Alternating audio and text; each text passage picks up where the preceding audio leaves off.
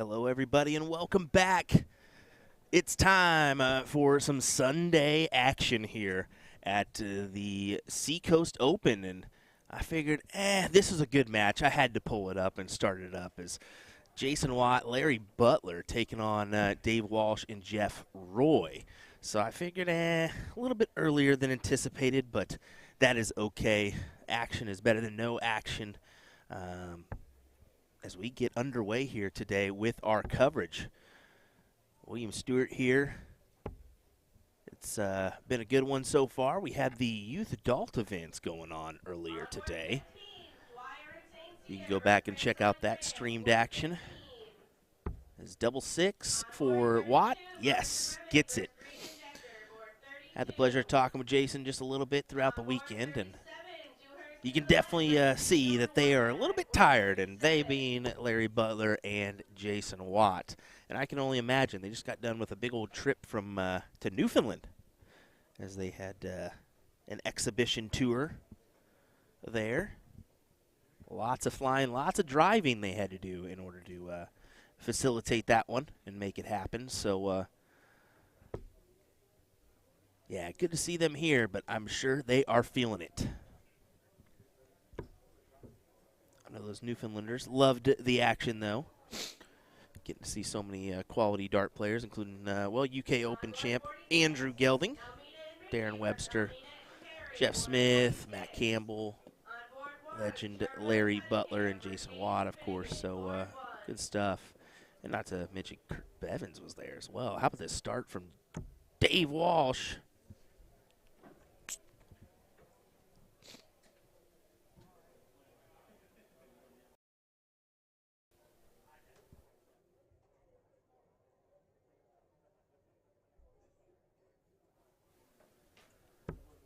Larry trying to gather in a good score himself, especially after Dave's score line there. Good ton. Good ton from them. It's a best 2 out of 3 match. You can see there, first of 2 legs. Ooh, that's unfortunate. Main Jesus, as I call Jeff Roy, of course. Using those reflex points. Him and Dave had a good run at Which City. I think they took second. Missing out to Jim Widmeyer and Bruce Robbins in that one.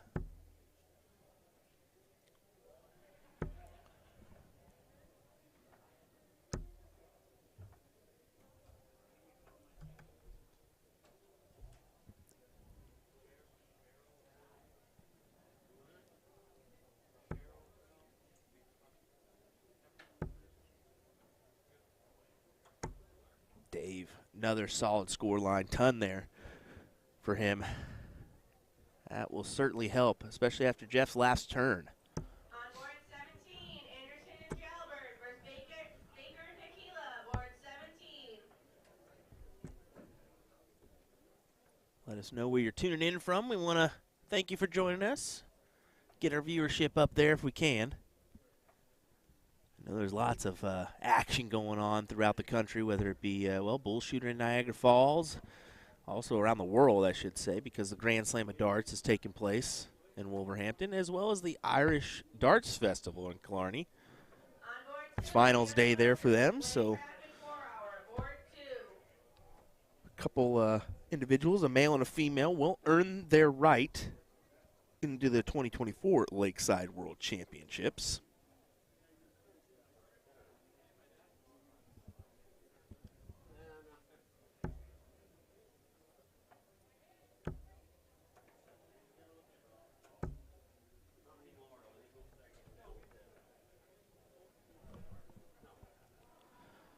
Dave sets up the 56 look.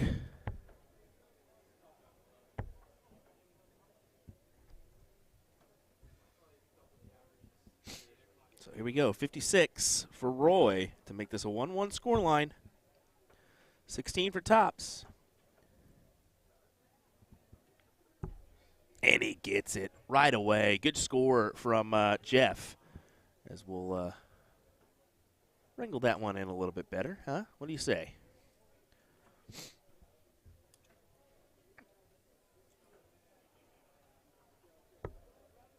Diddle it up once again. Diddle every leg in this one.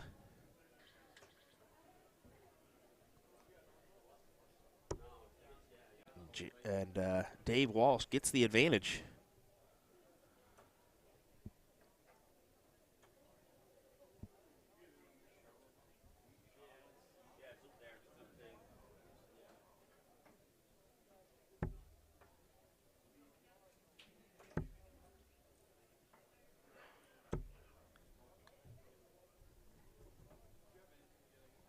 Just 41 start. Not ideal, to be honest.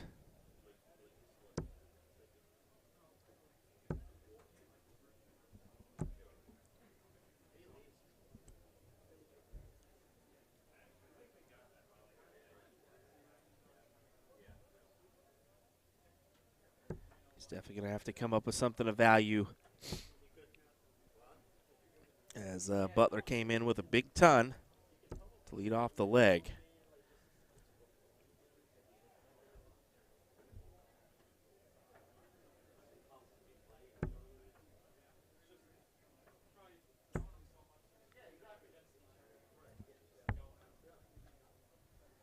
Yeah, Watt, just a little bit of a struggle there. Just 40 on the board.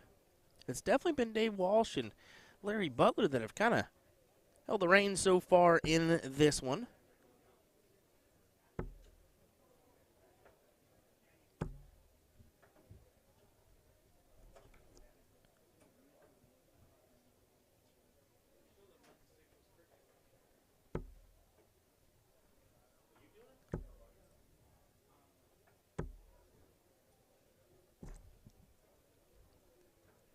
Anyone's game here. Neck and neck, 1 point off. And look at the score. I mean, look at the averages. 73.28, 65.67. Pretty decent for a doubles match. I think with doubles and triples, you definitely have the tendency to, you know, it's like 65 to 85 is a possibility. I mean, each round you never know. It's so hard to establish a rhythm each and every match just because you're not touching the board as many times. I mean, there's two more individuals hitting the board before you do in a singles. You know, a singles match, you're touching the board after one person. You got two more people to wait on. So it can be tough.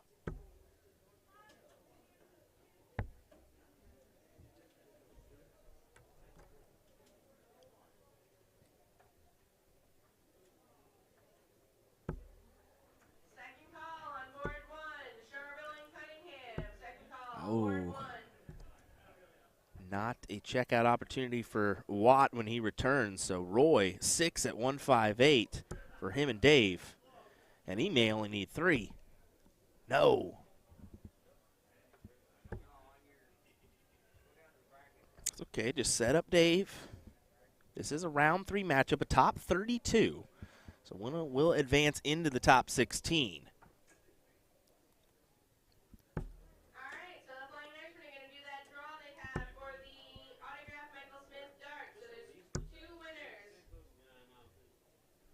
Solid ton.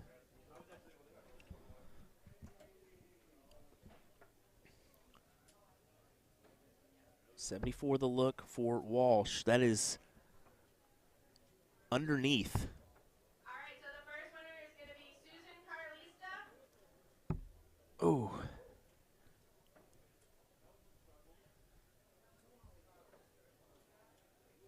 So 96 for Larry. Gonna have to 91. Ooh. Okay, so here we go. Jeff Roy, double 10 to advance. And the second winner is going to be Dennis Prue. You guys can see them over there. Could use that. A little bit more difficult now. As, oh no, yeah, anyone's game here. And it's just who's going to take it out now. I mean, Watt for 60. I think he's got to take this out here. There's no doubt in my mind. If not, Walsh is going to come up here and pin this double 10.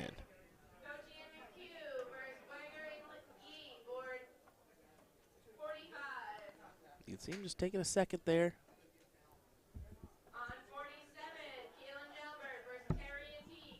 Tops.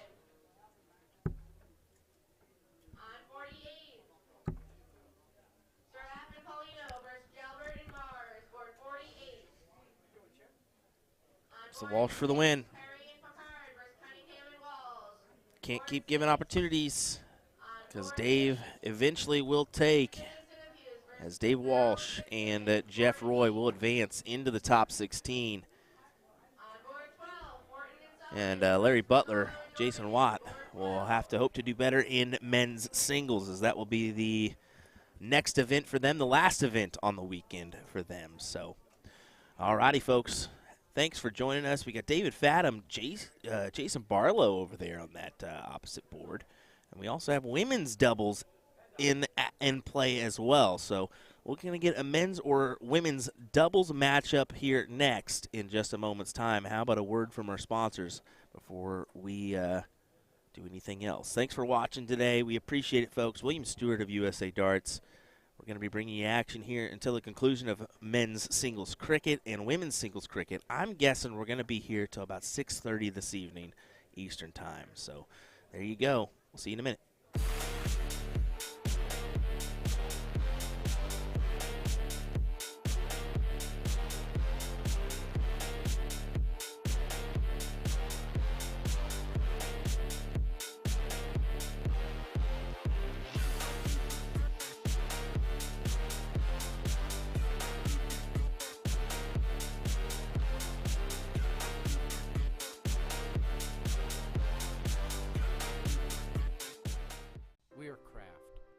For us, it's more than just grain, fermentation, and distillation. Craft is more than creating a product for the masses in taste and scale. It's also about my son and I working together, hand-making our stills and equipment, hand-ricking our barrels. It's that we get to be part of the special moments in life for ourselves and others. At the end of the day, craft for us is family.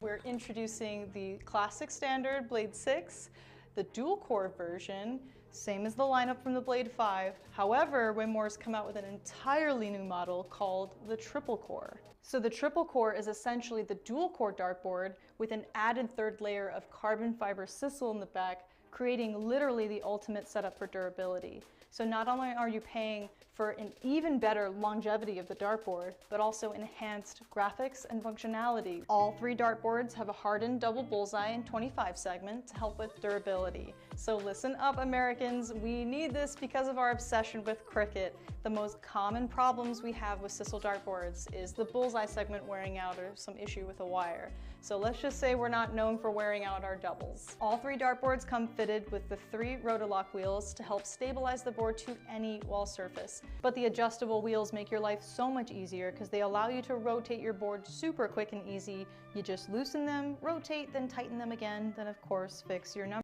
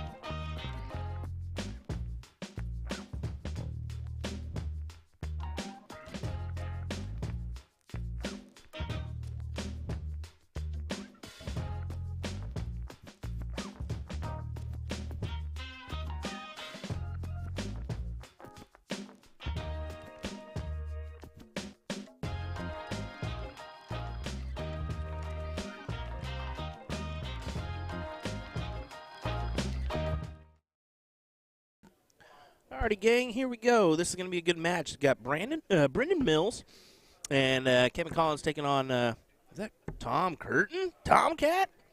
And Co? I think that's how you say it. I'm not sure. I have an opportunity to interview a couple people for the Lakeside World Championship. So I'm going to go ahead and take this opportunity to do that. This is a top 32 match. So we really haven't entered those. I guess this is a money. It is a money round, but no, first. No. Top 16's a money round. My apologies. So not a money round yet, but I'm going to go ahead and try to knock out these interviews so we can get them posted before the Lakeside World Championships, December 2nd through the 10th. So anytime you can do it live in person, we're going to try to do that. Should be a good match. I'll turn on some tunes so you guys can enjoy it for right now. Appreciate you being here. But like I said, I'm going to go ahead and knock those out real quick because content is king.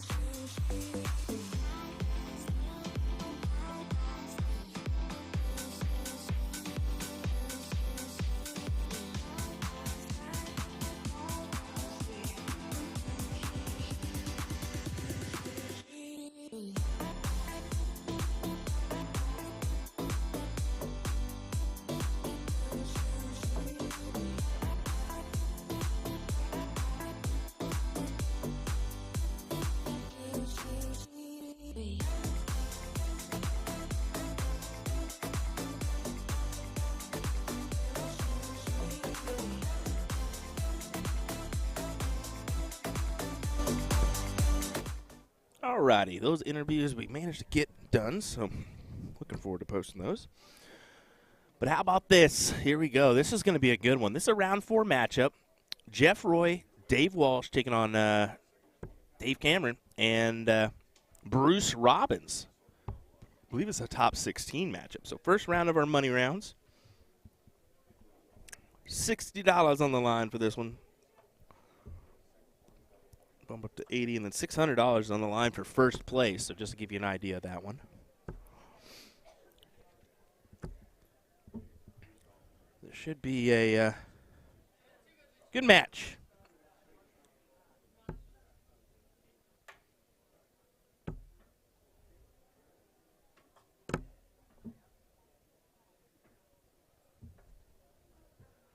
Board assignments, ladies doubles. Board number 10, Michelle Dewhurst, Kim Millette, Janet Melvin, Brittany Edgett. Edgett, Melvin, Millette, Dewhurst. Board 10, please. Board number 8, Cunningham, Waltz, Lemieux, and Dahl. Kirsten Dahl, Donna Lemieux, Patty Waltz, Betty Cunningham. Board 8, please. Board number 16, Melissa Jalbert, Marlies Keel, Lisa Yee, Julie Weger. Weger, Yee, Keel, and Jalbert to board 16, please. And a second call to board 33. John Keogh, Tom Curtin, Jason Barlow, David Fathom. Fathom, Barlow, Curtin, Keogh, 33, please.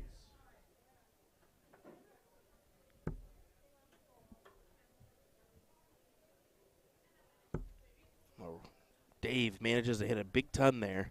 Pulls him down to 150. Now Cameron's got to hit this 170. Doesn't have to, I should say. I shouldn't say have to, but definitely wants to hit something to pull him on down to a reasonable checkout range.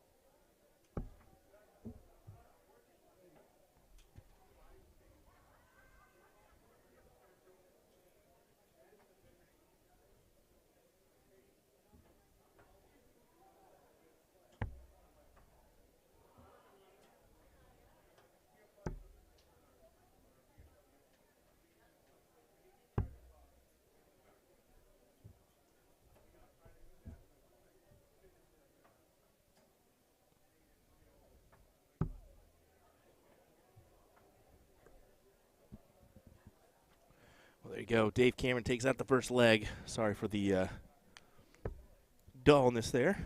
Doing a couple things in the background as well.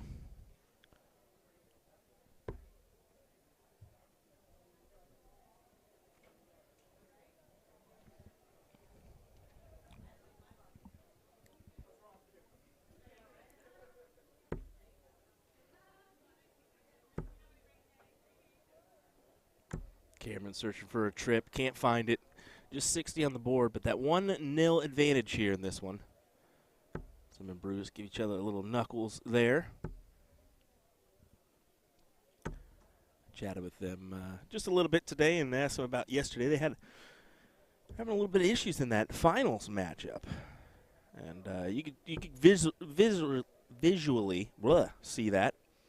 Kind of went there. I was like, so what was going on last night? And they said it was the wind. We had some air or something going on, so they felt like their darts just were kind of landing weird. So, and it was present. It was, you could see that on the stream. So,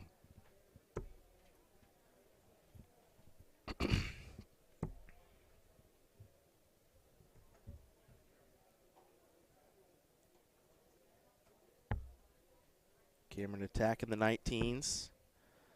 Before going up, I like the move. Now he's thinking. Did he mess up? I think he kind of may have messed up here. See how he attacks it. Got a hit now. Yeah, and he does it. So what's that score? 137. That'll pull him down to well, 164. So he just had a moment there where he was thinking. He was like, oh. Did I screw up here? Did I not? I think he's still looking. Yeah, you can see it here. He's still thinking there's a gust of air coming from somewhere. You can see it. He's talking about it back there. Although he's finding a number, he just feels like his darts are being kind of pushed around a little bit.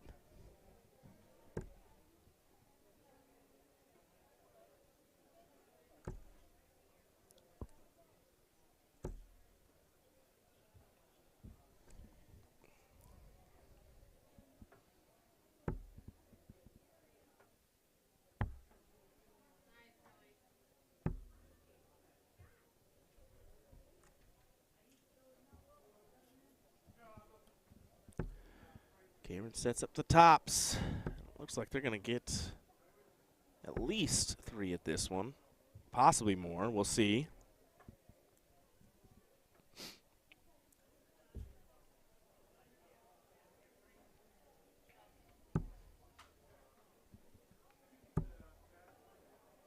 Brucey, can he use those? He can. Big darts as Dave Cameron and Bruce Robbins will advance into the next round. I believe the round of 8 is what they're looking at. As you can tell, Dave and Bruce are having some fun here. They're like-minded. They're going to be equal skill level, of course, because, well, Bruce is a quality shot and so is Dave. So we'll continue on here and see where we go. I know that Leonard Gates, Kevin Luke are already out of the event, so we'll see who else is in the mix here. Don't go anywhere, folks. We'll continue our coverage here in a moment of the Seacoast Open.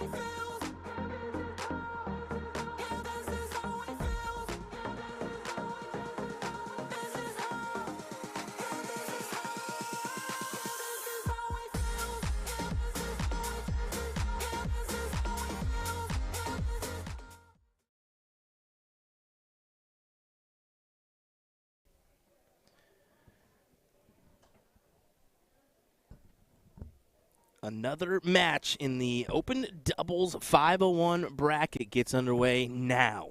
Aaron Jalbert, Bill Anderson take on Nick McKinnon and Alex Spellman here in this one. Looking forward to another good match in the 35th annual Seacoast Open here in Andover, Mass. Quarterfinal match here. Best 2 out of 3. Board number 27, Johnson and Couture, Burns and Fisher. Fisher, Burns, Couture, and Johnson. Board 27, please. As we continue our coverage here on a Sunday. Last day here of the Seacoast Open. Looks like our ladies are in the top 16.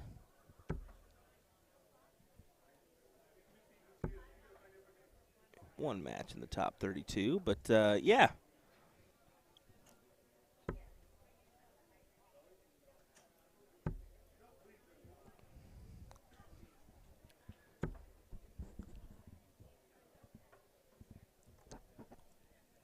Later on today, 1:30 is our start for our women's singles cricket. Men's singles starts at 2 o'clock, so Board assignments, board number 18. timing's working out pretty well here as we approach the 1 o'clock hour. Jim Fitzsimmons, Jason Barlow, David Fathom. Fathom, Barlow, Fitzsimmons, and Farrell. Board 18, please.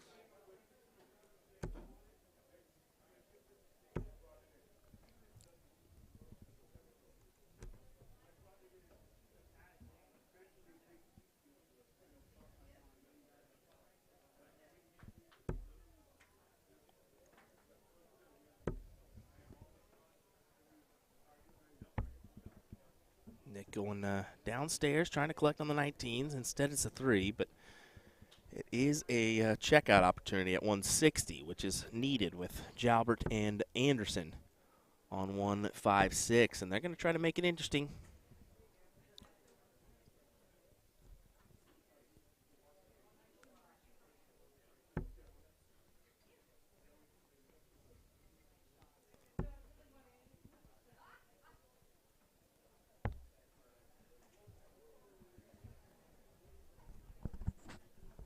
So 61 for Bill. He'll go 25, 36. And 1-2 punch. Great shot from Bill Anderson. Of course, of Connecticut. Got that TCB logo on there. Spellman needed to put that a little bit closer, but he may have got away with it. We'll see.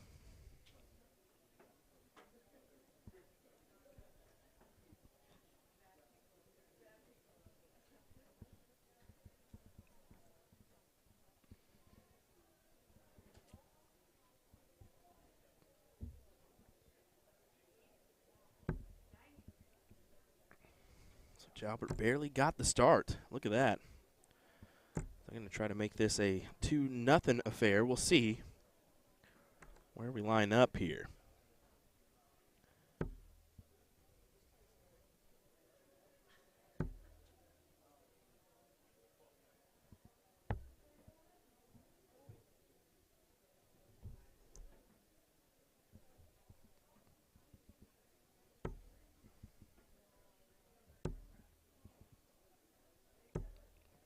Trying to split the uprights. Does so, but into the neighboring bed. Board assignments, men's doubles, board 14, Schlerville and Cunningham, Cameron Robbins. The Buffalo and Excalibur, Ed Cunningham and Doug Schlerville. 14, please. Board number 33, Gaudette and Gilmore, Grezik and Carly. Carly, Grezik, Gilmore, Gaudette. 33, please.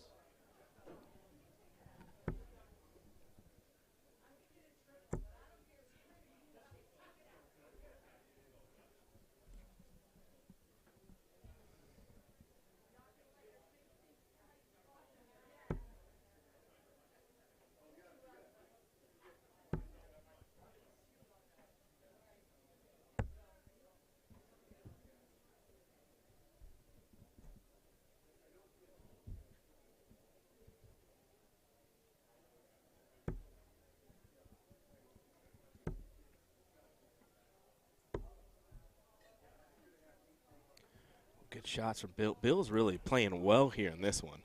If you can't tell already. Look at that shot to leave 236.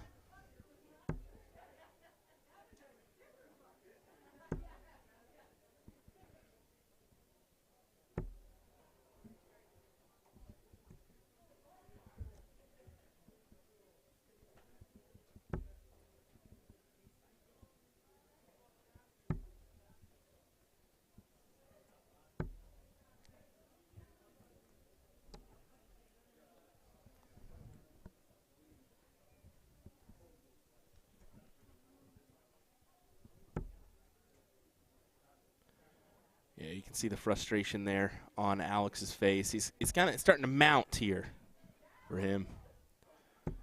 With Bill and Aaron on 136, I mean, the opportunity is all theirs to take this out in 2 straight legs, which I honestly didn't see that happening.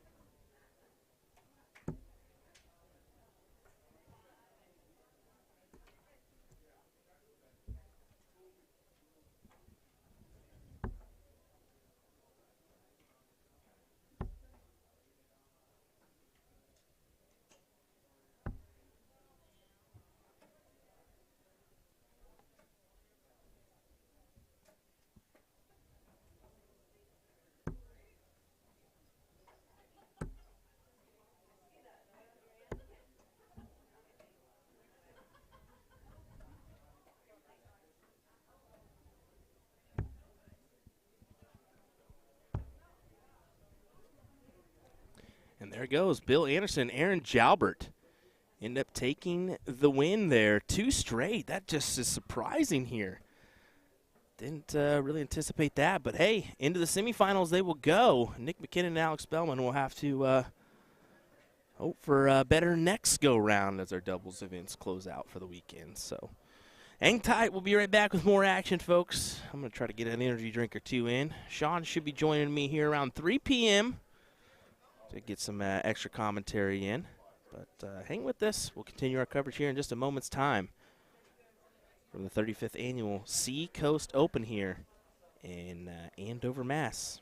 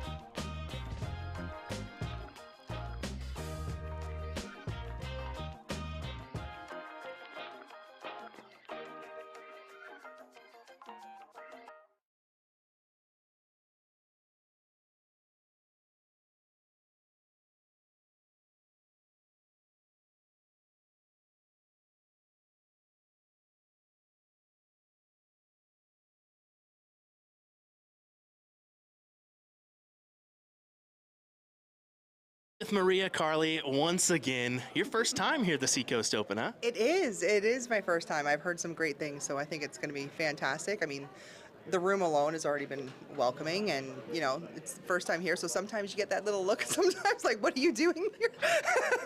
But I mean, it's been great so far, and it's great to see everybody that you don't see that often. So it's good.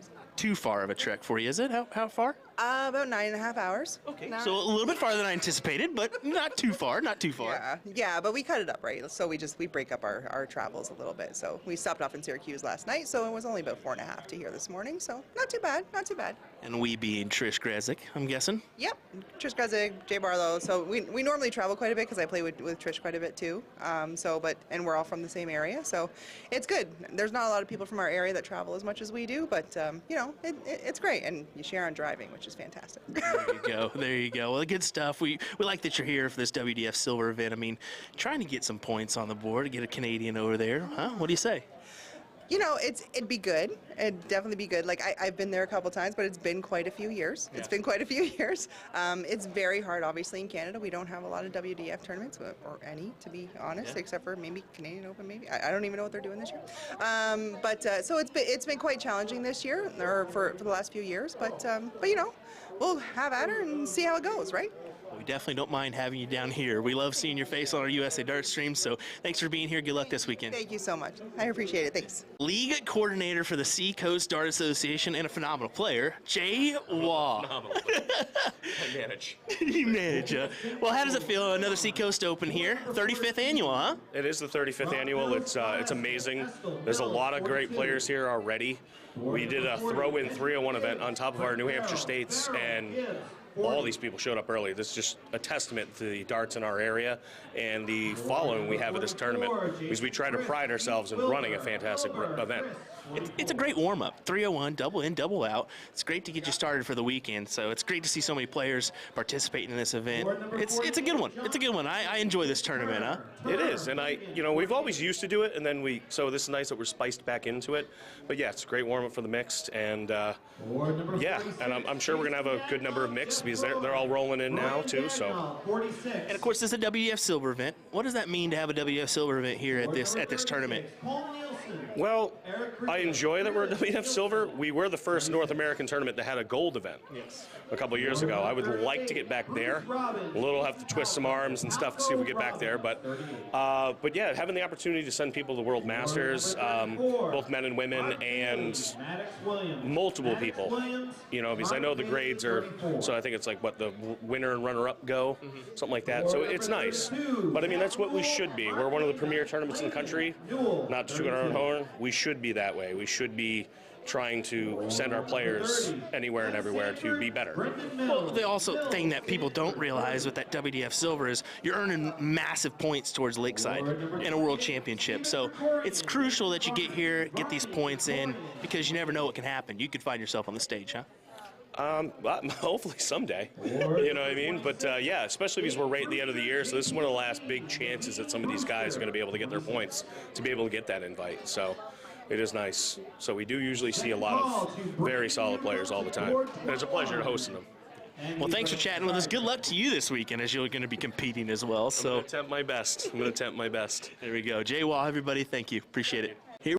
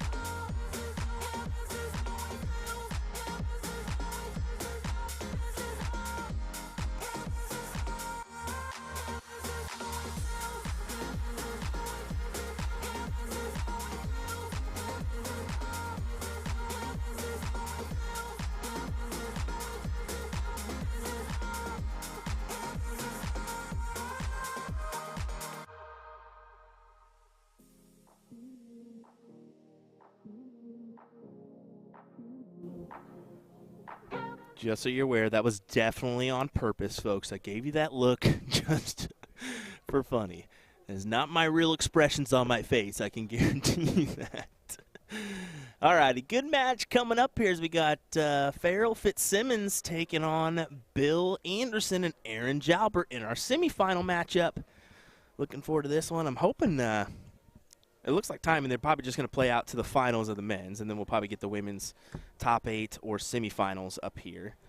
Would have liked to see the women's matchup here in between, but that's okay. That is okay. We'll get this underway here in just a second, folks, as we continue our coverage of the Seacoast Open. We'll be right back.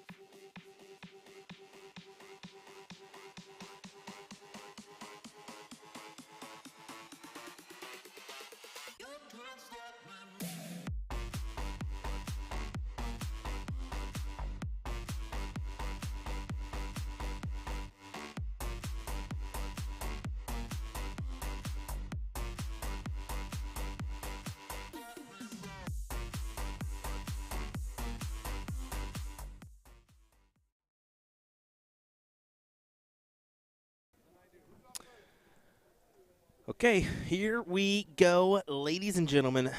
Another matchup, and this is going to be a good one because, well, you've got Aaron from Maine, Jim Fitzsimmons from Maine, not Bill from Maine, but Farrell from Maine. Then you got Connecticut and Bill Anderson. So, kind of a unique semifinal we're seeing here. Or maybe you could probably say that your bigger names are no longer in the mix here. So we got a big old kick of the camera. My goodness. Thank you, Jim. I'm just going to go out there and make sure they know, hey, walk to the other way. All right? All right. So we'll make sure to do that one. 1 second.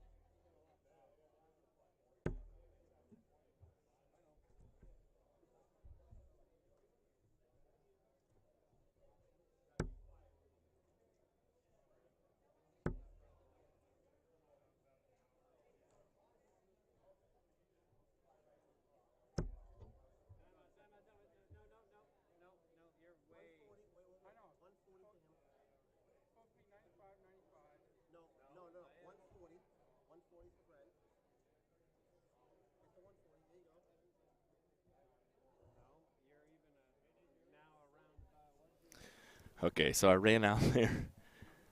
Looks like we had something happen here, but I ran out there and I told Jim, I said, hey, walk the other way for me. He's actually rocking a boot on his, not a boot, but I should say a, what do you call it, a cast-like boot for his foot.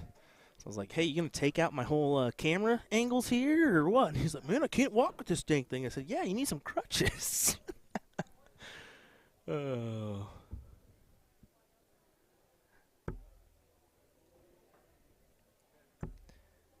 Aaron trying to grab something of value and not able to find it. So Jim Fitzsimmons and Farrell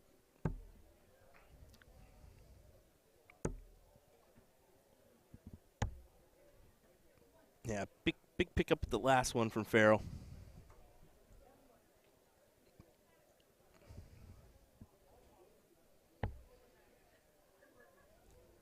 But Jim's going to have 64 remaining. He's going to have at least 3, possibly 6 here to take this one out. We'll see if he can do it fairly quickly. Double 16. Just outside. You can see Jim pointed it. He's like, yep, I know. I'm supposed to go the other way, Will. Sorry. It's all right. It's going to happen.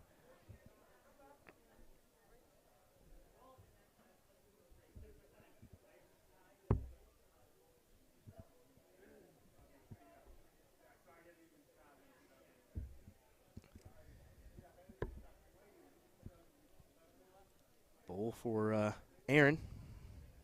25-bit. Last call for ladies singles. And bowl for Jim. Call for ladies singles. Let us know where you're tuning in from if you would. We appreciate you joining us today.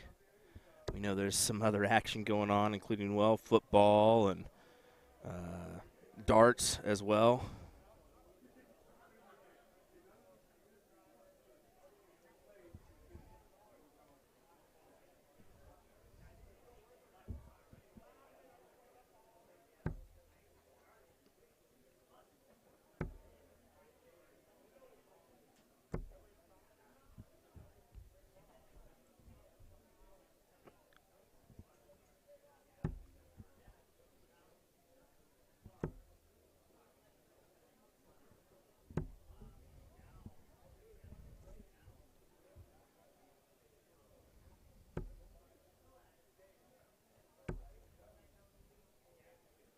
Look at that from Bill. Solid ton. Solid ton.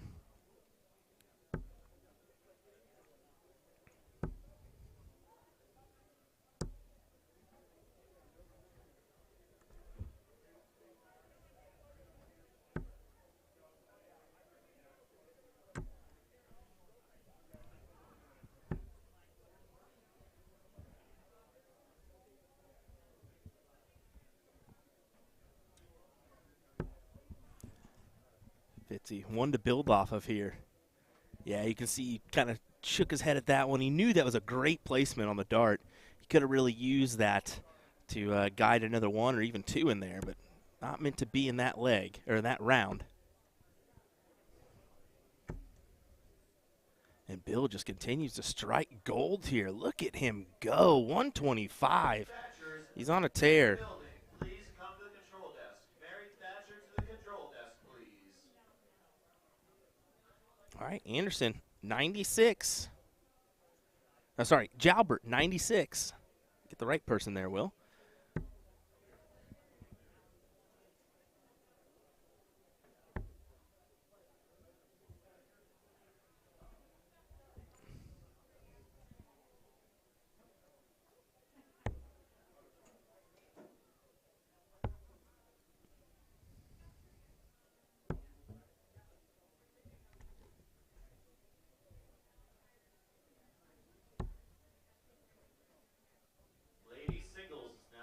There we go. Bill gets it right off the bat. 2-dart checkout there.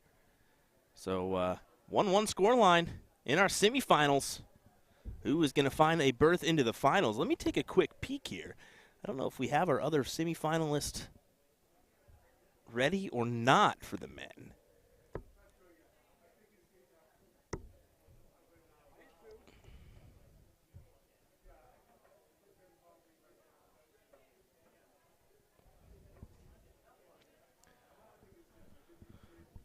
Okay, so it looks like Rick Fortin and Tony Solomon will take on Dave Cameron and Bruce Robbins in our other semifinals.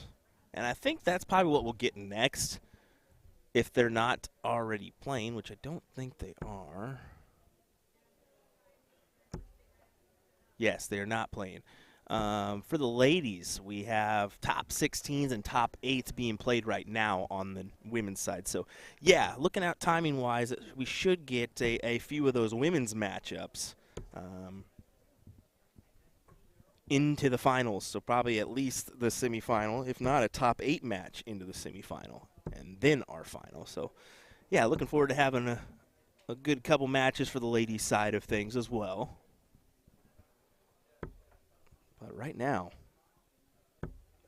Jalbert's got to find it, and or Anderson, because they're on the outside looking in. As Fitzy can get a 60 here and have a checkout opportunity.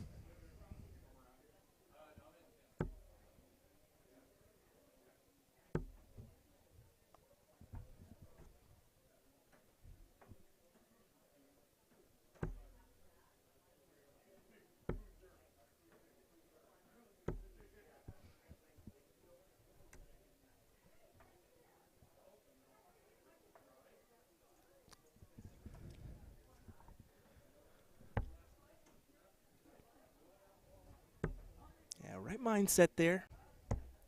Got to go 19s, and he looks right back at Jim and says, "What was that?" I don't know, bud. What was that?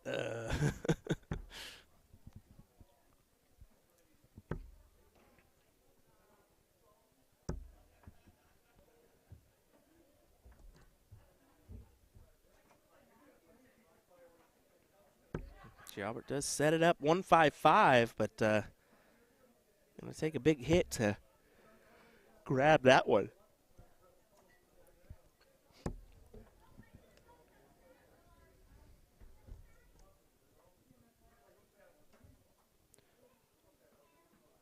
So who wants this first? Is it going to be Bill Anderson? Oh.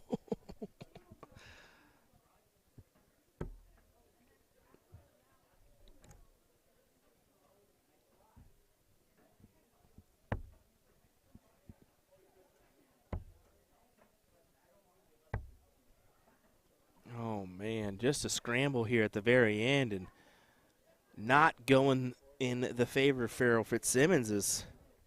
Here we go, folks. 60 remaining for Jalbert. 19 for tops. For the win.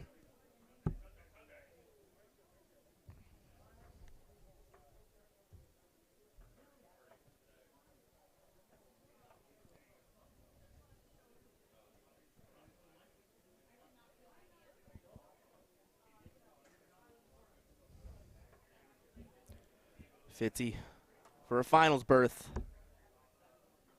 Can use that. Can't use that, though.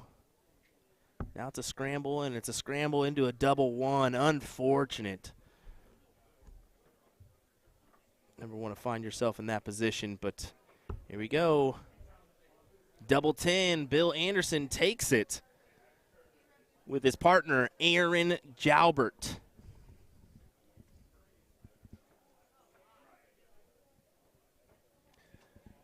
So should have another semifinals next and or final now. He's going to pop up here and try to hit it. Look, first start.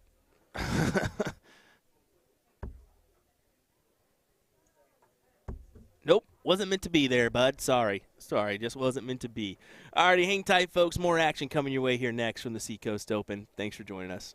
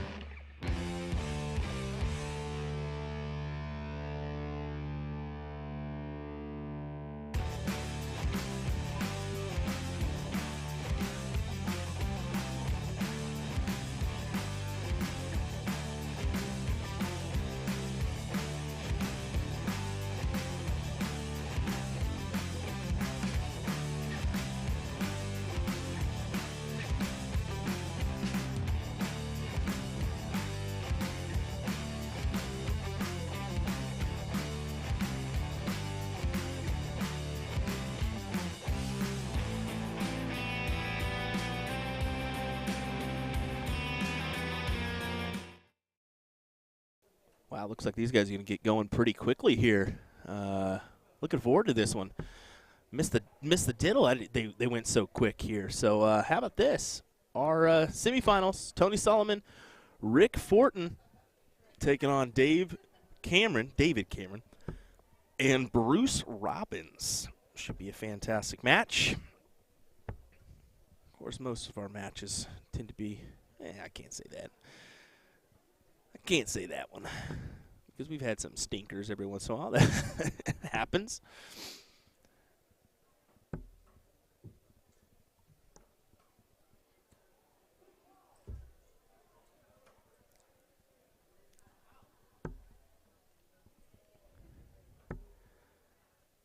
Bruce shrugs off that those last two darts, but Rick's going to come in. Who has been playing well today. He played well in that.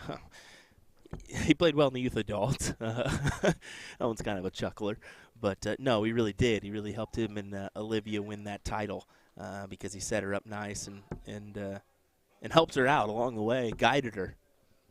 So.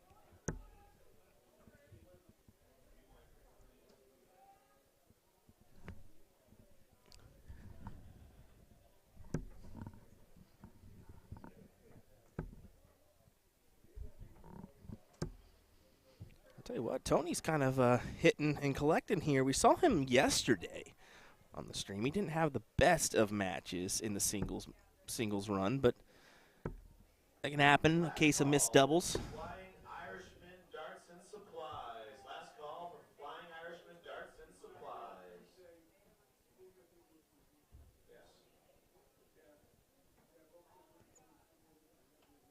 All right, ladies, we are going to do the raffle that you guys put your names in for the free events for next year. So as long as you're playing in the singles today, whoever I pick, free entries next year. So let's see. 40 left for Fortin as he sets up the look. If I can grab one ticket. Looks like they're doing some raffles for It is Heidi Sanford. Is Heidi playing singles today? all the events paid She is not. next year. So good stuff there. Solomon, though, for 40. Next we have Bethany. Okay, can he use that as a marker? She is in singles. So she gets her entry. Cannot. Difficult look. Entries for free next year. We'll do the men's when the men's starts. Look at this, though. 89.80, 80.17 for this one, and 12 for tops. And he hits it right away. It shows you if you miss your look, they're going to be right there with you, especially with these averages. Good stuff from Bruce Robbins and Dave Cameron.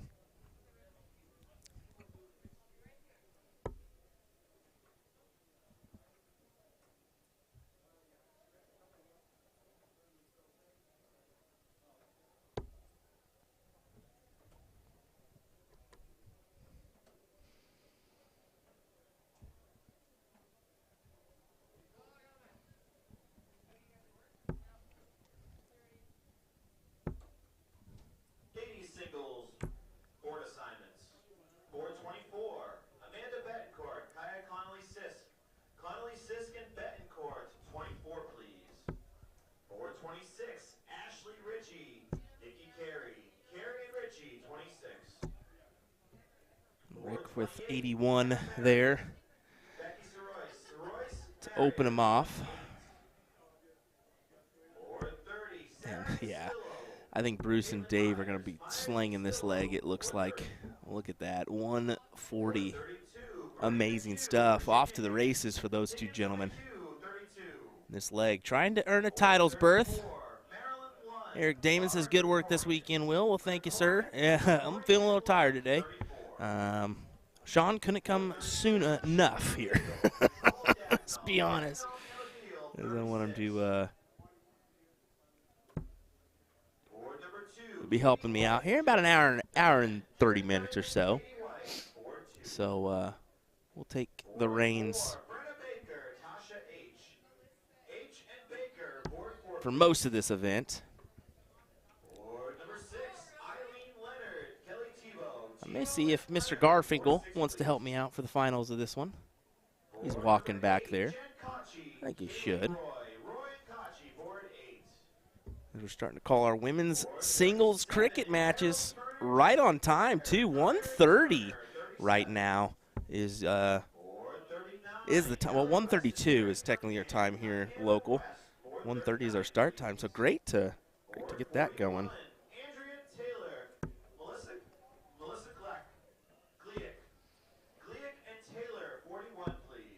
All right, Cameron Robbins, 56 remaining. 16 for tops. And an impressive average as well. Oh, okay, well, we can't talk too soon. That could go quickly, but we'll see. 15 darts gone for Dave and Bruce, but they're going to still come back with at least 3 at 10.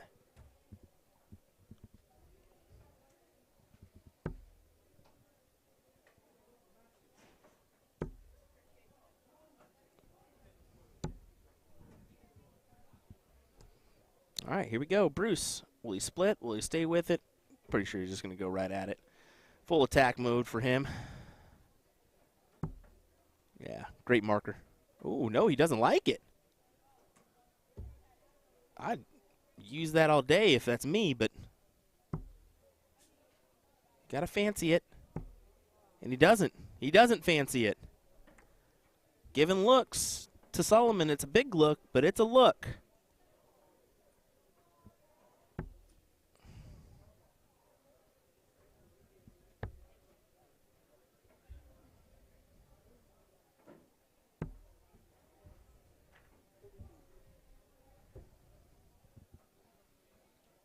Single one, double two.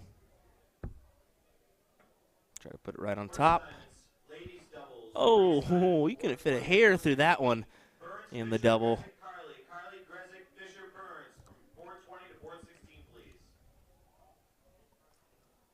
Oh my goodness. Did I just hear that right? Maria Carley versus Trish Grezik right out the gate in women singles cricket.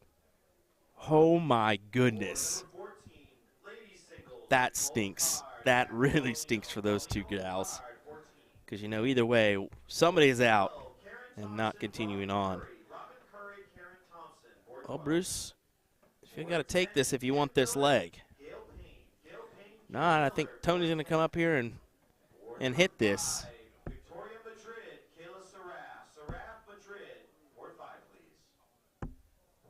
And he can't do it. So let's see if I am speaking the truth or not. Will Tony Solomon hit this double top to force the last league decider?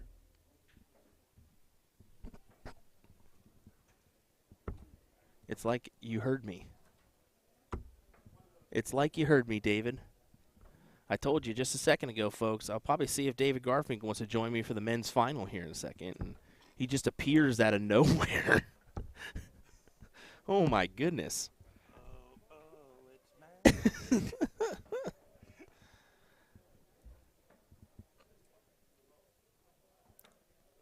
think we're set for the last league decider now.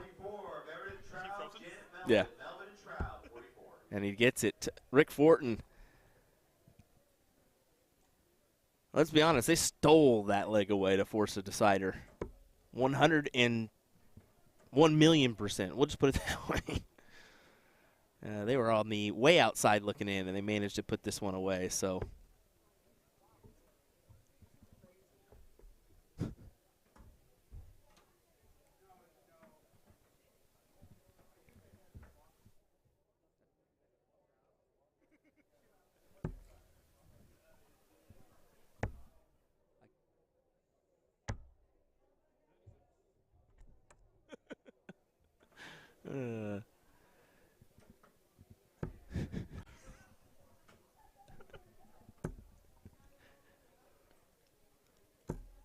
Oh, is that filling it up?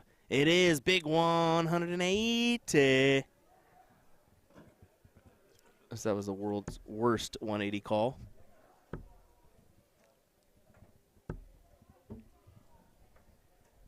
This is our first one of the day, though, from Rick.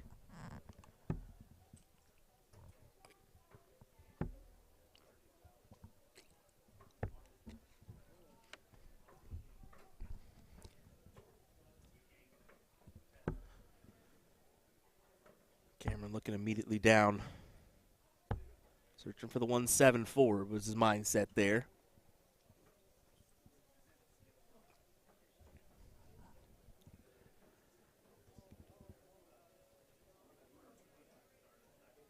Yeah, Rick taking a second. There's a score.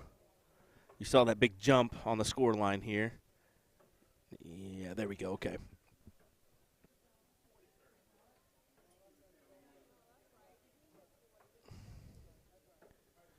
That should be okay.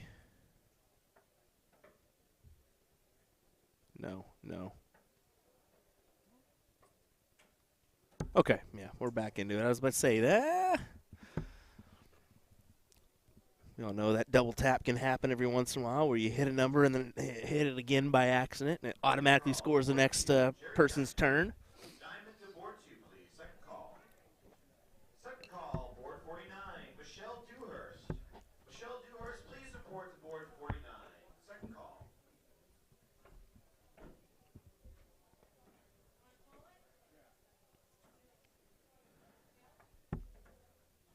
Able to set up the 1-2-9. How much pressure are you going to be under? Doesn't look like a whole lot, and that's exactly right. Not a whole lot of pressure. Cameron. I don't see him taking the look here, even if he hit the trip 20, but he could have.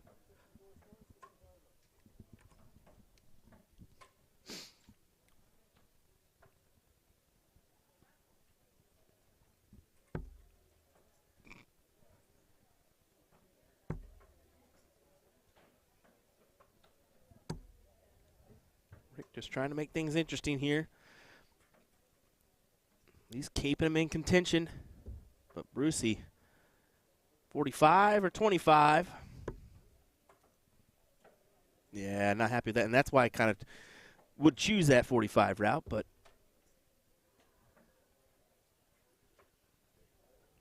yeah, 14 for Bull. Got to take your look.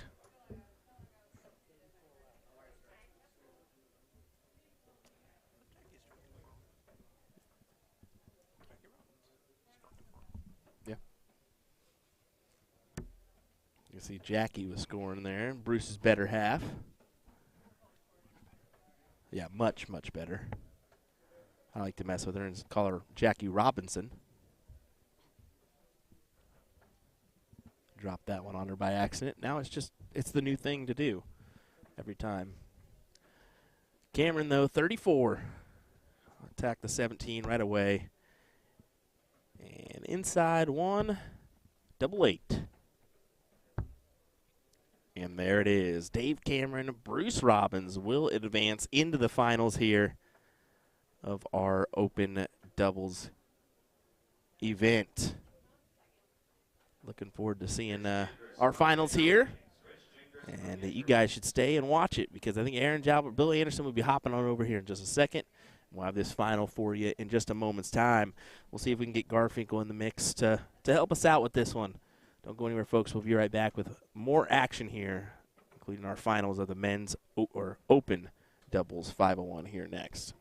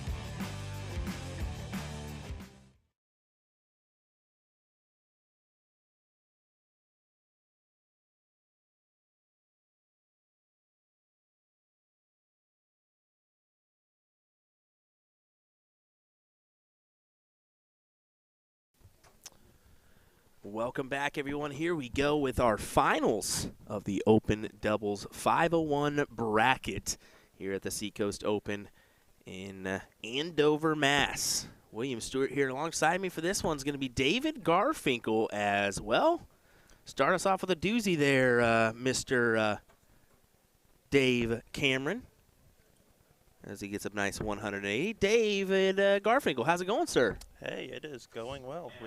We made it to Sunday, so home stretch. Yep, we made it to Sunday. We made it to Sunday indeed. Happy Sunday. I'm looking forward to this one. Should be a good matchup here. Absolutely. These guys. You got 3 relatively local guys and a Canuck. Yeah. 100% correct there. And including a definition of a last-minute setup as Friday morning Bruce didn't have a partner, and an hour later Friday morning Bruce was partnered with Dave Cameron because both of them had partners back out on them. Exactly. So whatever works to get the party going, and look at it now. But we did want to mention El David Irie saying rumor is there's a watch party for the Stowe's match this afternoon. There was definitely one yesterday out there. There was. In the Seacoast Open Hall. And apparently there was also a really big one down at Virginia Beach, Stowe's hometown. I'm sure. I was sent some pictures from a couple local guys in New York that happened to be down there that were with his family and watching. And I mean, what a performance yesterday. And unbelievable. if he can win today, he will guarantee a top 16 in that, well, pretty much guarantee. We'll put it that way. Yes, very much very guarantee. close to guarantee. Very close to guarantee. So we'll see. We'll be cheering him on as Dave Cameron puts in the first dart there. A tiny little 13 darter. No big deal in a doubles matchup. Yeah, no, I could not be more proud of Stowe last night. It was just unbelievable to watch. Of course, one of your players, DJD player. So that he is, but first and foremost, he is also one of my very, very good friends. Yeah. And that's my number one. Always is his success. And from a business side slash owner side on DJD, it must be very cool to see a jersey of yours up on the stage too. Absolutely, it always is. And I mean, I'm going to say lucky as far as that stuff goes with, I mean, really our first 2 years in existence, I did Pulio's shirt when he went over back in 2019. And then, Darren and a couple for Campbell and Lauby and good stuff. This That's year awesome. we have Stowe and Jules, and everybody's already seen Jules' Stowe's we're going to keep under wrap until he takes his walk on at Alley Pally. So everybody can live with that suspense a little bit. I love it. Looking forward to it. Well, here we go. Bruce Robbins hitting a nice 96 score there to keep chugging along. Jalbert and Anderson. Anderson's been really playing well today.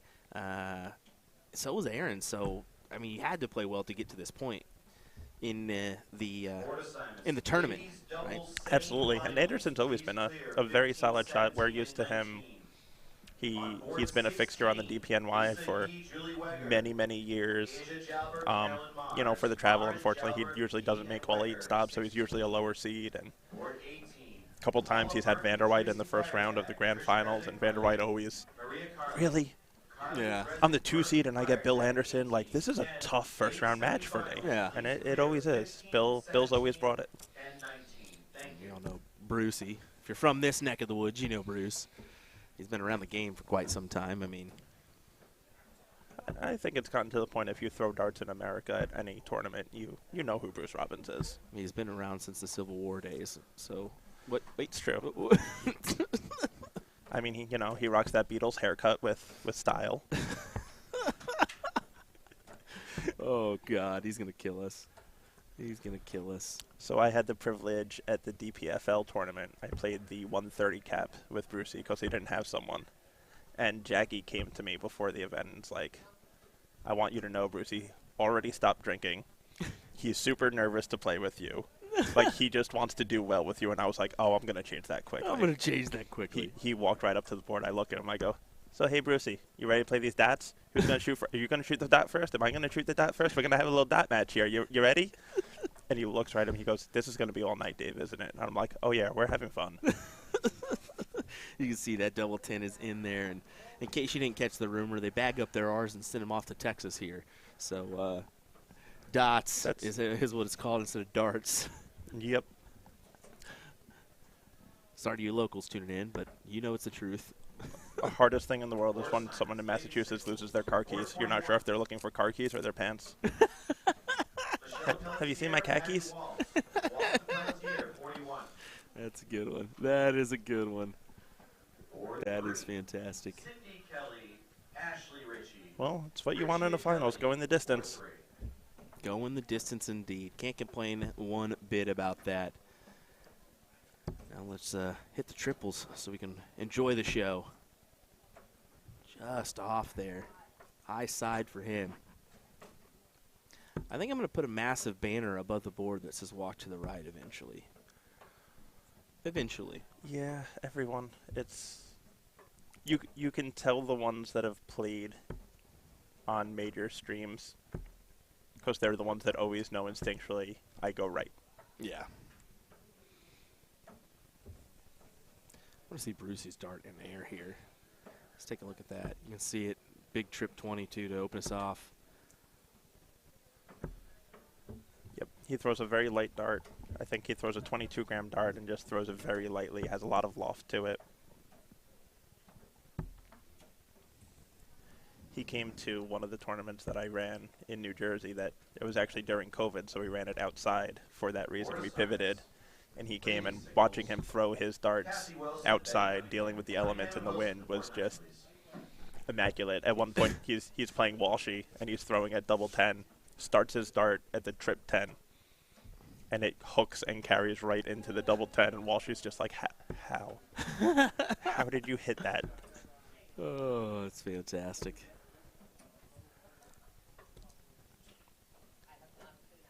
Well, halfway through, and looks like Cameron and Robbins essentially have taken throw. Yes, they have. They've managed that one. They got a hold. They got to hit a big triple, and he can't find it. Only 44 on the board. So, yep. If Aaron can hit a good number here, can have a checkout opportunity. Looking for that trip. Get him the first 2 and out. Oh. Unable to come up with it though.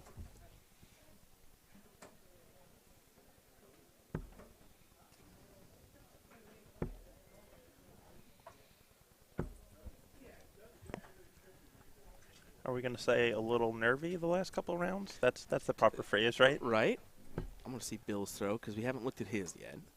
The Hitman is his nickname, huh? See that on the back of his collar? I think that's actually one of the teams that he plays for. Oh, okay. He goes by just Mr. Anderson. Mr. Anderson, okay. Most of his shirts you'll see are, Matrix themed. I like it. For said reason. I like it. I do love me a 108 checkout here. Let's see if Jalbert, how he goes about this. So Brucey, 125 right now. Yep. Got to assume he's going to go bowl, but 20. Yeah. Wow. Just the one, too. So, Jalbert, how's he go about this? 19s or 17s. He'll go 19, single 19 for 32 for the match. What a checkout. Boom. What a checkout indeed. Bill Anderson, Aaron Jalbert win the title here at the Seacoast Open. You can see what it means to him. Look at that big hug. Wow. That was incredible. That was a great shot, and you can see the excitement there. Great stuff, boys. Great stuff, boys, indeed. And looking to have a combo about it, too. Congrats to those two gentlemen. We'll grab some pictures. Thank you to David Garfinkel for joining us for a moment for this one. Absolutely. Thank you for having me, Will. Always appreciate it. Next up for us, we're going to get some women's doubles, as I think they're going to be top 8 or semifinals next up for us. So hang tight. We'll get those coming your way here next for our coverage of the Seacoast Open in Andover, Mass. Don't go anywhere. We'll be right back.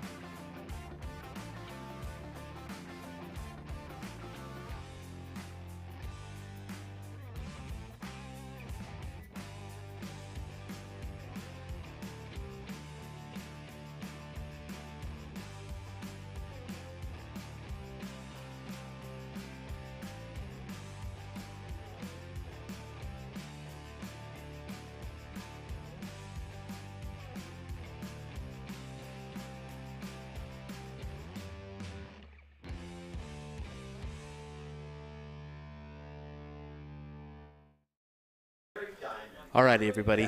I was going to try to get our semifinals of the women's up on our board, but the issue being is that they had already called them to another board because they wanted to try to keep the flow going so they can get women's singles going. So this is a semifinal match. Julie Weger, Lisa Yee taking on Asia Jalbert and Carolyn Mars. I went ahead and grabbed my cell phone, went out there and at least grabbed some form of this match.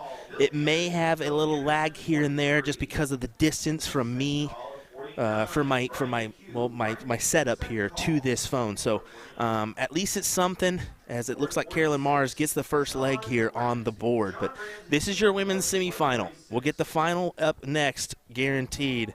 I really wish we would have had a full stream for this one, but we'll take what we can get, and at least I'm able to get this view for you. So it's something for you folks to enjoy here as we look to crown a champion in our women's doubles event. So bear with us. We'll be right back here in a moment's time with more action from this one, okay?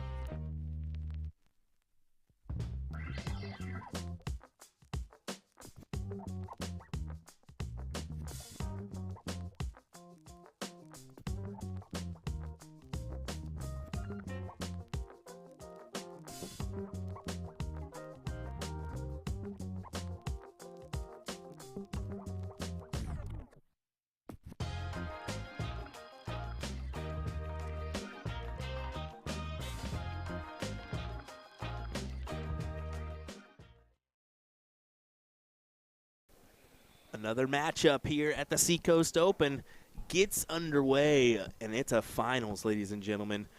Our women's doubles 501 final. Tracy Firetag and Paula Murphy taking on Lisa Yee and Julie Weger. Should be a good event here. I'm looking forward to it. I wish we would have had a little bit more of this action along the way, but it is what it is. We did get to see an overview shot of the Julie Weger, Lisa Yee, Asia Jalbert, Crystal Wagner match. So William Stewart, David Garfinkel, I wanted to at least mention you here as we get going. Well, you know. Thanks for joining me once again. I tend to hide easily as a 6'7" redhead. Not at all. Not at all. But that's okay. Yeah, That's okay. This should be a heck of a match. I mean, Lisa and Julie won doubles cricket yesterday, if I'm not mistaken, correct? Yes. Yes, Lisa Yee and Julie won doubles yesterday, and it was they played well. They played well. Yep. And you can see they mesh well. I mean, Lisa's a little personality ball, let's be honest. She's a blossoming. Well, Julie's a little bit more laid back and a little bit more quiet, but they mesh well. Yep. Definitely in the same height. Yes. That doesn't play any factor, but whatever. That is an argument I deal with all the time with my boss, who doesn't throw darts at all, but he loves to. Well, it's not fair, Dave. You're so tall, you can reach and almost touch the board. Yeah, you obviously don't know the greatest dart player of all time was 5'8" with heels. Yeah, like, exactly. 5'5" maybe. Oh my goodness. Here we go, Lisa. Big trip 20 opener, and that's in the heart of that trip 20. She can work off that one. Solid ton. Absolutely. Chop your way down.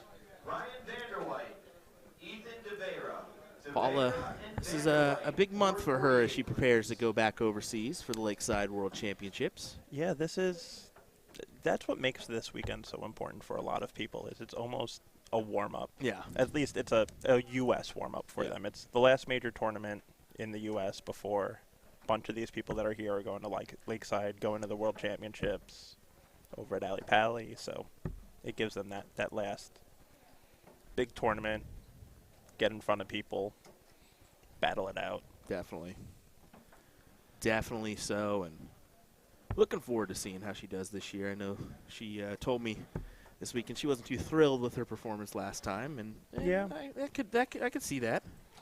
Absolutely, and you know, all of us here know what Paula can do and know what she's capable of, and she is 100% capable of going over there and competing with anybody. Board number 8, please. Board number 36, Rick Horton, Joshua Wilson. Wilson and the Iceman to 36, please. Lisa piles in the 70, leaves the Shanghai for Julie Weger, as Paula's gonna get the first shot at the. Stephen St. Cyr and Ray Creaney, board 27. Board 32, Chris Pavoda, Kevin Luke. Sorry, apparently I'm getting called out for some PDC camera work here. So, may not be the best PDC camera work ever, I guess. Oh, boy. Uh-oh. Oh, it's just throwing a whole match of, it's the background. It is, yeah. That's a little bit weird. Okay. They have decided that they didn't want to switch, and they just want you to see they want you to see the whole backdrop. experience. The whole experience. Well, whoopsie daisy. That's okay, though. Hopefully we get that figured out before Stowe. How about 19 for 32 for Tracy to try to take out this leg in our final?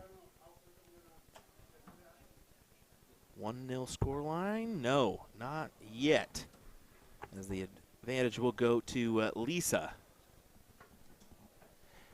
Now, this is one of those times that being a little taller is a bit of an advantage, because that first dart will always be a blocker on that 60, and it does not matter for her. Yeah, and you can see she actually stands below the double 3. That's actually, she has to stand on her tiptoes to grab that. I was just going to say she went on her tiptoes to collect that double 20.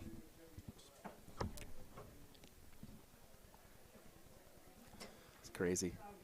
It just goes to show you, though, it doesn't matter. Like, nope. Height, size, young, old, race, doesn't matter. No. I mean, let's be honest. It Nope. doesn't 100% doesn't matter. I mean, Anybody can play this game. Anybody. Even we're seeing it. Pair of darts. Yep. Standing, sitting division, wheelchair. Yep. Doesn't matter, you know. Yep. It's unbelievable, and it's so incredible to see. I actually had the pleasure of playing with David Hillsberg, a seated player at Charlotte Nationals. Awesome. Blind draw. Me and him killed it. Killed it. I was That's just like, fantastic. this dude's taking out left and right numbers, hitting tons. I was like, this is great. This is great.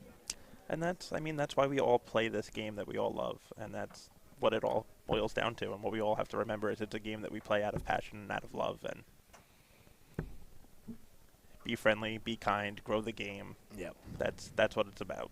Let's get a side view of these throwing angles here, especially one from Tracy.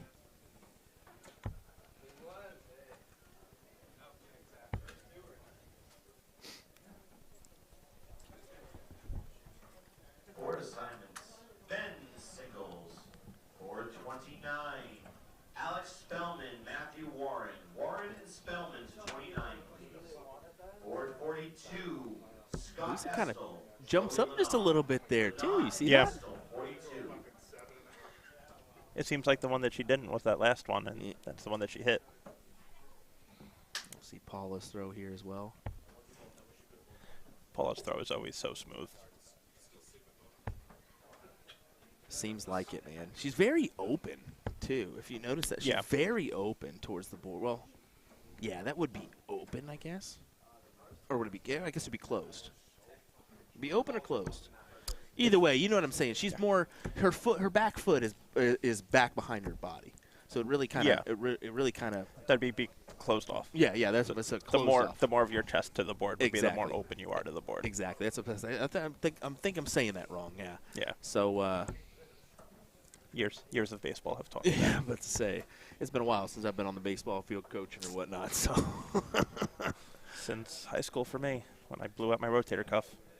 Once the kiddo gets old enough, we're back in it. I tell you what. Oh, absolutely. T-ball can't come soon enough. And then he's still going to be just picking daisies out there. Yep.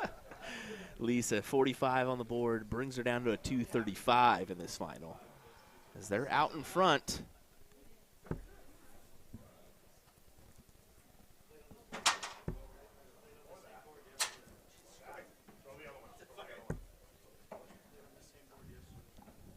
Oh, that looks like a 50. Yep. 2 trip 5s right on that wire.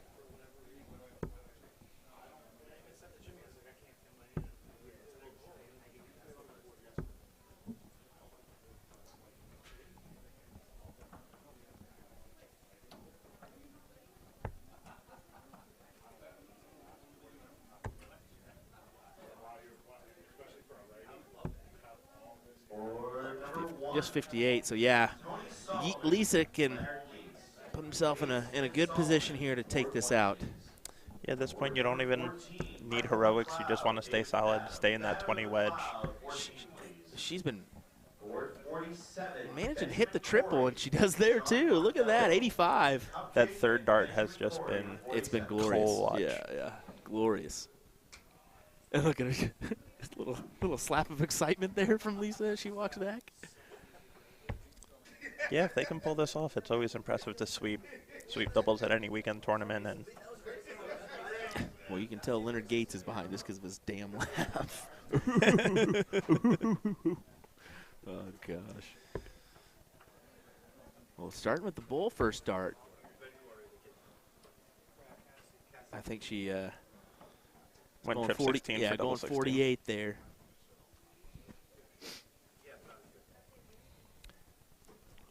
See, I'm more, if you're going to go bull for a start there, then go the real showman route and go with the 2 tops to follow it. Let's see if Tracy can take out this 1-2-4. Trip 18 to leave the bull. Oh. Stay there, leave 32. Now, Tracy's out at what part of New York? Tracy is in Carmel, New York. Okay. So it's by Mahopac. It's not in the city. But not quite, quote unquote, upstate New York by the Albany area. Kind of in that limbo between the 2 areas. I heard they got quite the facility for darts in their house. Her house is unbelievable. So her basement is known as Cellar 13. Okay. There are 3 dartboards down there. Oh, how about this? Hold on. Hold on. Double top for the win. Oh. So Cellar 13. And then outdoors, she just redid her outside with a brand new pool and a cabana and 2 dartboards out there, and that's patio 13. So I'm sure you're going to be able to guess what her house number is. Guess 13. You nailed that perfectly. Paula for tops. Oh, my goodness, and she hits it. We're going to a last league decider. And out. Love it. Look at Lisa. Look at Julie saying, yep, knew that was going to happen.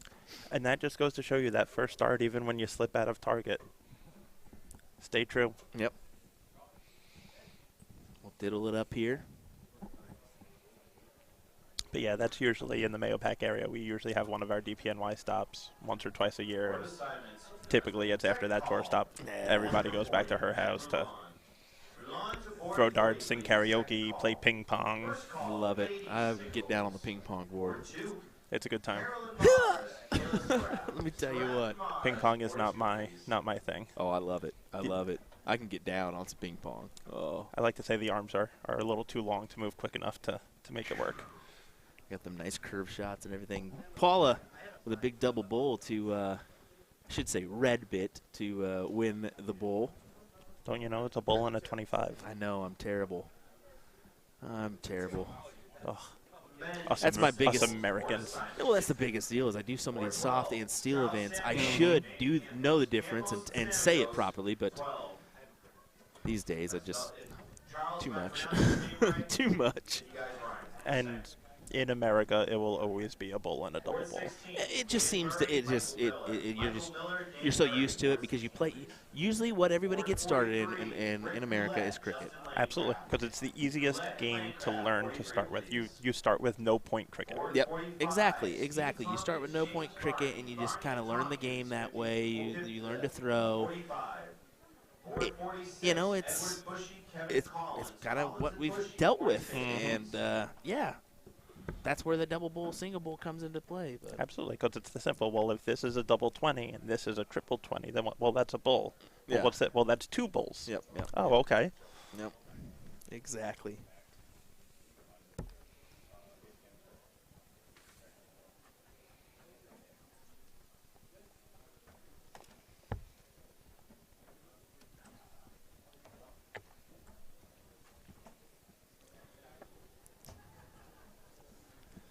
Alrighty, Uyghur. I keep saying it. It's so nice to see Julie back in the mix here. I haven't seen her for a while. Yeah, she's name relatively new to me. Really? This year was the first time really seeing her name. I felt pop up. That's surprising. Yeah. That's surprising for you, buddy, that you just said that. She's I know TOC, she won 3 back-to-back women's CSI titles, so okay. she's $10,000 a piece there. Yeah. Or $5,000 a piece there, sorry. The soft tip world for me is it's different when you're up here. Yeah. You don't see it often. Correct. It's especially by me in New Jersey, New York. It's not really. We don't really have a lot of soft tip by us. Yeah. So it's most of the soft tip shooters I know are ones that are also steel tip shooters. Okay. And hopefully we start to see that gap go from I'm a steel tip, I'm a dart player, or a steel tip, I'm a soft tip player, to I'm a dart player. Absolutely. That's what we want. Absolutely. And I think more and more people that were predominantly soft tip players are starting to play steel. And, yes. You see a lot of people in steel tip that have been crossing over and playing more soft tip as well because, it's all just the game of darts that we love to play and enjoy to play.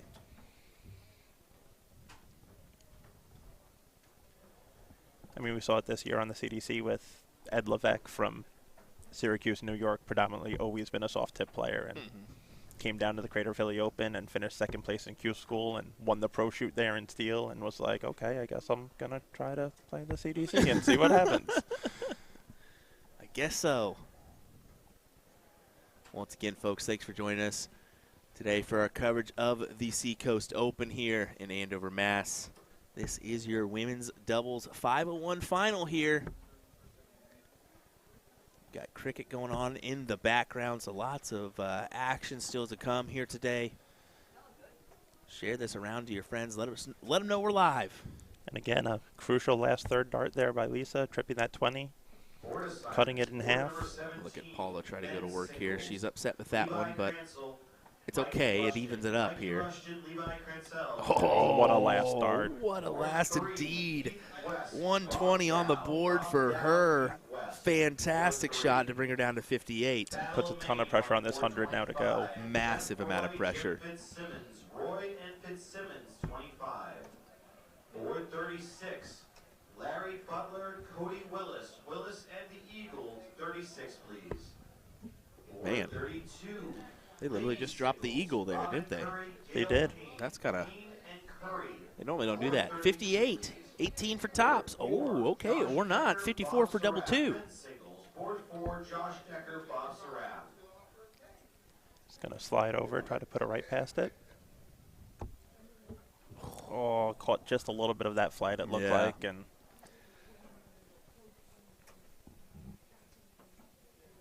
all right, Yee.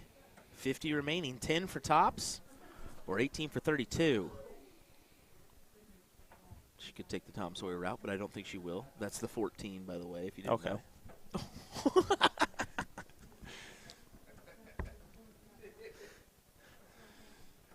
Oh, man. What are your thoughts on 6 for 44? Not too keen on that one. No? Not too keen on that one. It'll be 12 for 32. And the win. Oh, she hits the opposite double, double 8. A little bit of adrenaline in that dart. Yeah.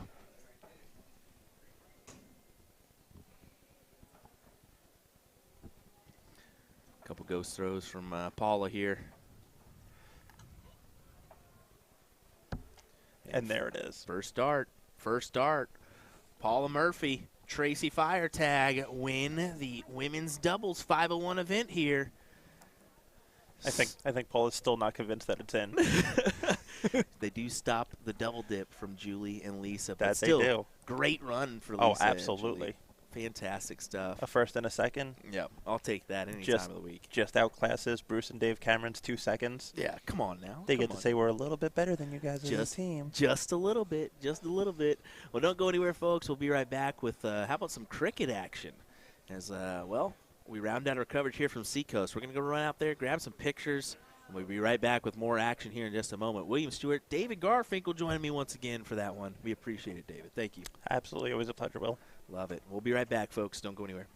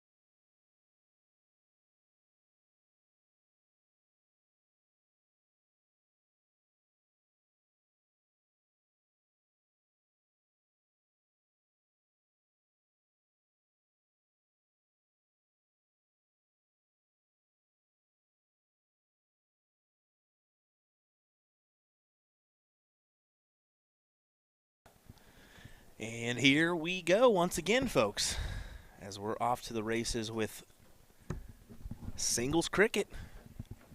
This time from our ladies bracket. And this one should be a good matchup to start us off. Tracy Firetag and Trish Grezik. And what I believe, actually I should take a look here. What this is, I think this is a second round matchup. Yeah, top 64 here, because I believe, no, they didn't. I thought Maria and Trish played first off. No, it's Maria and Marliese Keel taking off in the top 32 right now. So this may be a first round matchup here, and I think it is. So nonetheless, we'll bring you the coverage here. Do have a couple things to do in the background. I need to talk to a couple individuals still. Try to get as much coverage as we can, including some interviews and whatnot.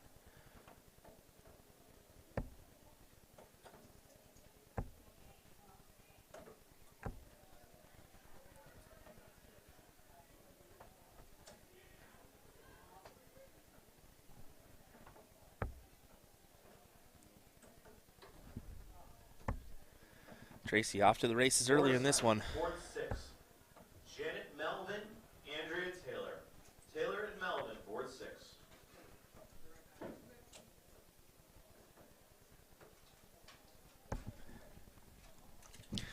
Just texting Sean Green, making sure that he's still good to go. He's going to be joining me here shortly for some commentary.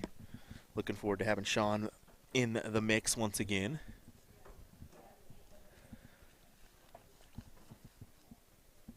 Second call, board 34. Phil Freed, board 34, please.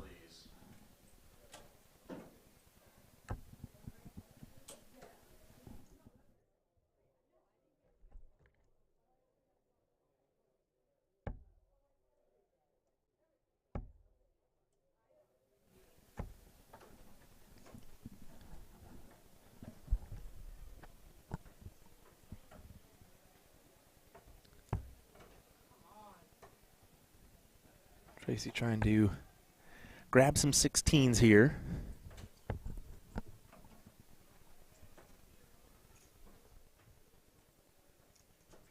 Board assignments, board 24.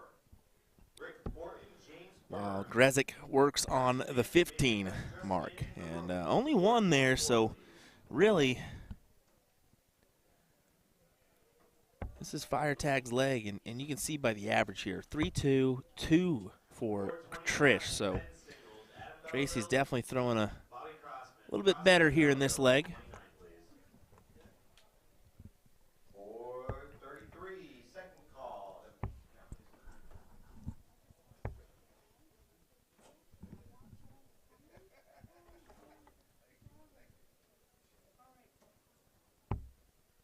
Second call, board 33, Jen Kachi. Kachi to 33, please.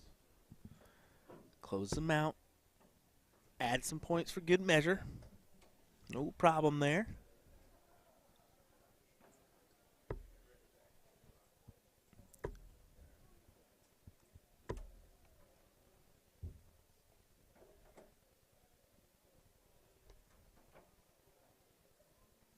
Oh, Crispy asking where Lisa got her jersey from.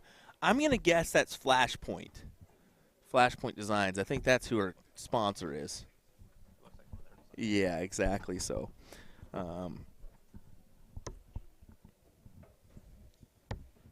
those that are curious, there you go. A little bit surprising, Trish working her way back into this one, but anytime Tracy starts off like she did and Trish starts off like she did, it's going to be detrimental. So, but there's time. One leg is one leg. You got two of them for a reason. Well, I guess you got three of them, but you got to win two of them for a reason. As you can tell, it's coming up on that Sunday lag here. Definitely starting to feel it. But it's all right.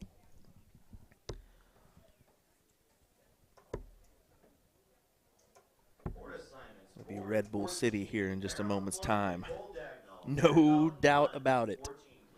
Red Bull City.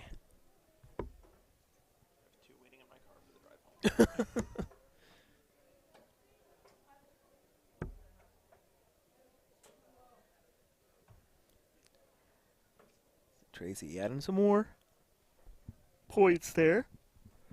Not a bad idea, especially you know that Trish can come up and she can hit 4 bulls. She can hit 4 bulls. There's no doubt about that in my mind. For number 11, John Mondello and David Badham. Badham and Mondello. 1. Board 11, please. Not in yet. We have a battle of That is, though. That'll win the leg. female version this time. Kelly Good Tebow stuff and for Asia fire Jalbert. tag. Asia Jalbert and Kelly Tebow. Battle of fame. Board 41, please.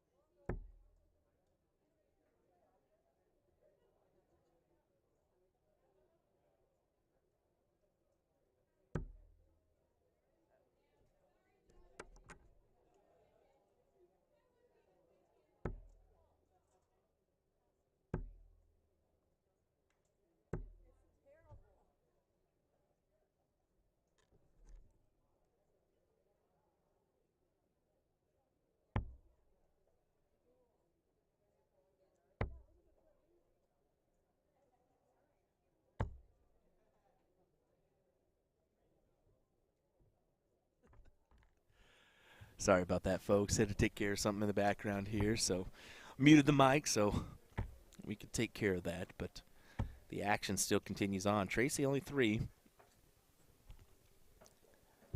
on the last go around, so Trish goes ahead and closes out the number.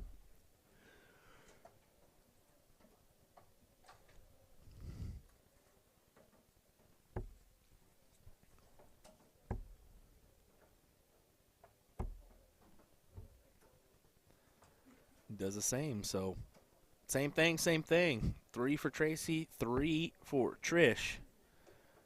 Just knock off the number that she needs to.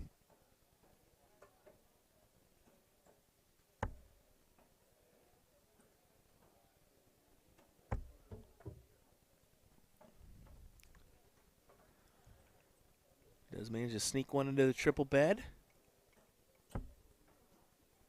But still, only 3, so now you're going to have to go up top. Yep, does so. 40 on the board now.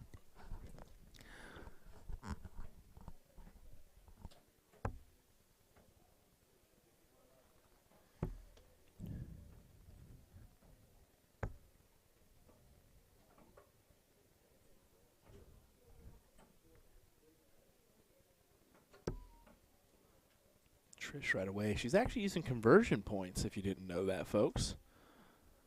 Kind of a unique side from Trish, because she doesn't really play much steel tip, or soft tip, I'm sorry. I think the only time we saw her play soft tip was at ADA in July down in Dallas, Texas. Was she? I'm trying to think. Did Trish go this year? Yeah, she did. Yeah, she did. I know Maria and Jason went, so it'd be kind of weird that she wouldn't go. But once you do as many events as I do throughout the year, everything just blends into one. So, yeah, pretty much. Just a full year-long darts festival. Yeah.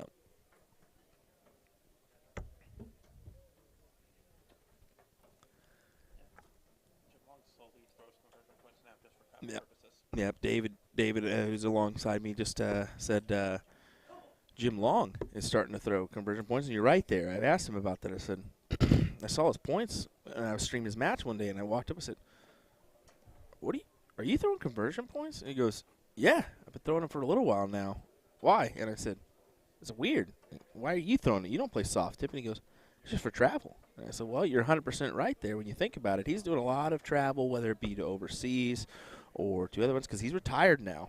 So he's got to if he's flying in a plane, you want to make your darts accessible no matter what. You don't want to lose them. So, yeah, good to do that one. True. True. But if you got target Swiss points, you can carry on whatever the hell you want. By the way, get TSA pre-check if you haven't, folks, because usually they just overlook them anyways. Fun fact. Fun fact.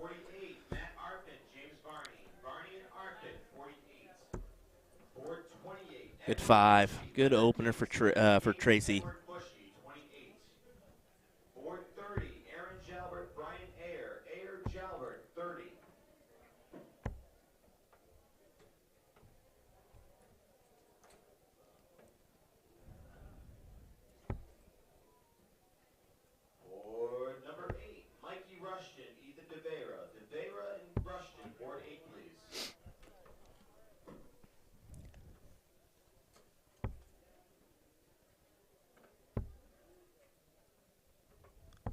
I'm surprised Grezik tried to attack that.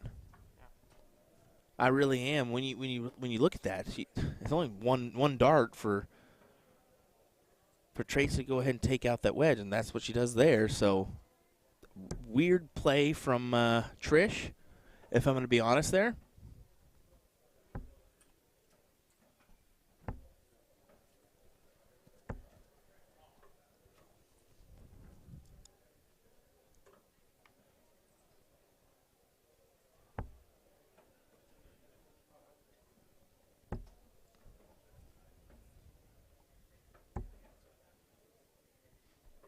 Tracy just continues to hit. Good stuff for her. Looking promising with a 4.0 right now to advance into the top 32.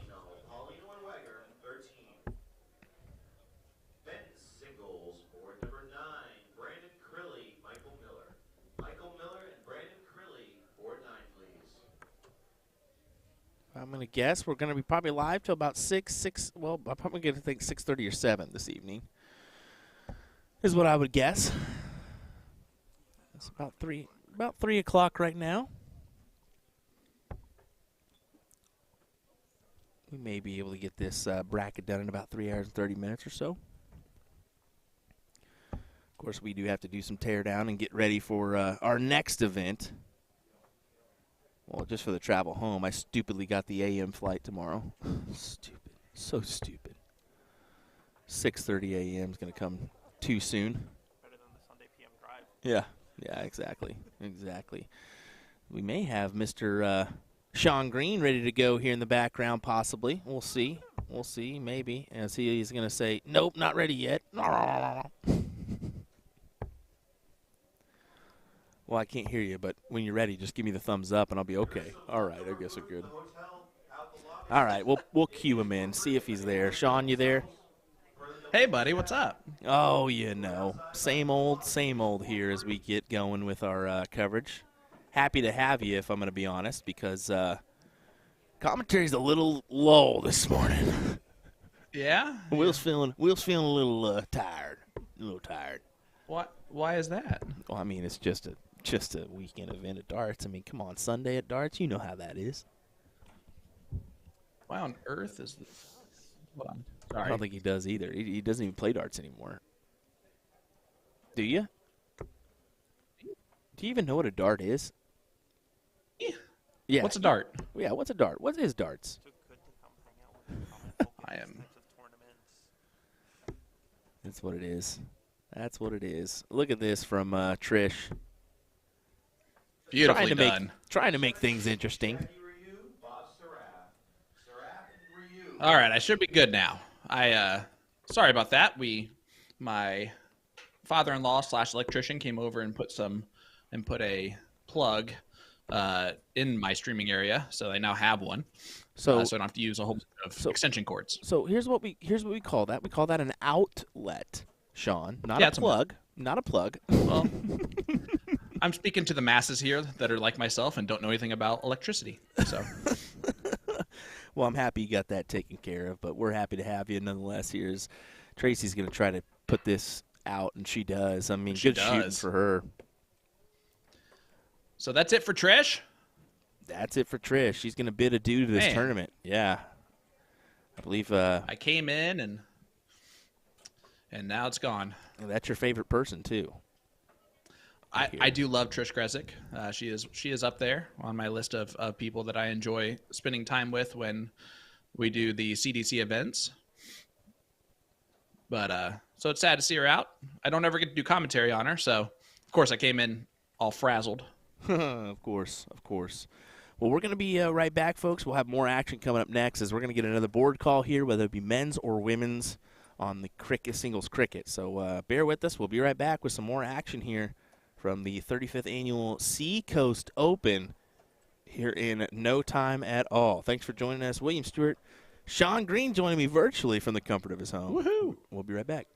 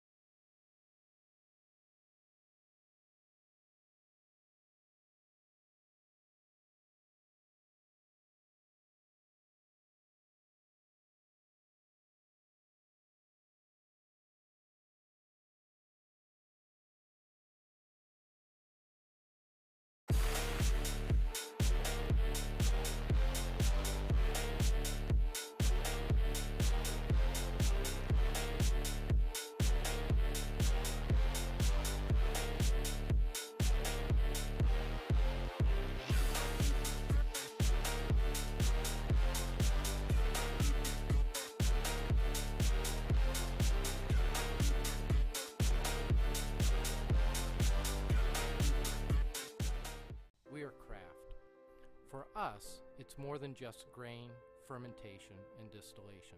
Craft is more than creating a product for the masses in taste and scale. It's also about my son and I working together, hand-making our stills and equipment, hand-ricking our barrels. It's that we get to be part of the special moments in life for ourselves and others. At the end of the day, craft for us is family.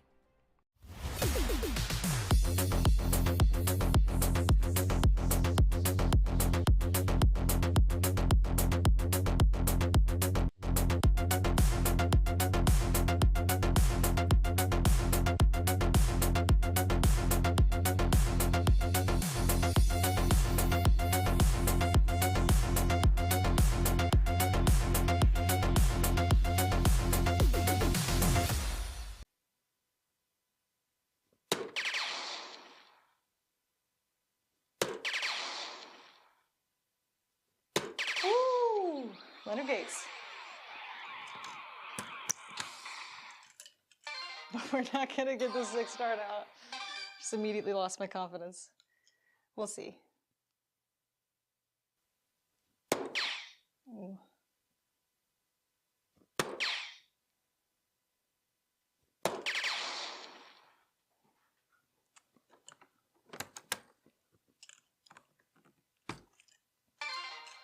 All right, we'll finish this up and then we'll move on to steel tip.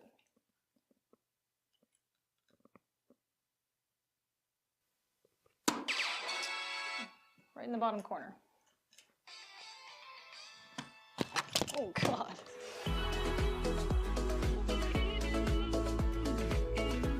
We're introducing the classic standard Blade 6, the dual core version, same as the lineup from the Blade 5. However, Winmore's come out with an entirely new model called the triple core. So the triple core is essentially the dual core dartboard with an added third layer of carbon fiber sisal in the back, creating literally the ultimate setup for durability. So not only are you paying for an even better longevity of the dartboard, but also enhanced graphics and functionality. All 3 dartboards have a hardened double bullseye and 25 segment to help with durability. So listen up, Americans, we need this because of our obsession with cricket. The most common problems we have with Sissel dartboards is the bullseye segment wearing out or some issue with a wire. So let's just say we're not known for wearing out our doubles. All 3 dartboards come fitted with the 3 Rotolock wheels to help stabilize the board to any wall surface. But the adjustable wheels make your life so much easier because they allow you to rotate your board super quick and easy.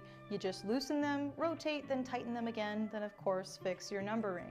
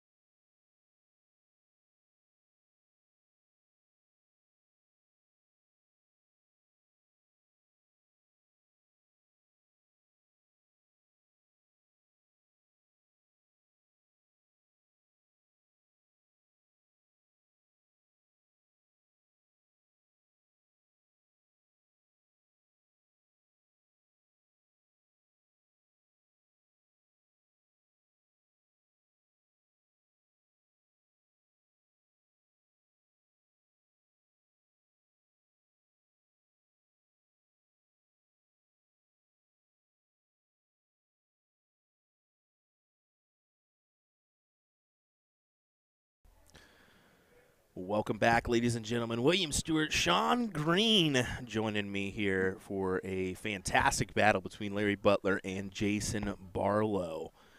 Well, fun fact, Jason Barlow considers his steel tip game, as he quote-unquote said it, crap.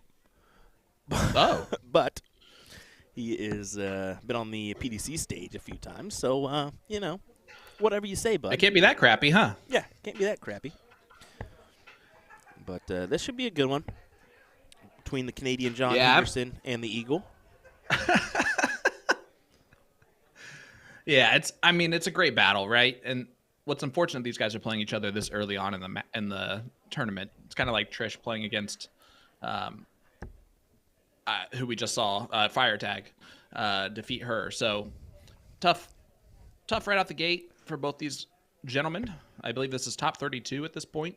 So you're going to see some great darts, though. Larry Butler, of course, living legend of the game, and I think I can say the legend word as many times as I want to because Sharon's not here to yell at me in my own office.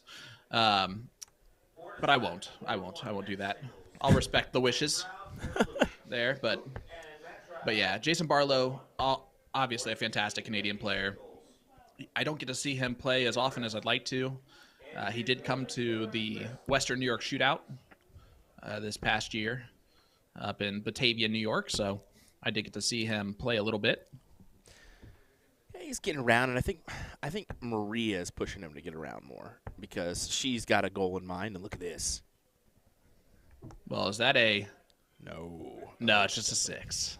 It looked good, though, didn't it? Yeah, it did. Yeah, I guess Maria's pushing him around a lot to she's got a goal in mind to I think be in that WDF World Cup for Canada. Yep. In 2025, so you never know. I mean, that's a great goal to have, and she's obviously throwing well enough to do that. And you're right, you never know. And it's good to see Jason out traveling a little bit more. Oh yeah. Again. I'm pretty sure. I never like. Sorry, go ahead. I said I never like actually seen him, but I mean, whatever. no, Jason's always a good guy. He always gives me some stuff, comes in the booth, says hello, and That's always good. Jokes around for a few, yeah. Yeah, I believe that when I first started playing, he had these black and green, looked like almost like electricity flights, and I threw those for as long as I can recall until I finally changed to my own stuff. But and I didn't know who he was when I was throwing his flights. I just really liked him. Really liked him a lot. Right. So far, he's got the 17s and 15s to work with. Where yeah, but the Larry's Eagles perched on higher ground. Yep, Larry's got that upper ground. Which just it puts Jason in a little bit of a look at this. as he takes a 16s too. He's throwing that soft tip strategy in steel tip. You see this? This is soft tip strategy. A little bit. Thrown. To me, sorry, my internet is about as crappy as Jason's steel tip game, I guess. Per what he's saying, not in reality, because his crappy steel tip game is a 4.1 right now. But you're seeing right here, this is why the high ground's so important, is because Larry is able to, even the 6 mark there from Barlow, he barely has the point lead. Yeah. So it's leg number 1, a race to 2, the men's singles cricket. We also have the women's singles cricket going on currently as Larry steals the 16s. Listen, I don't care who you are, above a 4 in steel tip is very high quality. Yes, definitely. Well, it goes back. I mean, people all the time, what's harder to do, a 15-darter in 501 or a 5-0 in cricket? And all they'll do and say a 15-dart 501 game, and it's just stupid that they think that, because I can hit a 15-dart 501 game here and there. I can never hit a 5-0 cricket game. And even if you look at no, that's fair. Even if I guarantee if you look at the cricket averages for this event, I guarantee you're going to maybe see one 5-0. That's it. Average for the match. Well, that's a big start there from Larry. That was huge. That was huge. And there's the 4-0 for him, 4-0 for Jason. But you can see that higher ground was key in that one. Well, you can just see how the points are separated there, right? 520 points on the 20s is going to win a lot. And Larry gets to go first again in leg number 2.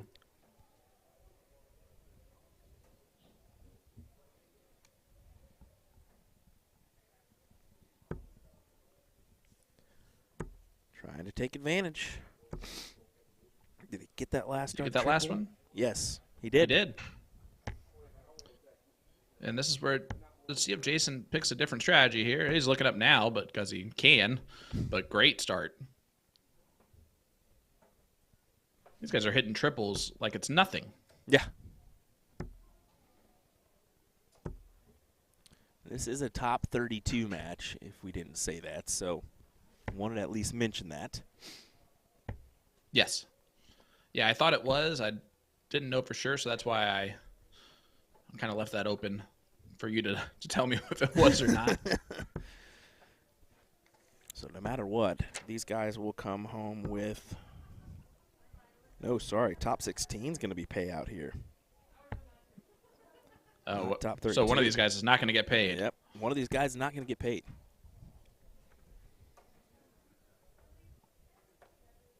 I love that Shaggy Roo is playing today. Hopefully we get to see him a little bit later on. Aaron Jalbert is in a last leg decider. Your new favorite Dude, Shaggy player? is by far my favorite dart player. Yeah. Like wardrobe alone makes me an ultimate fan.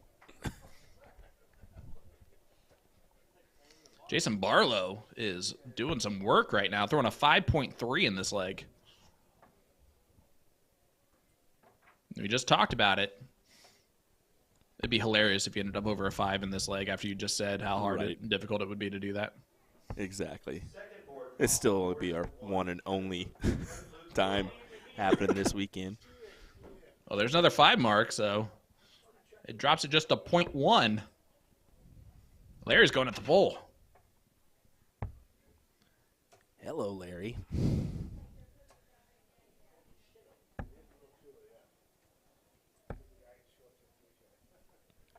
I think what I love most about this new microphone is that it does not catch my breathing at all. Yeah.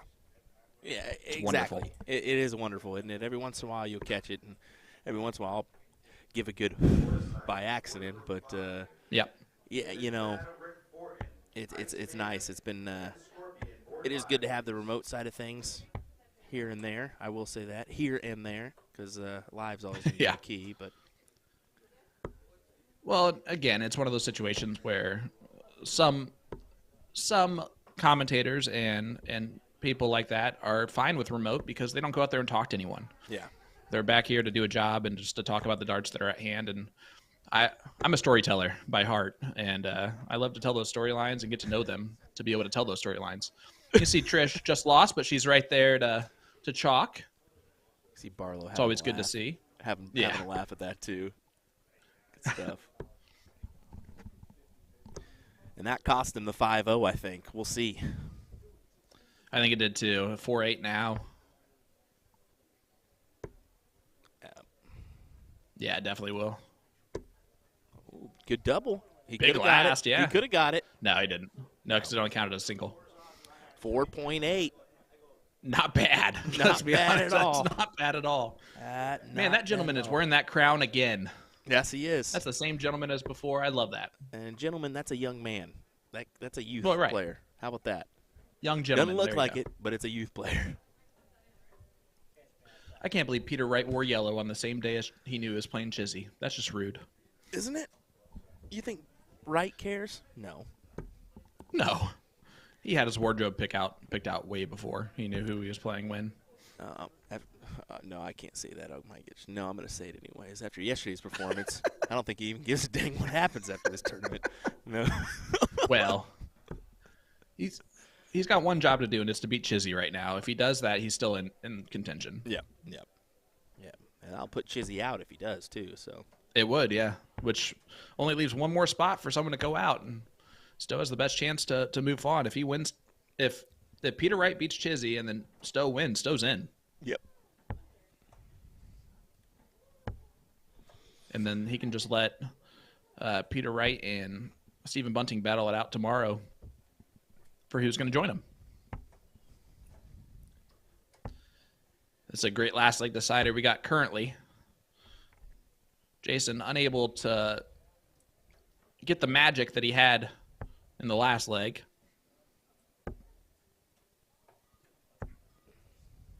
And Larry just going about his business. Another triple.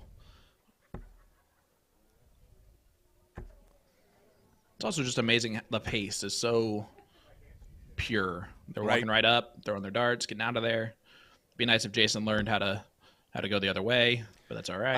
I would say that too, and you think he's got the experience to know that one, but hey, whatever. You exit towards the score. Someone That's said a that typical- Matt Arpin, Marshall Law just said Matt Arpin threw a 5.7. Now I'm looking at the Ooh. sheet. He did not throw a 5.7 for the match. Maybe a leg, but not for the match. Jason Barlow actually threw a 4.68 against Ed Kelly in the match. Jeez. That just shows you he's feeling it. Yeah, and it's about to be out. It's crazy. That 7 mark was nice, but again, not enough. Yeah.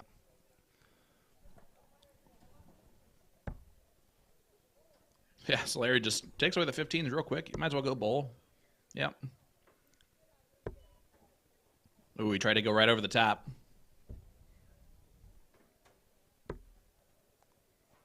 Tried to do the Bo Jackson.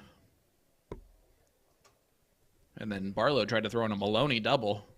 We know how well those have worked out. Yeah. Jason just gave him a shake there. Did you see that? He just said, "You got it, bud. Yeah. Don't worry, you got it." Yeah, didn't even make him throw the dart. That's Barlow for you. That's Jason for you. He's just like, "Fuck it, we're good." Did you just say that on air? No, nope, That's awesome. didn't. Yes, you did. This year he did it on both legs to Doug Bain. He did it on both legs to Doug Bain. Doug Bain won singles cricket finals. Never threw a winning dart. Doug Bain won singles cricket finals. Never even threw a match-winning dart. Never had a dart in the board. Well, That's Either leg crazy. that he won. That's crazy. I mean, if you are him, right, you don't want to win that way. Like at the end of the day, he's like, there's no reason to really. No. Now, if he was playing against me and I had one bolt I needed to hit, he better not let me just have it. True. The chances of me missing are way higher. Hey, we're finally getting our team picture with these two guys. Bill Anderson and Aaron Jalbert are champions of our doubles 501 event. Hey, there you go. Good stuff. Congratulations to them. Yeah, for sure.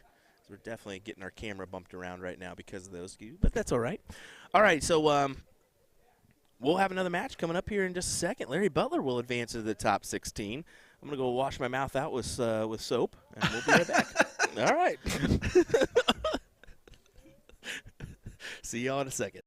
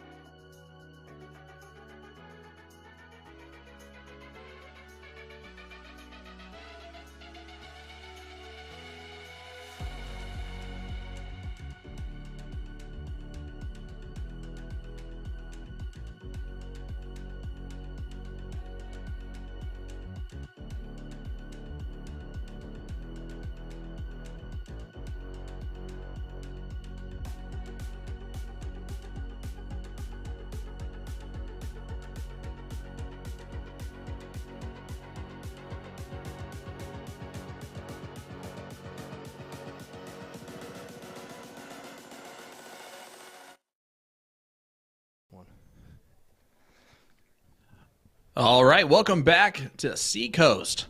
This is the women's singles cricket event, and we got a great one. Paula Murphy taking on Julie Weger. Doesn't get much better than that. This is a top 16 matchup. If you're looking for the other top 16 that's already made it through, Andrea Taylor, which we saw her last night do extremely well, Maria Carley, Nicole Dagnall, Kelly Tybalt, and Callie West are so far the ladies moving forward.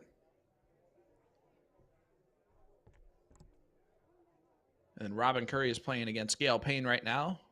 Marcia Tynan and Michelle Pelletier are doing battle as well. But this one currently, Julie Weger taking on Paula Murphy. Paula, the number 1 seed, like she should be, if there were seeded. If this was seeded, she would be the number 1 seed. See her just moving right along here. Going to get rid of the 17s. Oh, she does close the 17s, and then gets a 19 on the board. Guys, thank you so much for joining us. Sean Green, going to be joined by Will Stewart. We are in Andover, Massachusetts for this bad boy. Hit that like button, hit that share button, everybody.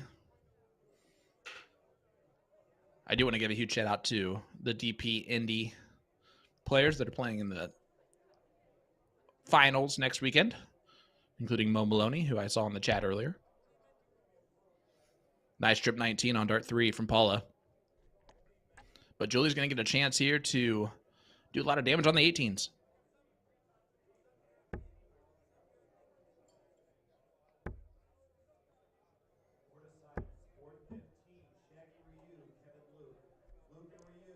This is a tough top 16 matchup.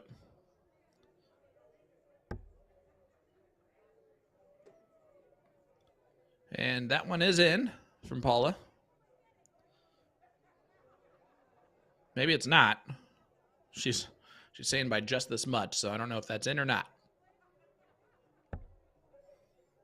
I'm going to guess that it was, as she just goes to the 15s. Oh, and big 7 mark from Paula Murphy.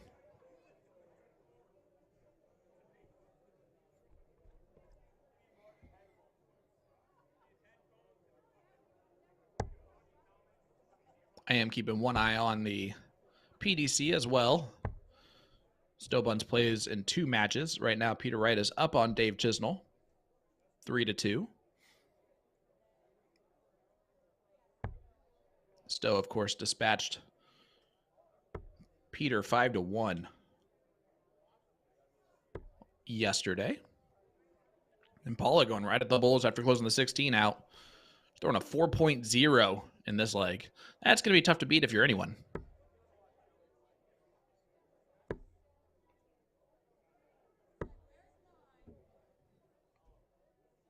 Finds only 1 bull there. Paula should be able to take this out. Scooter, if you're still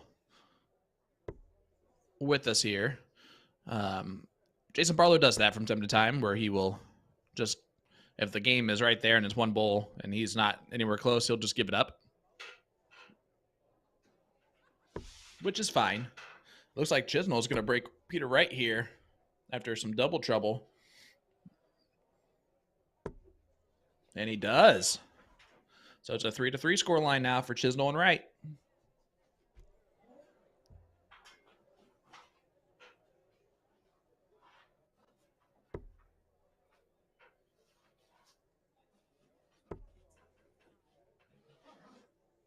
Paula needs 1 more bull to get through this leg. Not going to happen there, but falls out into a 15. Not bad. If you're going to miss where you can point.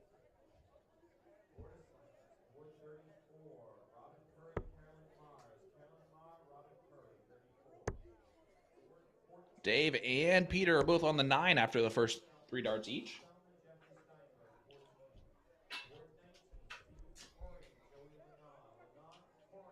Oh. Chisnell the first to miss. Sorry about that, my guy. Hey, what's up, buddy? Will Stewart joining us here. Paula takes out leg number 1. Had to run up to the tournament director's area, and then, of course, got stopped by a couple people, too. And then I said, and, of course, I had to say hey to Robin and Callie, because why not? Well, of course. That's how you get your alcohol next year.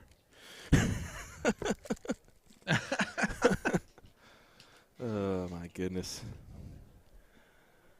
Well, No, I get it. You're Hollywood. no. You're super famous. It's not that. It's not that. Trust me. Hey, huge shout out to Nick McKinnon, who's in the chat. Played great yesterday by my man. Yeah, he's a quality shot through and through. I mean, no doubt about that. So, Rick Fortin getting bested by David Fadham in the top 16. Don't Yeah, you oh, yeah. mention that? I did not mention the men's side. I figured I would just focus on the ladies while the ladies were playing. Andrea Taylor, Callie West, Kelly Tybalt, Nicole Dagnalt, and Maria Carley are your top 16 ladies so far. Wow. Or the top 8 ladies so far. We are kind of a staggered, though. We still have one match in the top 16, or top 64. Did you see that? On the ladies' side. What? Yeah. I don't know if that's by mistake or... Nope, still active. My goodness. Yeah, it is unfortunate, but... Oh, I see it. Yep. Yeah. Yep. Now that makes sense. We're a And little bit when both- staggered, but... When both players are struggling and you're playing cricket, it's a little bit tough sometimes. Yeah, for sure. So I was just saying, man, we're cruising along in the brackets until I saw that one. But, I mean, other than that, I mean, we're really moving here. It's 3:30 local time, and Yep. events just start at 1:30 and 2. You know? That's true. Look at that for Paula. Yeah, Good they are 5 rolling. mark. Yep. She shot great in the first leg, too. I mean, just had control the whole way. I'm kind of surprised she didn't try and steal the 20s from Julie with only the X on it.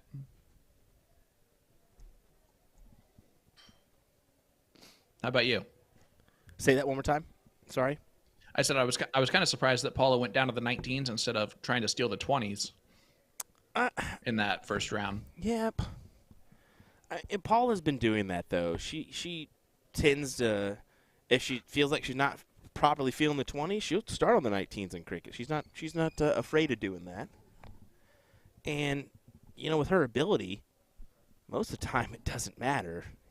I can say that with confidence. No, you're absolutely correct. But she is playing a dangerous player in Julie Weegar. Yeah.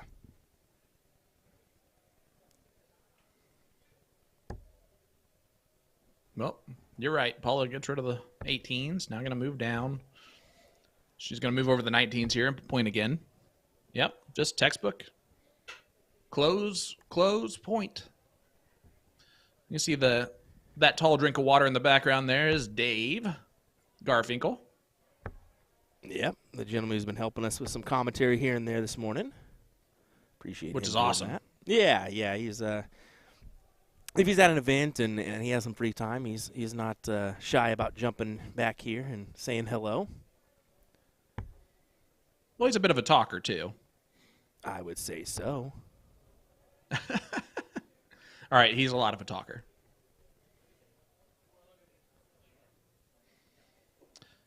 You know what's funny is my internet is worse today than it was last night. Well, last night it was outside of the streaming room. My Wi-Fi and everything was outside of the streaming room on the table out there, and now it's inside the streaming room on my desk, and it's worse. It's worse. What kind of internet do you have? Is it Spectrum? No, it is not Spectrum. Thank goodness. I have Metronet. Thank goodness. I'm trying to get the old Metronet is pretty awesome. I'm trying to get the old fiber internet in my neck of the woods, but we'll see if that one happens or not. Metronet is fiber. Is it? So it should be working extremely well. Maybe. And my test speeds are starting to get better. Yeah. My father recently got the fiber internet, and pretty good one at that. Man, he can throw whatever he wants on that network and run. It's crazy. That's how mine typically is. Honestly, right now I have 22 down and 31 up, which is it's decent, but I usually am well over 100 or 200 each. How many gerbils do you have in the cage? 1,000 is what it goes up to. Oh, dang! So you got it. Yeah. They must be on a break then, those gerbils, because they ain't running. I guess. No, they are walking slowly. Well, look at this from Paula. 16's closed. Yeah, I mean, just padding some more points, and look at that 7 mark for her. Although she's well, that pretty much helps her. Let's just be honest. Uyghur's gonna try to get out in front, possibly steal this away. We'll see. Looks like Marlies Julie's Keel. throwing much better in this leg than she did in the last one. Looks like Marlies Keel is out, so she's gonna bid adieu to everybody, give some hugs and whatnot. Is this last event of the day or Yes. of the tournament? Yes, last event of the tournament Okay. is men's and women's singles.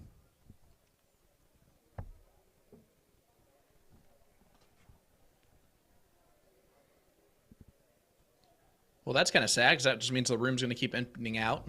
You see Robin Curry playing back there in the background. Looks like someone in a Bobby Boucher jersey is chalking, although it's not a Bobby Boucher jersey. It's going to be whoever the good player is for Boston right now.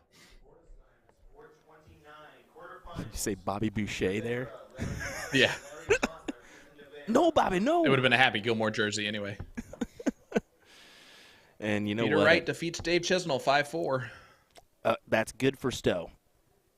Yep. That is great for Stowe. That Peter Wright won that match. All that matters is what he does against Stephen Bunting now. Well, the score line helps us, too. Let's be honest there. That 5-4. Absolutely it does. It was great stuff. Yep. How about Bo Greaves today, So right too? now, dude, crazy. Wanted to mention she that. made that look so easy, and I mean, was just flawless. 3 180s. 3 180s and 95 average for a 5-3 and Pikachu win. just had nothing. Yeah. That group's tough, Pikachu had man. nothing for. Here's the thing. Oh, yeah. It was definitely the toughest group. Oh, yeah. You got Damon Hedda sitting on the outside looking in right now with Ricardo Petresco right behind him. So right now, Aspinall and Greaves will go through if it stays the same. And I hope that she does. Oh, She's yeah. going to be a tough test for anyone if she does go through. It's quality I think player. I think Aspinall said it best. He said that that was the one 4th tier player that no one wanted in their group. 100%. Well, maybe Until still Stowe Bunts. bunts. Yeah. Maybe still Bunts here soon, you know? Aspinall didn't know about Stowe at that point. No. I don't think anybody does knew now. about Stowe. Let's be honest. There's still some Americans that didn't know about Stowe till this year.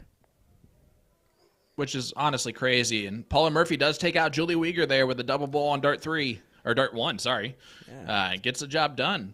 2-0. 2-0 win for Paula. She will advance into the next round. That's a good win over Julie, too. So, especially the way Julie's been playing Yeah, this it was. weekend with Lisa Yee.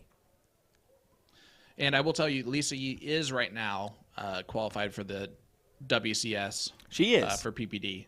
Yeah, I looked at the list again today and figured that out. But, yep, there is Lisa. And Maria Carley as well. Beautiful right faces. Yep. With Julie. 3 of the best female players in the country.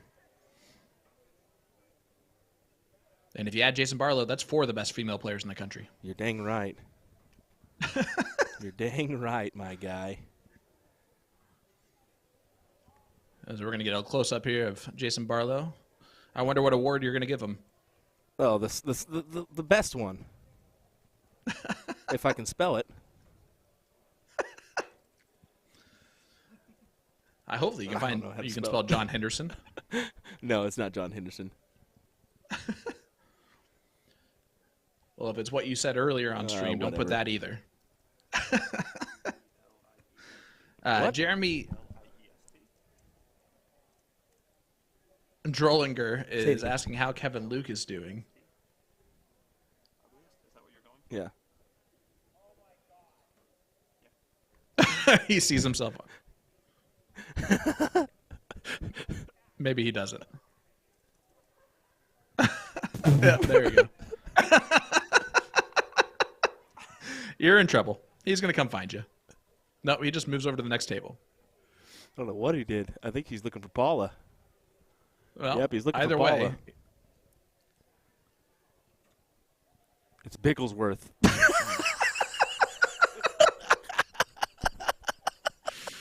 Oh, well, boy. we'll go ahead and get off of him, I guess. He's being ornery right now, isn't he? Oh, geez Louise. That's Jason for you in a nutshell. Here we go, folks. More singles action here next. Don't go anywhere, folks. We'll be right back.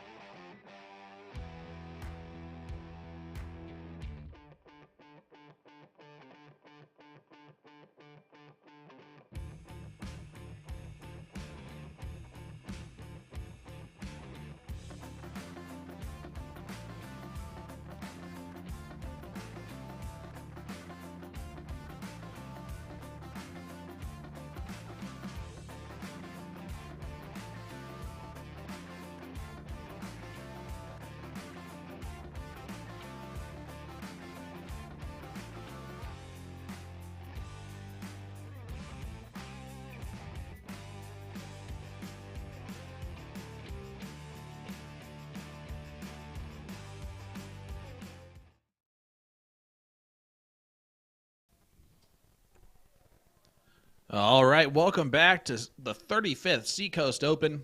This is the women's singles cricket here on Sunday. I'm Sean Green, joined in the booth by the great David Garfinkel. I Dave, throw out that term. we're in for great. quite a matchup here. We are. This should be a doozy of a matchup. Callie obviously is Callie, and Kelly has been throwing fantastic as of late. Yeah, it's actually my first time seeing Kelly play, and that makes sense if she's a local shot. Yeah, I do like having you on the mic with these because you'll know more about the ladies than I will. I wouldn't go that far, but I make my rounds on the floor and try to get to know people. And I know Kelly because she's sponsored by PWI Pest Control, and I have a relationship with Bob who owns that company, so that's kind of awesome. where I've linked around there. Yeah, Kelly threw a 2.93 in the last round against Asia Jalbert, defeating her 2-1 to get to this point. Callie West is throwing great this weekend. Yeah, she threw a 2.62 in that one, probably a little bit off of where she would like to be. Callie West threw only a 2.69 in her victory, so we'll look for her to kind of pick that up a little bit. I would expect her to. It looks like she is. Yeah. I was just going to say through 4 rounds, she's at a 3.5, 3.3. Yeah. So how's the weekend been for you, buddy? It's been good. It's been a great weekend, actually. It's been a lot of fun, a lot of just, hanging out with friends, and it's been a nice, relaxing weekend that was almost needed as we get into the holiday season, and I try to, get all the crunch before I head over to England in December. There you go. Yeah, it's going to be a good time. I'm only a little bit jealous of you for that one. And by a little bit, I mean a lot of bit jealous of you on that one, but that's okay. I'll get my time eventually. But I'm so happy as well that you're going over there to support your players. Yeah, it's something that I've always wanted to do, and, this year stuff kind of just aligned, and when Stowe qualified, and, he turned to me and said, will you take the trip out with me? So I was like, what? Yeah, I will. And then Jules qualified, which added the icing on the cake, and to be able to go and also support Spellman. Exactly. And Cameron, and I guess Campbell.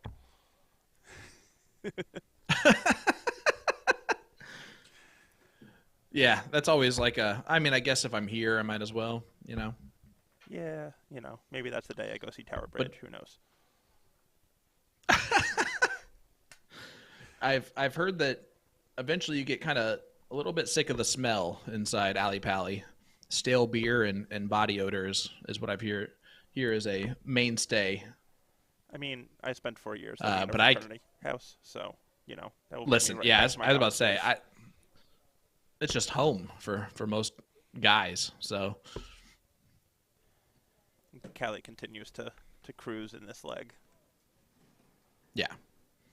Yeah, this one's Kelly's having herself an off leg. A little bit, but the nice thing is the full scoreboard gets a race going into the next leg, and you get to start over. Exactly. It starts with a diddle as well. I do like that typical format of steel tip. You earn your start. Yeah, I feel like best of 3 is such a short format that you have to do it. Best of 3 alternate is just, it puts way too much emphasis on that first bowl and way too much power. 1000%. And the only other thing that you might do is just diddle game 3, but even that is just not ideal, Yeah, I've never been a fan of diddle game 3. I feel like if you're going to diddle game 3, then just don't even diddle to start. Just do an alternate. Right. Name on top starts first, and then diddle the last leg. I like that too. That might be a good idea. Right now, Sherrick's up 2-1 on Clearmacher. That she is. And you say that in Clearmacher smashes in a 180. Yeah. So Callie again though starts this one off strong. 520 is looking to close out the 19s now and just take complete control of this leg as well. And she is. Yup. Just rock solid right now. It's Callie West. Yeah, at this point in the leg, she's probably just thinking, as I like to say, as a fat guy, it's downhill running. Just closing up for a turn and hopefully call it a day. Kelly, a good treble 18, but nothing else to follow it. And yep, there goes the 18s.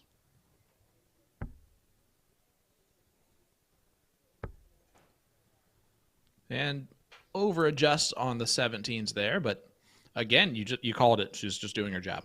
Mm-hmm. And making it very difficult for Kelly to run. It is a race to 2 legs, Sheila. That is the format for the men as well. Like even a solid 5 there from Kelly, but still chasing points. Callie still has 2 open numbers. And an X on the 17. That's not in. That almost shocked her. Did you see that? She was like, wait, did I not go in? Assume she's going to go. I'm just going to think about it. Yeah, she should point that last dart, ideally. Yeah. See Caitlin Myers in the background, who is out of the tournament. But it's nice to see her playing. Yeah, it's getting to that point. Sunday afternoon, people are dropping out, heading out. The room is becoming a little bit thinner, a little bit easier to pick out everyone in the room. Yeah, you can see Tom Linall back there, too. Wearing his Toys for Tots shirt. Those that don't know, absolutely, he runs a major Toys for Tots tournament every single December. Has raised a massive amount of money every year for Toys for Tots. It's definitely a big passion of his. And if I'm not mistaken, right now, the Stowe Bunts match-worn jersey is what is up for grabs? There's a Stowe Bunts jersey. There is a Jules Van Dongen jersey, a Danny Lauby jersey. Ooh. Gavin Nichols shirt that he won the Evolution Tour Finals in is up there. Seems like as well as a ton of darts and TVs and a really cool Mets package that gets you in the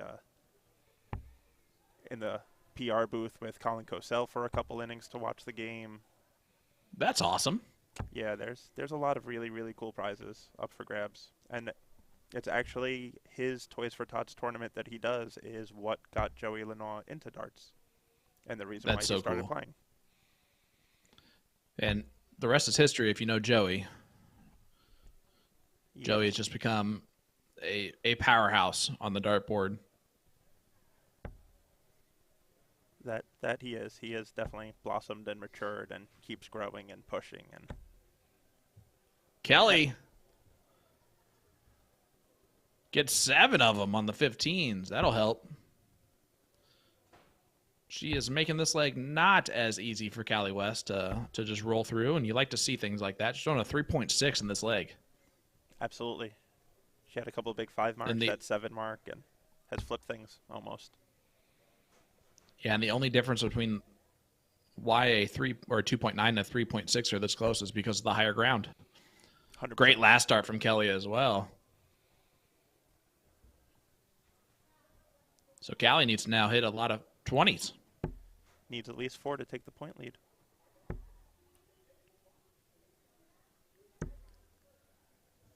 And doesn't do so. See, I was able to do that quick math because I have a piece of paper on my wall that tells me that I'm good at math. Is that what it says? It says, I am good at math? Yeah, essentially. It just says mathematics. Oh, that's right. Yeah. You know, the fancy term for math. Man, God bless you for going through college and getting a degree in mathematics. That is just not my... I do not know that language very well. Yep. Callie trying to take control.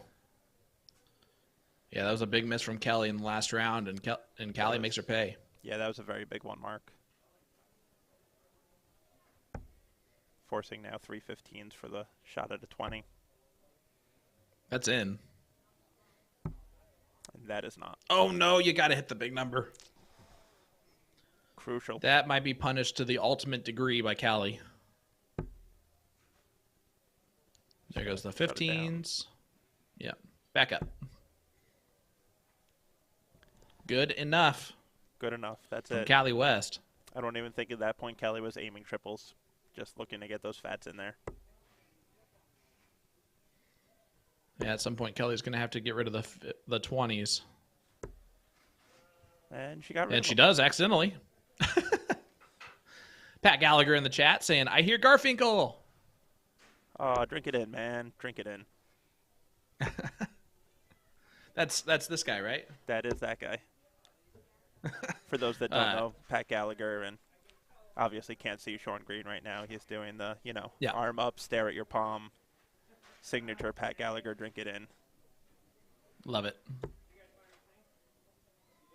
I see a lot of those pictures, but I've never had the ability to talk to him and do it myself, So what we're going to do is you're going to hit that pose again, and I'm going to snap a screenshot to send it to him so that you can get into the Drink It In Hall of Fame.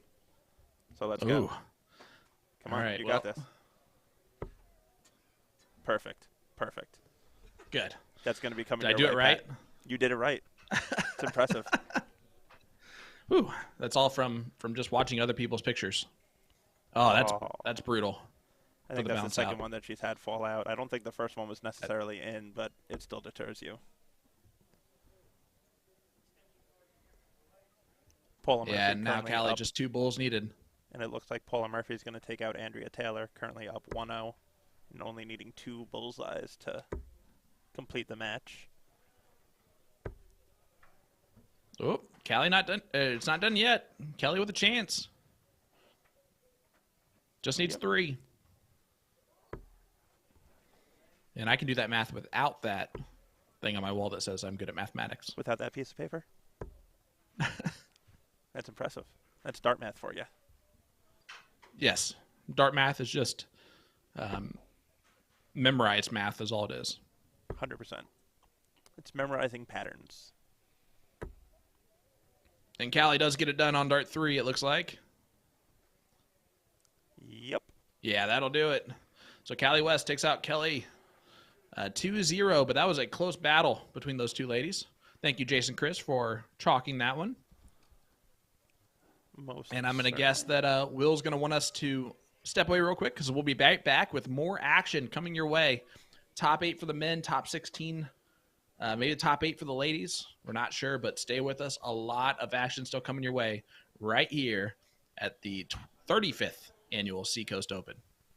Yeah, just to let you know, it'll be men, and then we'll probably get the ladies right afterwards because they're going to be playing a couple games of catch-up here to get underway. But there you go, man. I like it. We'll be right back, folks.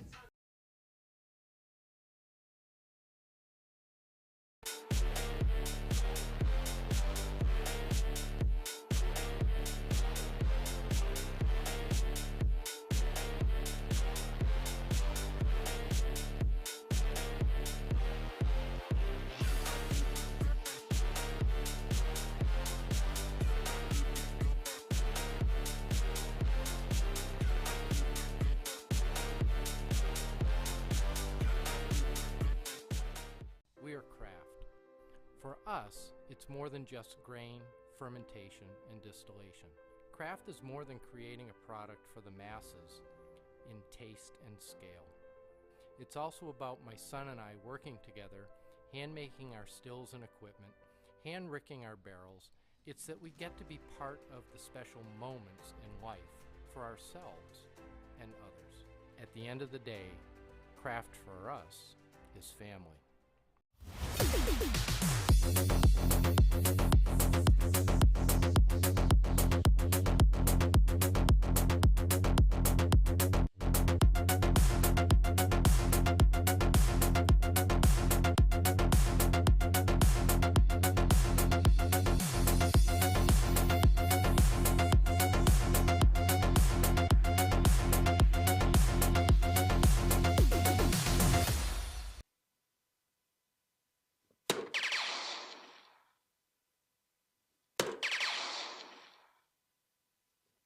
Woo! Leonard Gates. But we're not going to get the 6 dart out. Just immediately lost my confidence. We'll see. Ooh.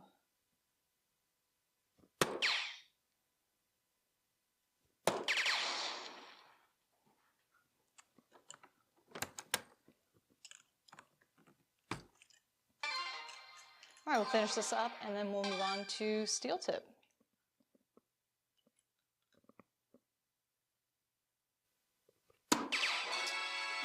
Right in the bottom corner. Oh God.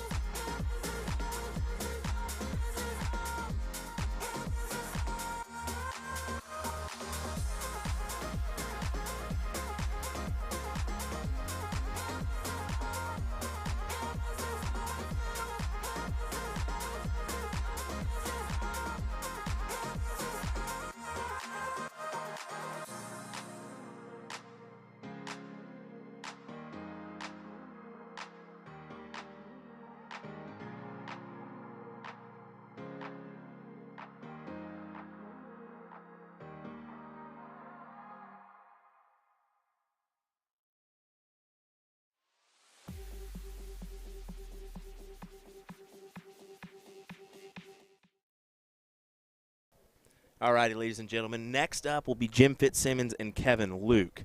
I think Kevin had to take care of something real quick, is why it's taken just a minute for him to get over here. So that'll be our next up match. I believe that's a top 8 match, if I recall.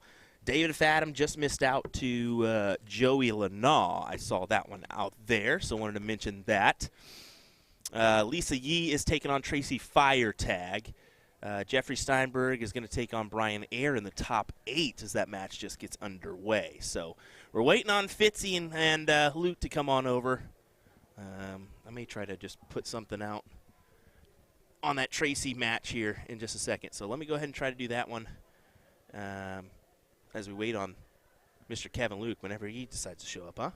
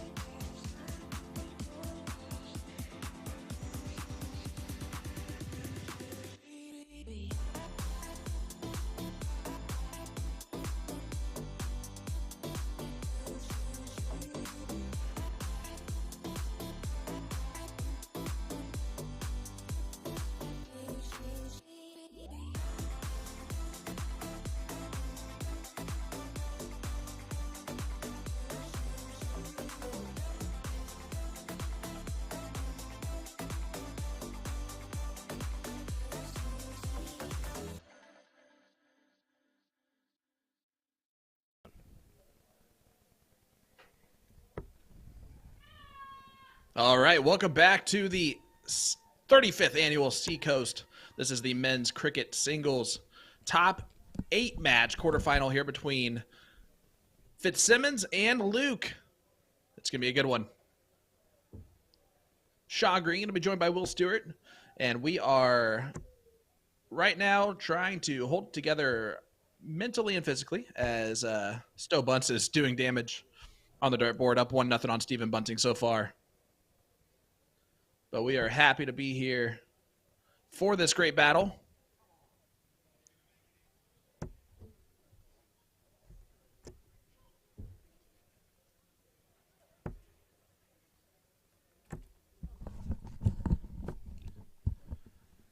Kevin Luke gets a big score there. Good to Just see to close out the 20s and get something going. Good to see Fitzy making a run here again. Fitzsimmons Yeah, of Maine, absolutely. as I call them at the Witch City Open, the homeless guy in the room. He just, the inside joke, he just was looking a little bummy one day. I said, man, you with that hair and that beard, brother. Goes, you like it? I was like, far from it, my guy. Far from it. No, but happy to have you folks. If you're joining us right now, we do know that the Stowe Bunce match is going on, so great day for multiple devices here. We're definitely cheering them on. That's why I bought 2 computer screens. We're definitely enjoying our the coverage here. Yeah, I know Sean's watching. I know I'm kind of watching the background as well. As nothing but support here, and there's a good group. You can actually see it in the back there. There's nobody paying attention to this match because they're all watching Stowe Bunce back there. Yeah, you can see them in the background, yeah. All of them are surrounding the tablets and TVs that are there. I know if Stowe was watching this live for that room, he would feel really good about that. Yeah, big shout out to the one and only Sharon Butler for providing that coverage, huh? How about that? Yeah, that's always wonderful. All right, so Stowe for a 2-0 lead. And he gets it. You can see here, look at that. Love it. You see the roar here? Oh, yeah. Maybe they're just a little bit behind on you. I think they are. But great stuff. Every leg counts here for Stowe, don't it? Oh, it 100% counts. And Stowe stole the first leg and is still just throwing really well right now. Speaking of throwing really well right now, Fitzsimmons. I was about to say the same thing. Look at him go. Look at this. Great darts from Kevin.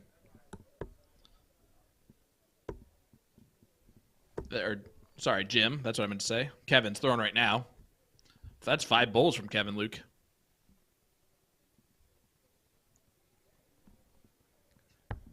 Oh, Fitzy. I know you didn't see that, but the interview that they did before the match started was with Stephen Bunting and Stowe Bunce together, and they just interviewed each other. Really? Yeah, it was really cool. No way. What was said? I gotta hear what was said on this one. Well, Stephen asked, like, how is it different playing over here than playing in the U.S. and I like that. You know, Stowe talked about what is his opportunities there moving forward for Stephen Bunting, and Bunting just kind of laid out how he's feeling about this event and all that good stuff. It was good. That is cool. They said whoever wins our match, let's just make sure that they're at top of the group stage, and then we go from there. Like they were just hoping for both of them to get in there, you know? I love that. There's Shaggy. Yeah, Shaggy was helping with the chalking duties here. Good on him to do so. He had a good run. He had a top 16 finish here today in the singles group. Yep. Good player. Good player indeed out of New Mexico. Yeah. All right, Stowe needs this 161 or else it's going to be 2-1. Not going to get it. And Jim is not happy. Sorry, with I'm that doing commentary on the wrong match. Yeah, you're Jim, okay. Only a 1 mark.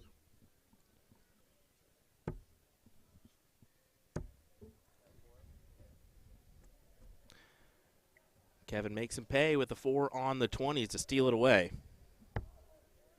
Yeah, Jim's going to look down at the 19s. Threw very well in the first leg, a 3.9 average against Kevin Luke. Just closes.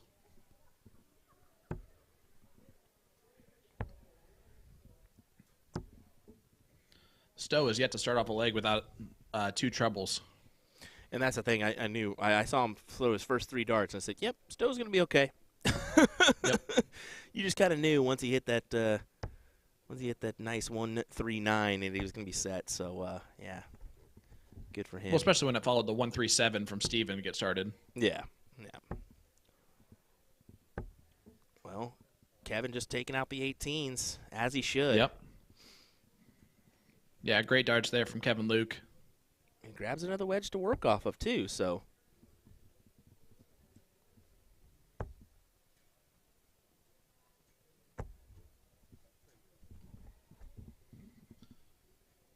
And Jim just adds to his point total there on the 17s.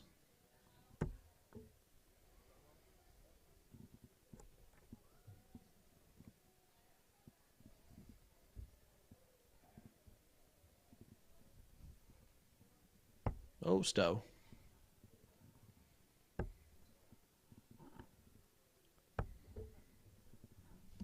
Well, he leaves the big fish. Kevin into the trip There's 20. the close from Kevin. Yep, into the trip 20 and the close. Yeah, big darts. Yeah, good stuff indeed. As Fitzy. Eyes on the 17s to try to pad some more. You're killing me, Smalls. Sorry, bud. Are you behind me? I'm behind you. Then I'll stop making those noises. I just noticed Jim is also playing with an injury. Yeah, he's got the boot on. Yeah, so I had a little conversation with him earlier and made fun of him a little bit. I said, if you go to the right or go to the left one more time and kick my camera, I swear. I swear. And he goes, man, I can't walk. I said, I can tell. You can't walk already. Now that you have this. I said, you need your walking cane now, bud. Oh. You can Sorry, tell, I didn't mean to say oh. Kevin is was a little upset there. He gave himself a little, come on, Kevin.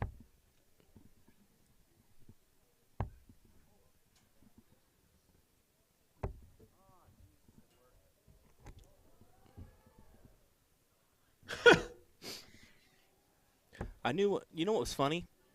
Did you see the graphic at the start of this match? It said Stowe's only has thrown one 102 average and nothing high, and one match average higher than that in his whole career. You know when that match average was? Yeah. Yeah, the I do. CDC Yeah, it was Continental Continental Cup Cup. last month. That means he's on a roll. He averaged 104. Yeah, he's feeling it. He's feeling it. So I just thought that Well, was he's up an 3-1 interesting right graphic. now. Yeah, it's really cool. I did not know that that was the only time that in a match he shot those levels. That being said, I think that's not going to be the last time he does either. No. Great, great shot there from Jim. But Well, Bunting's on a 9. Jeez Louise. Kevin's on the Fitz is on the outside looking in here. As Kevin locks it in and needs just 2 bowls to win it. The leg, that is. We'll go to a last leg decider. Oh my gosh, double 12. Shh. Oh. Okay. They just gave it a big whoa out there. Yeah. And you can see it in the background, folks. Kevin does get that done in leg number 2, so we'll go to a last leg decider.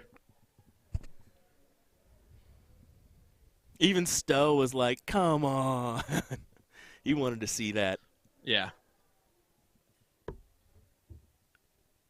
That's a nice double bowl there from Jim. That is a fantastic double bowl. He'll get the start. Yep.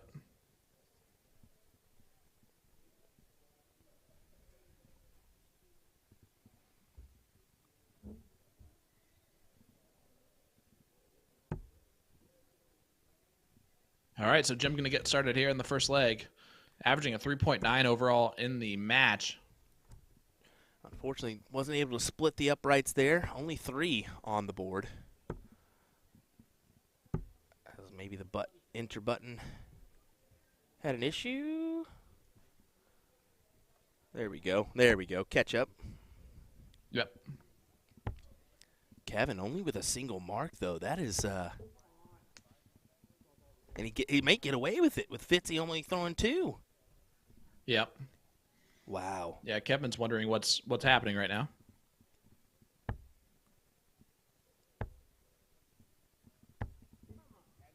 Only a 2 mark from Kevin. He says, "Come on."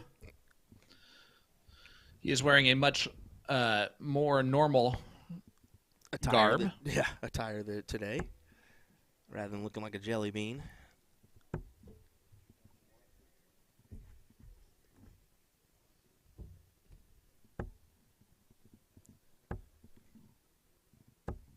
Good 7.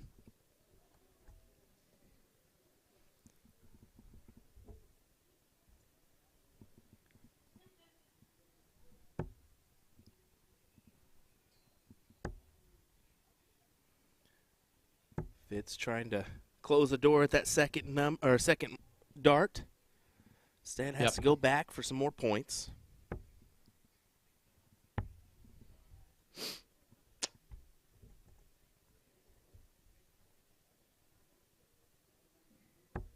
Ouch.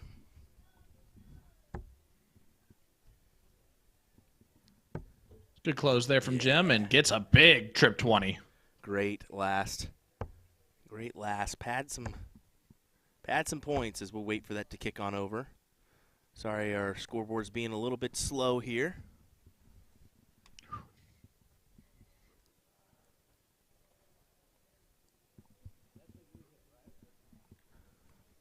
There we go. Yes. I think we're suffering from just a couple. I can't tell if it's internet or if it's Chalker related here. Yeah, I'm not sure either. That's kind of it's a little bit weird. I'm not going to blame Shaggy, that's for sure.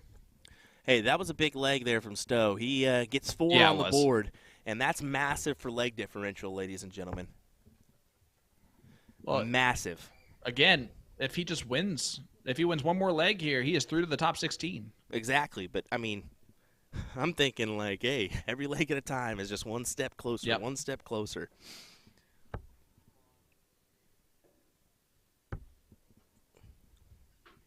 Oh, that's a good double. 17 there from Jim. It'll work, won't it? Close. It's amazing what a new person who does that changes your feelings about the dart.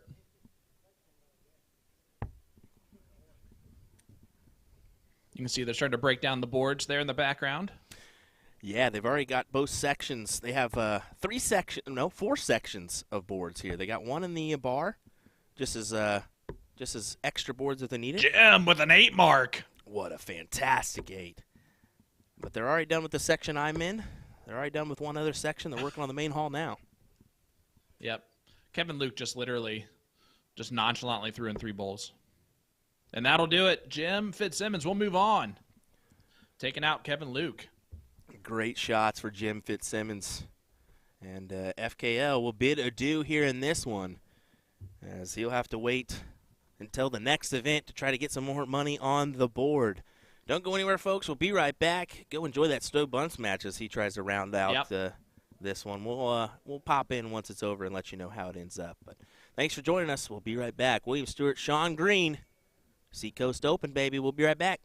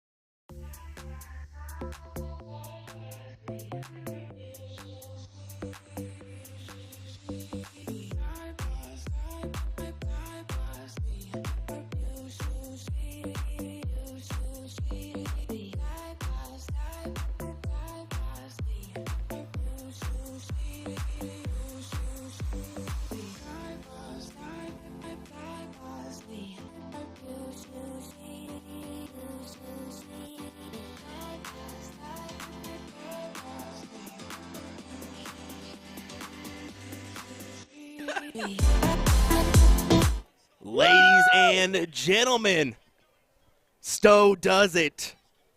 Stowe does it. Look at him go. Oh, that's so Stowe awesome. bunts, ladies and gentlemen.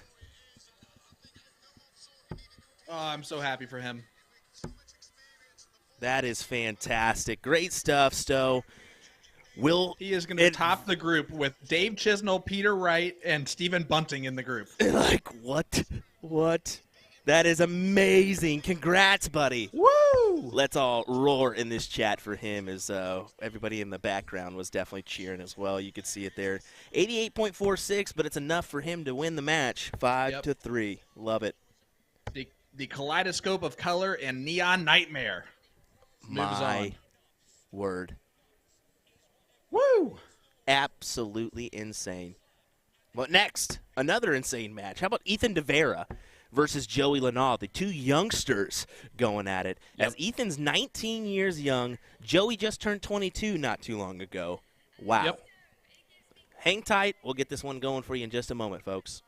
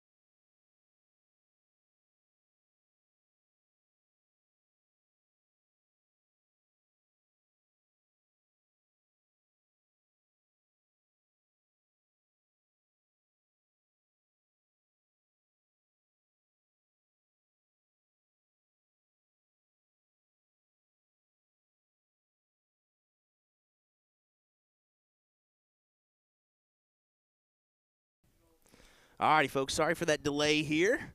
We actually have Shaggy back here chatting with us for a minute, so we wanted to take care of that. But this is going to be a good matchup, Sean. Joey Lanaugh, Ethan DeVera, two youngsters that they could be around this game for a little while here in the U.S. What do you think? I think that they are going to be two youngsters that are around this game for a very long time. Joe Lanaugh, of course, CDC tour card holder, multiple Evolution Tour champion. He has a single Evolution Tour championship, but plenty of titles. Ethan DeVera is a bit of the more unknown, right? He's kind of came along this year where he has just been very steady, and everyone knows who he is at this point. Well, here's the thing is, not a lot of people realize that he's from the Philippines and has played with the likes of Lawrence Logan, the likes of Christian Perez, and those people on the Asian Tour are just phenomenal dart players. So he was on Team Philippines for a little bit, so he's got the experience for being just 19 years young. So it's phenomenal, but we'll see. We'll see. This is going to be exciting when you see they're turning and burning here. Yeah, this is going to be real fast. It's just going to go, back and forth. You go. And they're throwing a 4-4 and a 4-6 too, and that can't go without being stated, that just the talent level that you're seeing from these two youngsters. Joey, I don't know, can we call Joey young anymore at 22? He's been able to drink for a whole year. Yes. Yes, you can still consider Is that just because 23 is the Youth World Championships, buddy? Well, that's fair. Yeah, that's what I was saying. So they're both still youths. Yeah. Now, of course, Ethan's is a little bit tougher. He's going to have to do some things to play on the world stage for Team USA. So, but he's already taken the process of trying to do that. And look at Joey trying to make it interesting. 4 bulls there, but Ethan just needing the 3, and he starts off with a double. And that's gonna work. Yeah, there you go.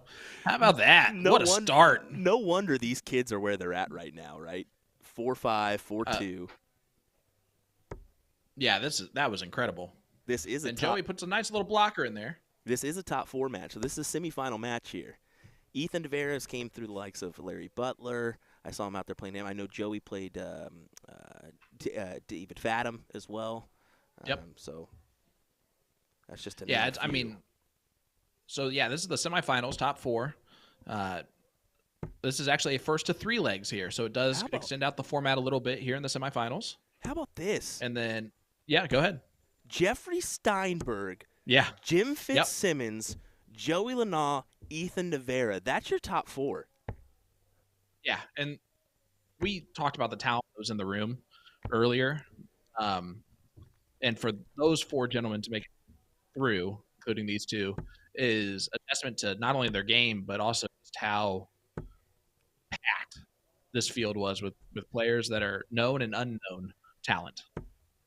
We got, you had Spellman, Gates in the room. You had Butler, Watt in the room. And out of everybody, that's your final 4. And our ladies aren't too far off. Top 8 right now, Lisa Yee and Carolyn Mars.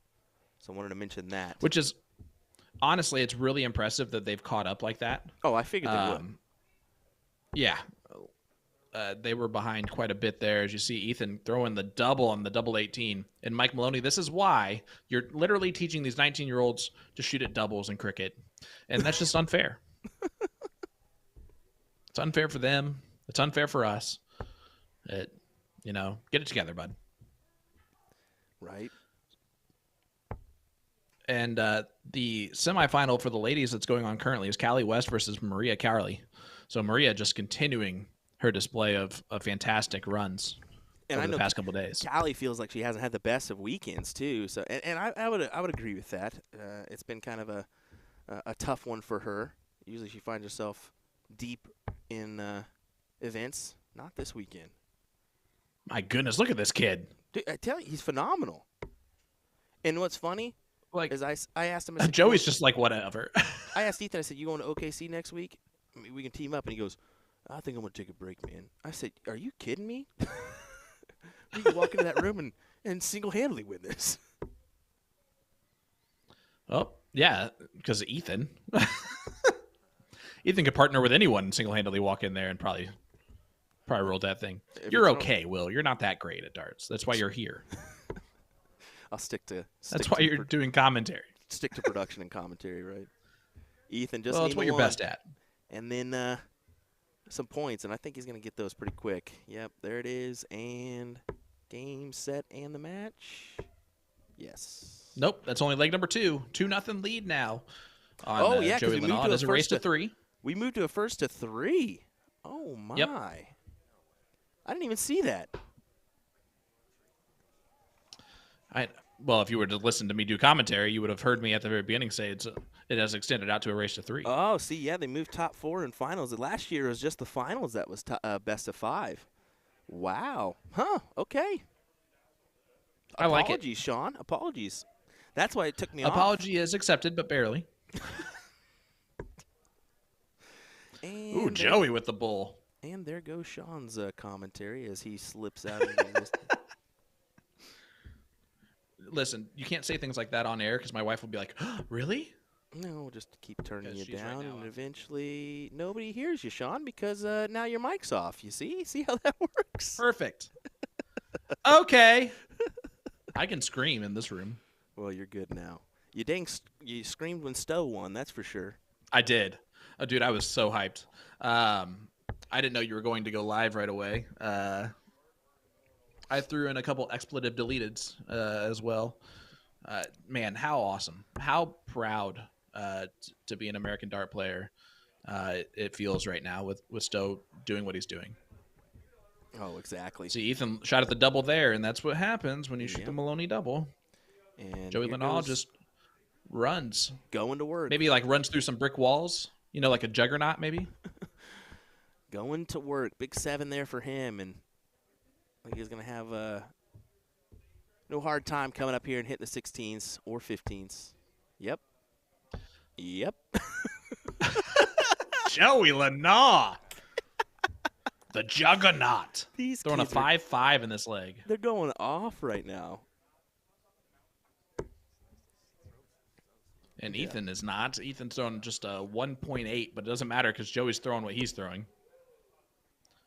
He's going to blow this 5-point average. Yep, sure did. Yep, he did. He had to hit the bulls there to keep it at a 5+. And once again, it just shows you how tough it is to hit 5+ in a leg, let alone an average. Yeah. Look at that. Big marks. It sounds like my youngest is being murdered right this second out in the room. I think what's just happening is, I think just what's happening is that she probably just doesn't want something that my wife is trying to give her. That's how. That's how the terrible 2s are going for me. How old is she now? 2 and what? She just turned 2. Oh, jeez. As of 4 days ago. Nightmare. Jim Fitzsimmons up 2-0 on Jeffrey Steinberg currently. Yeah, throwing a 4.34 too in that match. This is a ridiculous standard we're seeing, folks.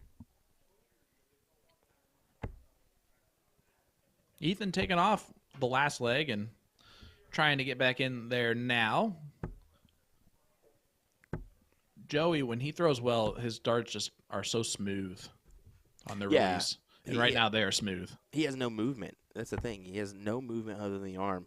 I mean, Ethan's a little bit more direct. You can see that follow through his, he kind of pushes it towards the board, where Joey's just, look at this, man, just doesn't really have any movement at all. Textbook for sure. Right to the eye and just go straight forward and with it. If only Tom's was it's that insane. Good. Yeah, Chris Forbes saying, imagine beating 2 ex-world champions on TV debut. Yeah, that's insane. How about the fact Stephen Bunting's only 38? That's about as shocking as it gets on an age. The only one that's a little bit different is that in the opposite regard that Leonard Gates is 52. Yes. By the way, I told you, man. I told you that stash is there, present, all 7 years. It's honestly impressive. It reminds me, big boom goes the dynamite there for Joey Lanaugh with a round of 9. Needs to win the leg, and he is off and running in it. Sorry, I had to throw that in there. But you are 100% correct on the little tiny mustache that Leonard has. I did not expect it to actually look as clear as it does, too. It reminds me of the Office clip where they are trying to decide if Stanley has a mustache or not before he goes into the room. Except his is a little bit more prominent anyway. Shaggy said it's a fade. It's a oh, okay. Little facial fade. That's good. Joey. Look at Joey. Unfortunate miss there for him, but he's still out in front. No harm, no foul. It's not going to matter. Still needs to find it, though. Uh-oh. Yeah, you'll have to go up and point. Does hit the treble, at least. It's nice to bail out and just hit a treble. Right. All right. Ethan falls out into some numbers as well. There we go. There it is. That's dead center. All right, 2-2 score line. This is why I love the race to 3 is let's go to a last leg decider. Love it. Here we go, folks. Who's going to win this one? Is it going to be Ethan DeVera or Joey Lanaw for a berth in the finals? That diddle might be the difference here. Ethan's going to go first.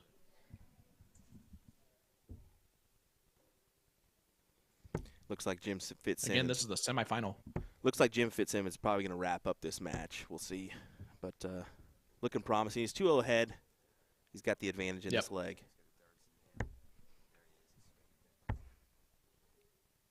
Yeah, he's got a 2-house lead as well. So with just bulls to go.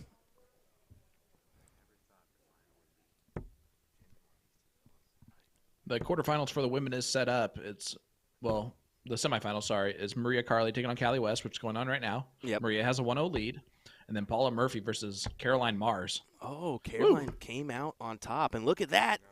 Another one, bud. Boom goes the dynamite there for Joey Lanaw.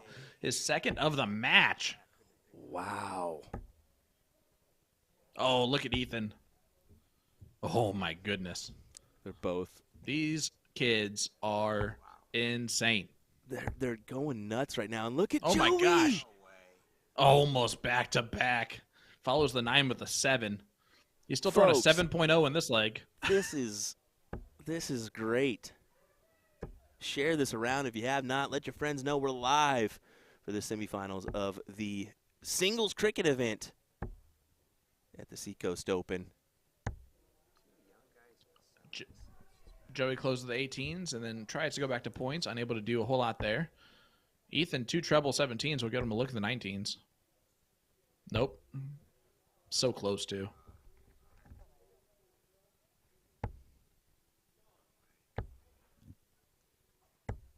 Only a single mark. I do like little Say Ethan again? representing the Ethan has the little earrings there too. They're nice. Yes, he does. Actually, down at Look how sparkly those things are. Down at DPFL, it was kind of. He's got a uncle that lives in Florida, so it was kind of cool that he went to that event and they were able to kind of hang out with each other and see each other again. Nice. Joey, unfortunately, just a 2 mark there. Yeah, 4-3, 4-0. Can Ethan hit the shot to give him an opportunity? No, he will not.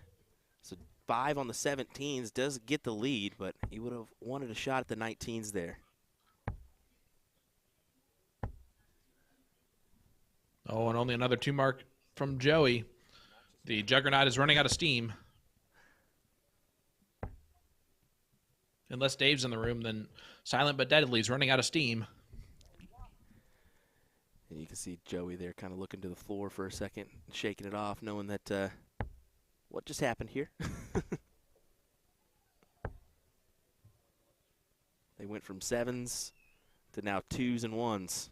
Look at Ethan. Yeah, it went from the opposite of scrappy to scrappy. There's the point lead plus. Yeah. Ooh, I don't even know where that dart was at. Yeah, I took a shot, but well outside.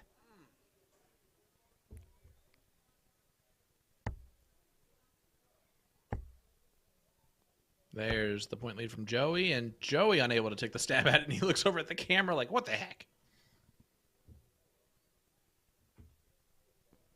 Yeah, they're going to be stuck here in 1917 torture for a little bit. Unless, nope, still. Jim Fitzsimmons is into the finals. Yeah, good closure. Yep, finally does take control. Ethan's going to close 19 at some point pretty quickly. Oh, he tried it.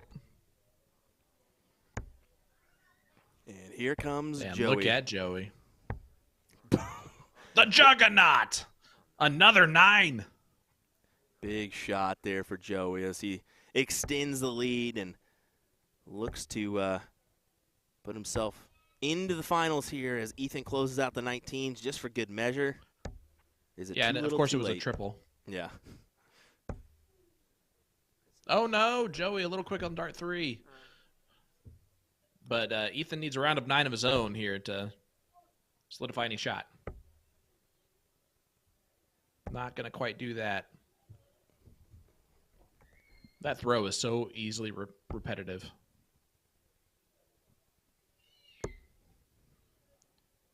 Joey goes in, takes it out, misses the bulls though, Ooh. but he'll come back with 3. Yep. Possibly. I'm just kidding. Or yeah, no it's matter gonna- what. It's going to, yeah, it's going to. Oh no. He had to hit something here, and Doesn't do it. all in the hands of Joey now. 2 more. This would be a heck of a comeback for Joey. And he gets it on dart 3. Joey Lanaugh down 2-0, comes back to win 3 on the spin and win the match. Wow. What a match, And though. Ethan I mean, is out. the youngsters gave it a go, man. That was fantastic. That was fantastic. And Garfinkel gives him a see. little love. Yep. Well, how about this? It's great to see that. I think next up will be How the about it? finals. Unless they throw us the women's, but I think it'll be the finals here coming up next. Yeah, for sure. I don't think that they're ready for the. Yeah, they're not ready for the women's. No, not yet. So give us a moment, folks. We'll be right back with more action here in just a second's time. William Stewart, Sean Green, 35th Annual Seacoast is coming to a close here in a moment. Share this around. Let your friends know to watch the action now.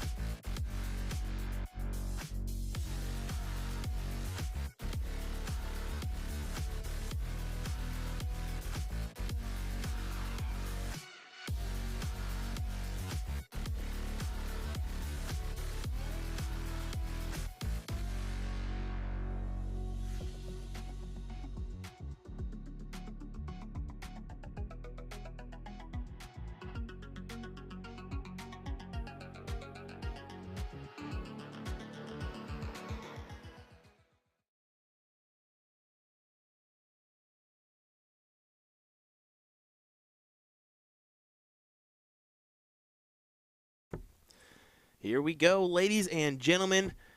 It's finals time, as the one and only Keegan Ivey would say, huh? Or Keegan Ives would say, huh? It's cricket time. It's cricket time. And it absolutely is cricket time. We got two great competitors here. Jim Fitzsimmons, local guy, local thrower, and a fantastic dart player. Maine, but still kind of local. All right. Yeah, East still Coast. Local-ish. And taking on, of course, the other local-ish guy, Joey Lenaw. The silent but deadly is what I'll go with since Dave's here. Yeah. I did want to go ahead and mention that, Jim's actually near Lewiston. So a lot of these Maine folks that came down this weekend are from that neck of the woods, actually. So good to see a lot of those Maine Strong jerseys this weekend, a lot of support for that. So, yep. Yeah, a lot of these Maine guys lost a couple friends for sure. I know that there was a couple dart players that were involved in that. So, yep. Yeah, it's heartbreaks for that community, and you never want something like that to happen, but especially close. And thoughts and prayers with everyone involved in that situation. Just terrible. Yep. Another terrible tragedy. When will it end? All right. Happens way too often here. Let's get on to this finals match. It should be an appetizing one. First to 3 legs, Jim Fitzsimmons, Joey Lenaw.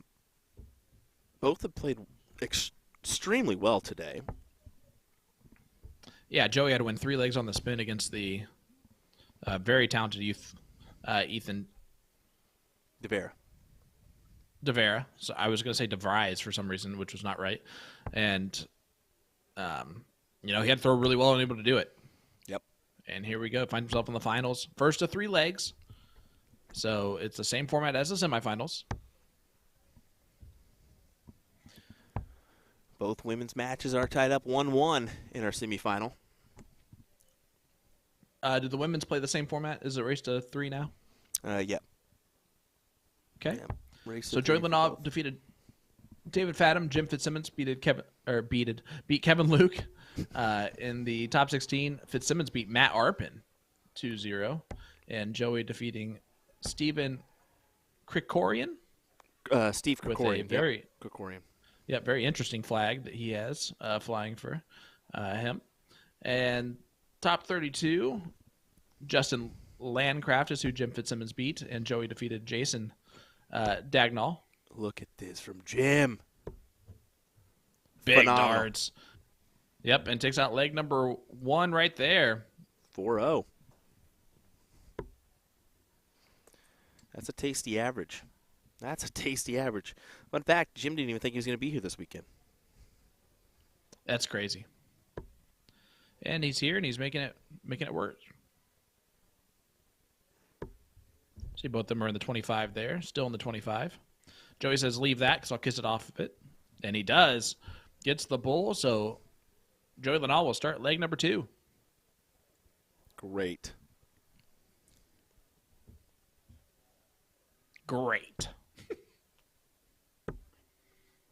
You're welcome.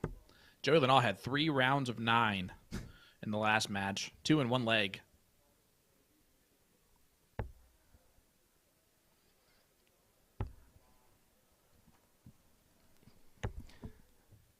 So, is Stowe Bunce's new nickname Neon Nightmare now? I like it. I like either the kaleidoscope of color You don't get or the it? neon nightmare. Oh, I absolutely love it. I do too. I think that's a phenomenal nickname that they gave him there. I know he was searching for one. I think Shot Darts just put out a question about that. So maybe nonchalantly Dan Dawson just gave him it. Yep. The neon nightmare. Oh, fantastic. The more I say it, the more I like it, Yep. It's definitely a good one. Speaking of, did you know Dan Dawson does the commentary for Tag? No. Ultimate Tag? He does the chase tag, like the ultimate tag? Yeah. That's awesome. So if you're on ESPN and you're watching tag, listen to the commentary. It's Dan Dawson. It is Dan Dawson. They brought in a British guy to do commentary for Ultimate Tag. So you know that's 100% remote. Well, of course. Kind of crazy. Jim but takes yeah. out the 20s. Stumbled upon that one. Kind of cool. That's hilarious. So here we are. This is the finals of the men's cricket here at the 35th Annual Seacoast Open. The last two events of the weekend are this one and the ladies' singles cricket, which is right now in the semifinals or quarterfinals. Yes, semifinals, both of them. And they actually played some significant catch-up. I mean, to really think of what they did here was pretty impressive because they were in the top 16 for mostly all the brackets except for one match, which was in the top 64, and it finished a little bit later. And, man, they really kicked in gear here. Well, Joey has completely blocked himself on the 18s, and now it's even more blocked on the 18s. Yeah, that was just impossible for him to get through there. I might have just insured a couple of singles, but I get why he was aggressive on the triple. And a reminder, this is exactly where Joey wants to be. Possibly down 2-0 so he can come back again. Exactly where he wants to be, huh? It's not ideal play for anyone but Joey Lanaugh. Well, I can tell you Jim Fitzsimmons is kind of thinking what's going on right now because he's really playing well. And he's playing with one leg. You can see he's not even really planting with his back foot. No. With the boot on his foot. It's better than having the boot on the plant leg, though.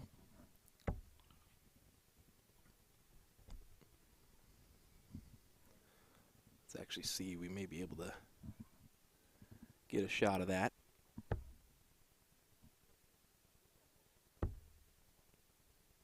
Uh-oh. Uh-oh. The old Maloney double fails again.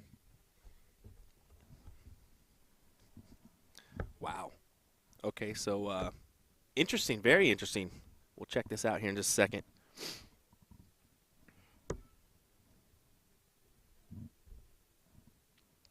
Yep. You can barely see it, but he's not even putting any pressure on it. He's actually lifting it up more than anything.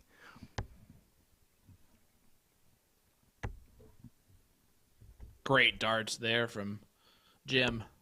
Good 7 mark. Gets a big point lead. Closes out the 15s. And Joey just all around the bull, but not in the bull. So Jim to go up 2-0. Needing the 3. He'll get it here. He'll get it here. Oh. And he jinxed him. The old commentator's jinx. Happens to the best of us and to the worst of us. Joey nonchalantly throws in a double bull. Let's do this one. One bull needed. There it is. That's a 2-0 lead now for Jim Fitzsimmons. Joey going to shoot the bull first.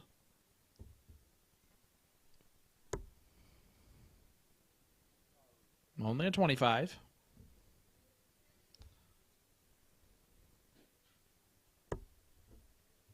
But that'll work. So Joey will start leg number 3. He's going to have to start getting something going, though.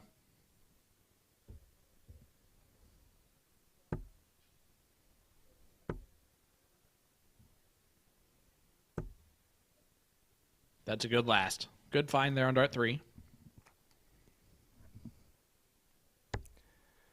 And Fitz right after the 19s. That's going to be tough to work around. Proves to be the case. Do you like the one flight of a different color than the other two? No. Or are you a set, like, I need it to be this color and... You know what you know what color I use? White. Black? White. Yeah. I use white flights. I never use a black flight. I'll never use a dark flight, ever. The reason why?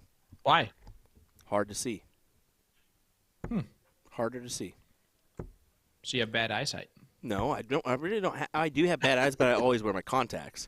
So the thing about it is right. I just want the Same. I just want the most thing I can see and pops the most. So I usually choose white because every once in a while I'll look at my flight to throw a dart in there.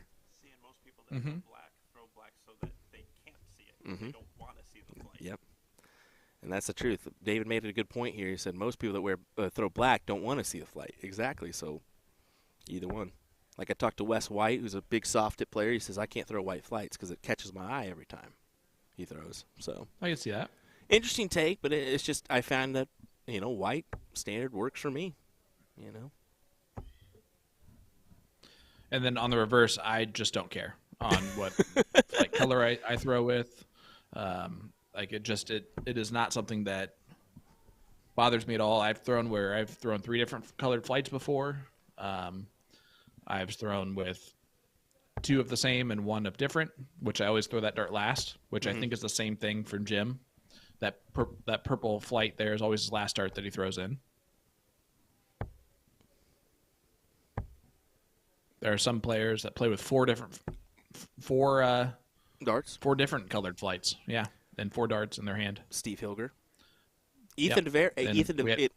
Ethan DeVere, if you notice that, he actually uses he matches the Filipino flag. Yep. Good 7 mark there from Fitz. But yeah, he uses the blue, white, red, and yellow. Usually it's the white shaft. I was going to say that's too many. Well, That's Steve Hilger numbers. I can tell That's you that Steve Hilger does that. And then Ethan does the white shafts, blue, yellow, red flights. Yep. Well, no. Jim's looking not. Yep. Joey, of course, wins this leg because he has Jim right where he wants him. So now it's 2-1. If it gets to 2-2, anything can happen. Oh, that'll work. Joey says leave it. Interesting. Yeah, that is interesting. Maybe he liked to lie. I didn't, but No. to each their own. Well, Jim will go first here in this 4th leg. Yep, 2-1. It is a 2-1 scoreline. Maria over Callie. Carolyn 2-1 over Paula Murphy. Yeah. And Carolyn's throwing a 2.94 average right now. Yep. And Maria Carley and Callie West 957, 936. My goodness. I was wondering what was taking so long. Oh, my word. That makes sense. They're in a gruesome battle right now. Both throwing 3 pluses in that leg, 3-3 and a 3-2.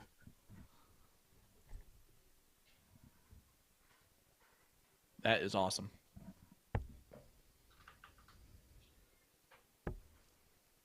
Fitzy with a Now nice. Callie's over 1,000 points. Yeah, Fitzy with a nice close there. I don't know, maybe points would have been the better option there. Yeah, I don't think it hurts him that much. It doesn't hurt him. Now just to close the 18 after you hit one single 20. Yep. He's cruising. Yeah, but why? I don't know. I think the 20 would have been the better second dart. I agree completely with you there. But whatever it is he's doing is working. It's working. Last dart was just a bit outside for Joey. And when you trip the 7 with a second, just stay on the 7. You already tripped it. Yep. Good point there made. But Davey was sitting next to me. He says, when you trip the 17, why not just stay there and get more points? Too. Yeah. I mean, you could have used that. You could have used that to his advantage. But Joey, looking for the 16s. And only a 2 mark on the 16s. And that's the other thing that Fitzsimmons is doing is it's forcing Joey to stay on one number. He is dictating what his opponent has to do.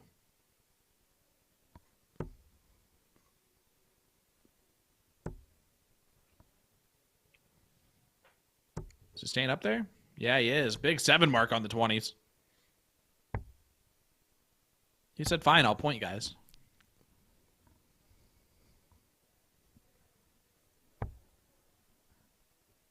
And Joey with a 7-mark follow. 4 points, is it enough? It is enough for him to take the first stab at it. Uh-oh. Door opener. The purple guy didn't even help him out. Yep. Door opener. But he's got to hit the triple. He does. With the last, but...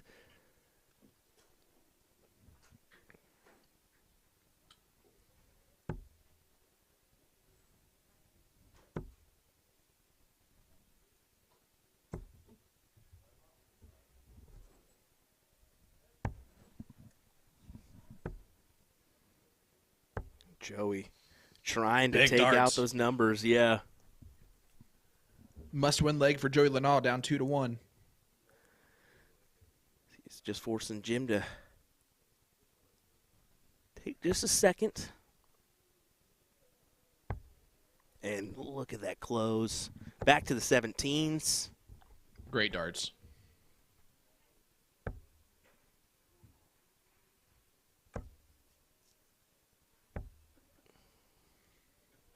So we have this match and then the finals of the ladies Yes. singles cricket, and that's all she wrote.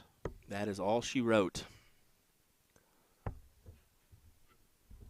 And it's cleanup time is. You don't have to go through that one because you're at the comfort of your home in Indianapolis, but that's okay. That's okay, bud. That is a nice bonus. I'm going to be honest with you. It very much so. That being said, you don't want me to touch any of your equipment anyway, Yep, so you're right. I don't have to clean up either way. Yep, you're right. 3 for the win. Un más, por favor. Oh! Oh, no! Joey just looking And Joey has off winning into the, darts. Yeah, just looking off into the distance as he knows he's got match-winning darts, or leg-winning darts. I should say match-winning darts. Yep. Okay. He can't believe he gets this opportunity, and there's the great first start. And you see Jim go, 2 17s. what the heck? There it is. Let's go to last leg decider. Joey Lenal cleans it up in the last little bit, but let's go the distance. And you can see I told you. Jim was sitting there going like, well, what can you do? Oh, Joey. Joey elongated that too. He was like, oh, Yeah. all right. He's like, that's what I'll do right there? Okay. Well, that one does go to Jim. I was expecting maybe a little Jason Barlow there and just giving it to him. Just kidding. You always got to hope.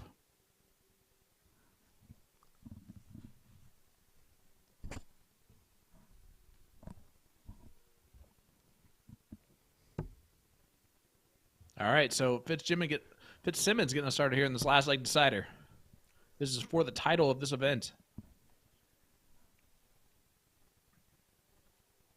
Look at him go all the way over, Sean.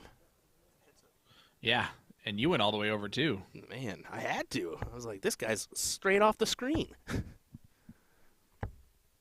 I think he was actually Great touching. 5-mark follow. I think he's actually touching the hockey next to it.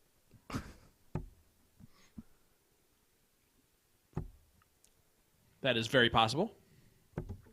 Look at Is that. there still an Aki next to it? Oh, yeah. They haven't touched the 4 boards up here yet. I'm pretty sure they haven't touched the other row, too, because the ladies are playing on those. But Okay. most of the work here is done by the crew. They've F1 pit crewed this one. Yep.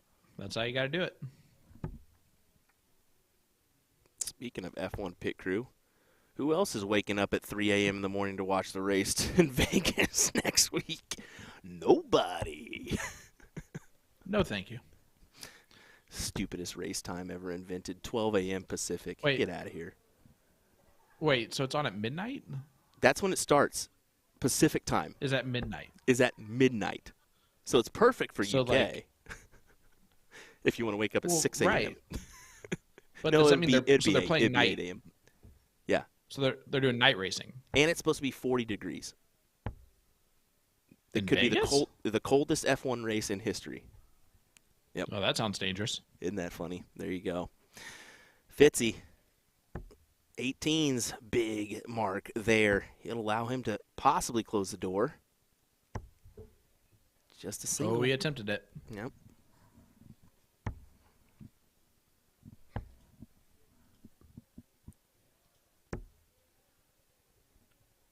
And Joey went for the close there on dart 3. Does not quite pull it off.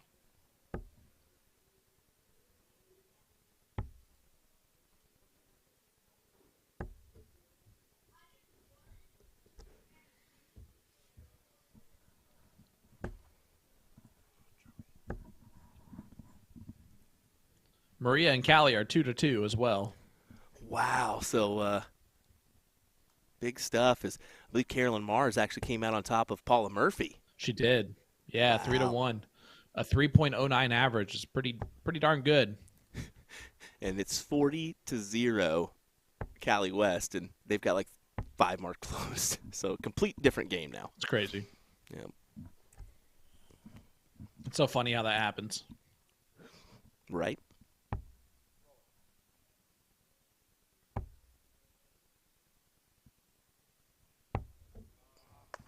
Oh, and Fitzy was trying to find something bigger than that. Giving Joey an opportunity. Great close. Goes back to points. Beautifully done from Joey Lenaw. Yes, sir. Looking promising as he's got the 17s in his advantage. Can Fitzy hit a big 15? He can. Good shots for him. Barely puts him out in front, but Joey's going to quickly close, I think. Not so fast. Not so fast. Well, if you think about it, Jim was 1 bowl away from winning the match. And right now he is a touch behind, but not anymore. That's a big first start on the 17. That is gutsy. And he closes that 17. That is gutsy. My goodness. And he gets the 2-point advantage. Yep. So now if you're Joey, you go bowl first, and then close. Oh, Joe. Stays right there. Yeah, Fits. because he's not happy with the first 2, yep. Fits for the win. Oh, that's perfect. Wow. And Jim Fitzsimmons is your champion. I can't believe Joey it. waves him forward. Go pull your darts before you shake my hand. That's great. The guy So there you go. with a boot won today in Yep. singles cricket. Wow. Great job, Jim. He may tear up on this one. That's going to be a lot to him. I'm going to run out there, grab some photos real quick. Wow. Big victory. Okay, that's big, and I'm going to go out there and give him a big old hug, too, because he earned Yep. it. So we'll be right back, Yep. folks. Our women's final should be coming up here shortly. I'm actually going to see if – no, Callie just won the match with a 4-4 in the leg. Wow. Wow. So it'll be Callie West versus Carolyn Mars in the final. Yes. Stay right here, folks. We'll have that one next for you on USA Darts.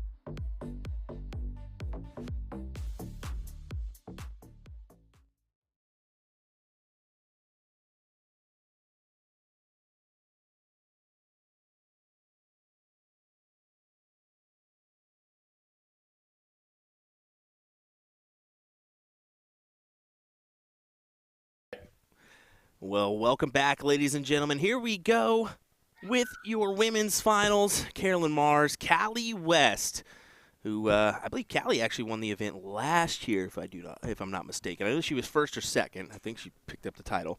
So, hey, see if she can do it again here. William Stewart, Sean Green in the background. Happy to have you here for our finals. Here we go. Oh, man. Thank you so much for having me. Thank you so much for having me this weekend, Will. It's been an absolute pleasure to see these two great dart players close out the stream is exactly what we're looking for. Exactly. You are correct, sir. Callie throwing a... This is Callie West. Yeah, throwing a great leg last go around one of her last match against Maria to win it, the 4-4. So, see who can get the advantage here in this first to 3-leg cricket battle. Yeah, this is the last match of the entire week. It's going to be a good one. Carolyn Mars this is my first time seeing her play. I've heard the name before and all that stuff, but a very unique throw that works very well. Yes. We talked about it yesterday. It's because of her follow-through. Yeah. We talked about it yesterday, how she has a very unique grip as well. So yes. it's something to keep an eye on.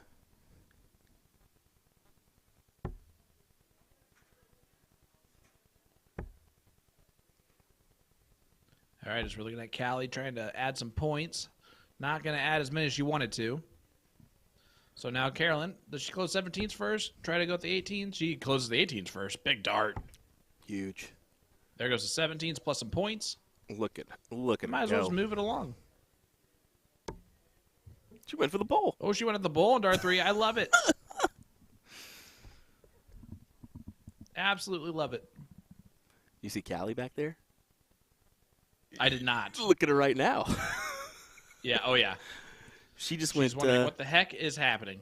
Well, she saw the bowl look, and she goes, okay, all right. Hey, whatever works. And unfortunately, Callie unable to get really anything going so far in this leg. And on the reverse side, Carolyn's throwing fantastic.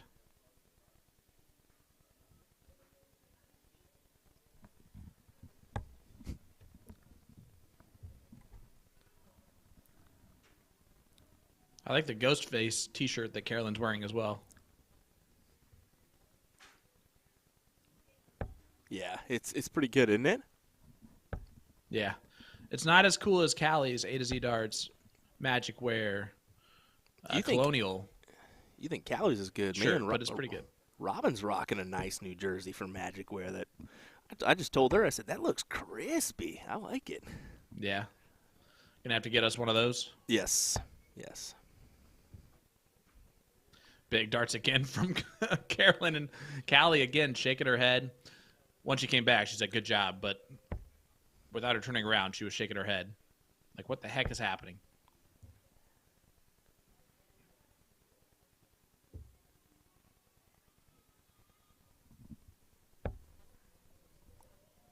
And that's what's happening. Is Callie's just not throwing very well in this leg, and Carolyn is. She's going to try and take out the 15s. She does so. She's just cruising right along here. Do you think of this? So Carolyn's throw is one to where if I saw that in person, I would be like, okay, that's different. This should be an easy match. And then she comes out firing the way that she's coming out firing. Do you think that that's like a mental advantage that Carolyn has on her opponent, just the way that she throws? I don't know. I mean, it's tough because Carolyn Mars has been playing for a while. She's got a name behind her. People know who she is on a national level. Right, right. But yeah, if maybe if you didn't know who she was, the name, and maybe you saw it, maybe you think you got an advantage. But I try not to think of those things when I step up to play somebody, because then you're already, either going one way or the other when you just need to think about your game, Well, that's my problem then. I don't ever think about my game. I'm just like, can I beat this person? It's tough because you see, like I've played Leonard Gates numerous times at tournaments. You see the name, you know who he is. It's tough to overcome that. So Right. You can produce your best effort, he's going to produce the same. You can produce your worst effort, and he's going to just top you by just a little bit because he knows how to do that. Sometimes 3 singles is just fine for him when he knows, he's got 2 houses already and the point league, Right. So. Well, one more bowl here. We'll take out leg number 1 for Carolyn. Unable to get it done there. Does fall into some points. That's nice. Call that a little happy accident. Yes.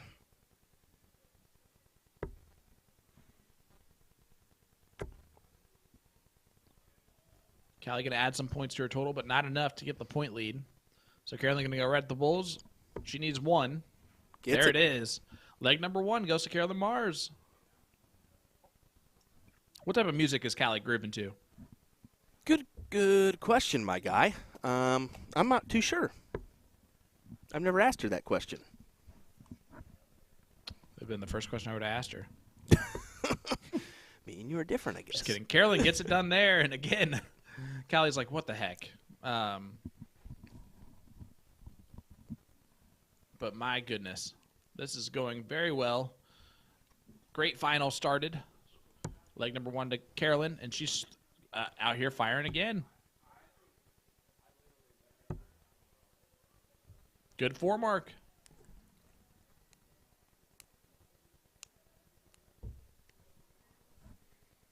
You can see the tournament room has pretty much all but cleared out of there. But they had I walked out there, they had all the boards up, and I think all the boards are down now on that one wall. That's crazy. It is pretty crazy It's to fast. think how quick they've gone at this one here. But when you've done it 35 times, you know what works.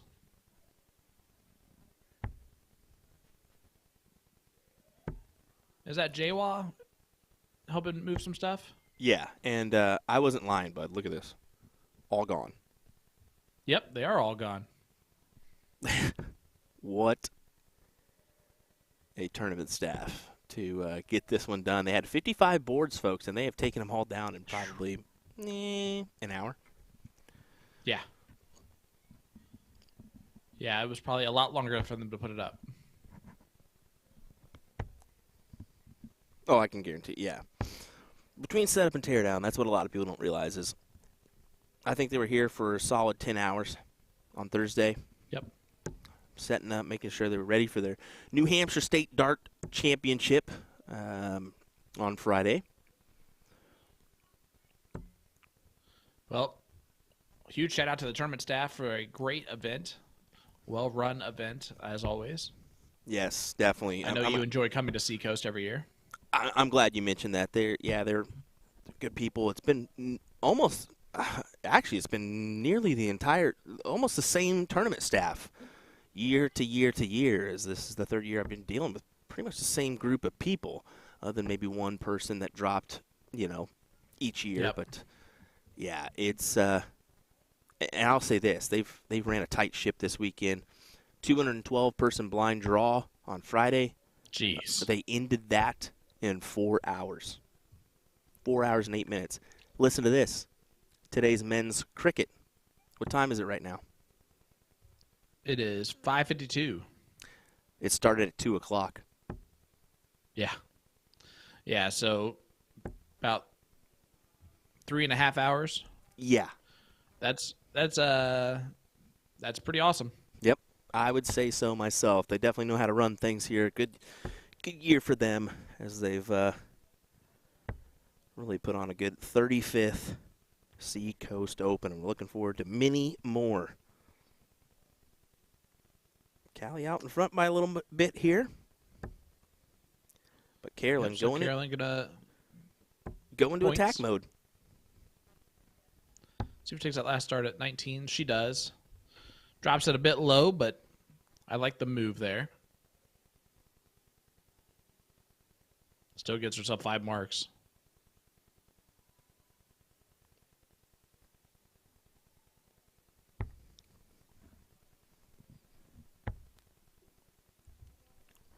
Callie just goes ahead and points a couple there on the 19. It's going to stay right there, unable to do much. Yeah, so Carolyn, she'll probably take out these 19s right now.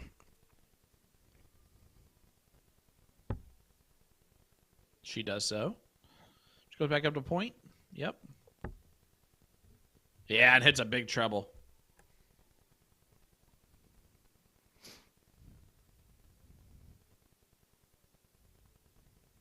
Callie taking her time. Going to look down at the 17s most likely.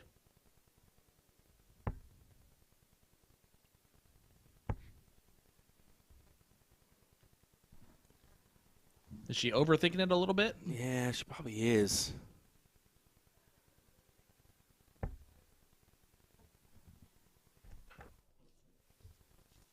Yeah, taking her time there did not really help. You see Julie Weger and Lisa Yee sitting back there. What a big 5 mark again from Carolyn. Yeah, it's always nice to see the ladies that stay and support. You know, if they're most of these ladies are going to be going home the next day. I mean, Lisa's from Phoenix. Yep. Callie and Robin do have about a 4 to 5 hour drive in the morning. So, yeah, I mean, most of your ladies are going to stay, enjoy the coverage. I know Paula from Florida, same thing. They're going to be catching their flight tomorrow. So what else do they got to do, you know? Support your friends. Exactly. And that is exactly what they're doing back there. Another great 5 mark from Carolyn. She's throwing a 4.0 in this leg. And Callie just going to go right at the bull. Gets 3 of them to close them.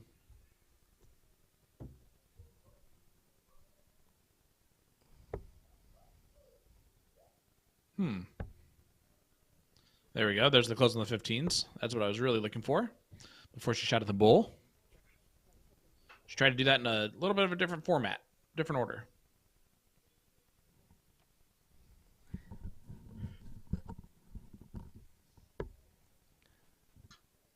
Resulting to the bulls for Callie. Gets another couple of them. She does, but Carolyn just needs a 3.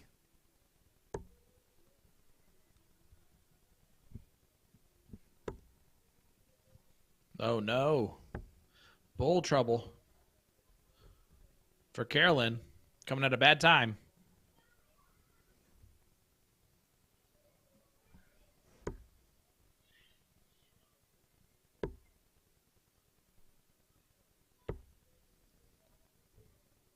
Oh, Callie 1 bull away from taking the point lead. So Carolyn again can shoot at the bulls, especially with 3 numbers.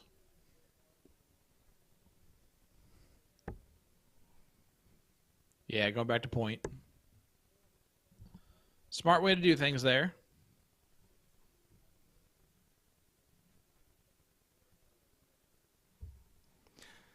Yes, indeed. I mean, Callie knows what she's got to do here. She's got to hit another one. Is that a? Oh, that's a big dart. That's a red bit. Yes, Yeah. it is. Big dart indeed. Yeah, now up to 505 points. Forcing Carolyn to go at the 18s. Only 2 of them, so Callie with winning darts in her hand, if she would like to look at that. She does not. Very well done. Takes out the 17s and adds an extra bowl to her total. Yeah, and kind of getting interesting here in this leg. All right, Nick DeShera. Yes, it is. Sorry, bud. Did I actually yawn into the microphone? No, you good. You're good. I just barely heard you and saw it, so I had to Dang it. throw one out there for the old Nicholas. Yeah, I hate pulling a Nick DeShera. I don't know if you know this, but Nick actually pulled a big thing this weekend. Yeah, what was that? He played and streamed at the same time, or at least his What? doppelganger did. Okay, so it wasn't actually him? There was a guy that I think Doug's partner looks almost identical to Nick. He was wearing a tuxedo shirt Yeah? and everything. Yeah, it was kind of funny. That is amazing. Nah, you have to go back and check it out.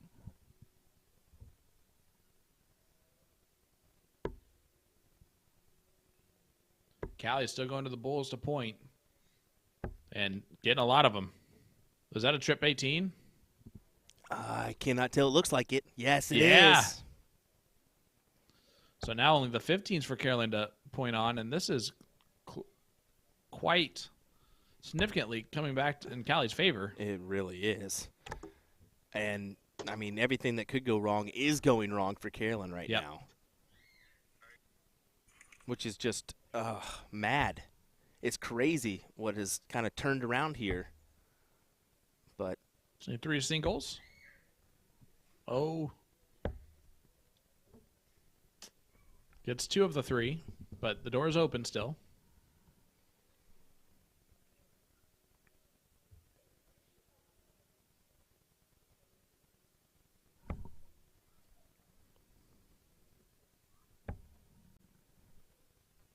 Needs a treble. no. Does not get it. Wow. What a turn of events here in this one, Sean. And Callie takes it out, leg number 2. So 1-1 score line.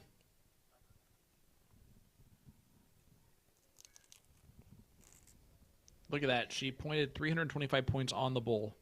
Oh, my goodness. Nuts.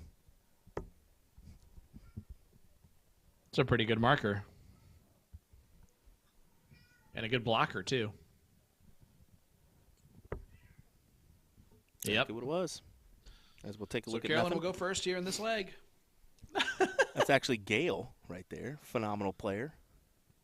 I can't believe you called her nothing. Well, what are we looking at right now? Nothing. There we go. All right. Big dart. Turn this camera around here. Turn around. I do kind of want to get the angle of these darts going in for Carolyn, especially, just because it's that interesting look, and you'll be able to see the lift that she has here. Well, maybe. Yeah, there it is, right there. You see that lift of the flight? Oh, yeah. It's kind of crazy.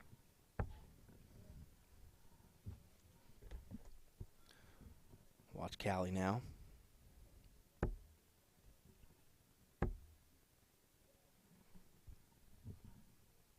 Sorry, it froze on me entirely. Did it?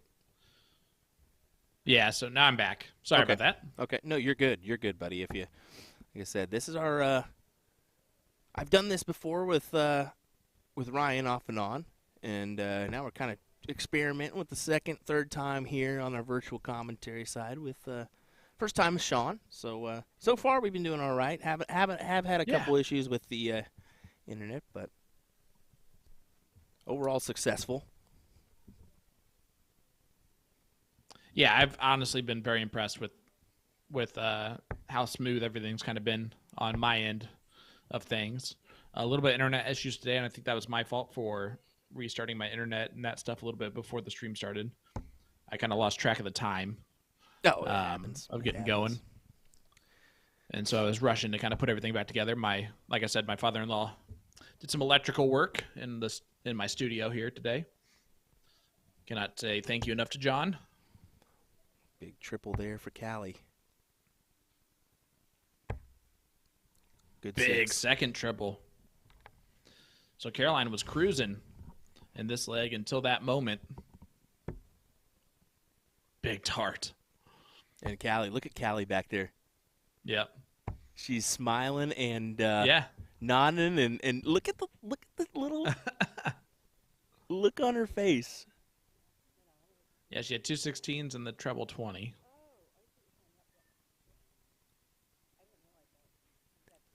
It's on Callie's scoreline, so Oh, that's why they're. backing it up, yeah, and making sure that it's Yep. good. There we go. That's accidentally hit the enter button twice.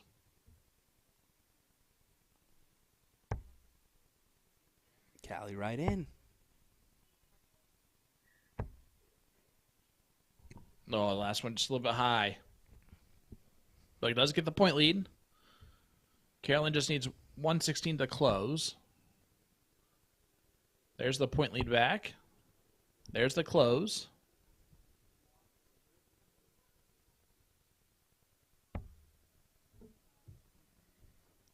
There's a lot of people that are talking about the Neon Nightmare as a nickname that might stick. I like it. I think it's 100% sticking. There's no ifs, ands, or buts about it. Stowe, the Neon Nightmare Bunts. I like it. And, you know, I thought that was weird. I thought there would be a little bit more from the European crowd about him dressing identical or somewhat like Peter Wright. But you know what? When you throw the averages you do and you kick his tail, can't really say much, can you? No, not at all. Yeah. I don't know how to tell you this. My computer screen has completely shut down on me. Oh, you're fine. If you need to hop off for a second and come back in, go ahead and do it. We'll take the reins here for you, Sean. Oh, this is so weird. Hey, it is what it is, buddy. We've had weirder occurrences. Go ahead and do what you need to do. We'll take the reins here as Carolyn Mars. Hey, it's looking back. We're good. For the win. It came back. Okay, good. Thought I was going to have to come all the way to Indy to help you put together a computer screen. Ha ha. Ha ha ha. Or not? Okay. Sorry, you skipped on me, so I didn't hear the joke. But I heard I have to go all the way to Indy, and I'm okay with that. Don't threaten me with a good time. Well, look at this from Carolyn. Big trip 20. Just falls out on dart number 3. Single bowl. Well, we saw this in the last leg. Carolyn struggled to close out the match, and Callie just started running on the bowls. Unable to do that here, so Carolyn, 1 bowl needed. And there it is. 2-1 lead now for Carolyn Mars over Callie West. Yeah, good shot indeed.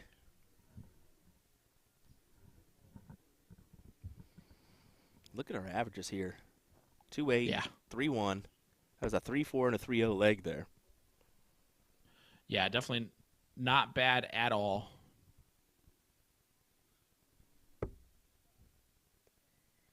And Callie will get the start here in this leg.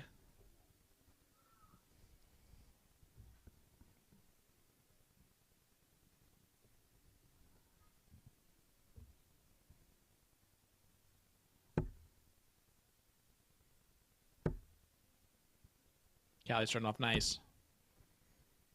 Good 5 mark from Callie West.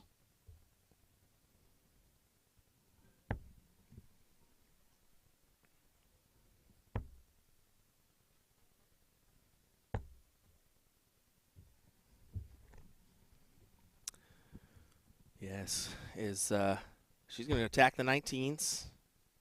Mm-hmm. That's 2. No hesitation to look Gets up. it closed. Yeah. After the first 2, you just stay right there. Yeah, I couldn't quite see if that. I thought that second one may have been just touching outside, but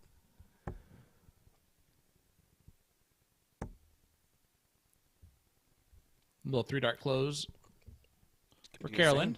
Going to do the same. Go ahead and tack that number. Yep.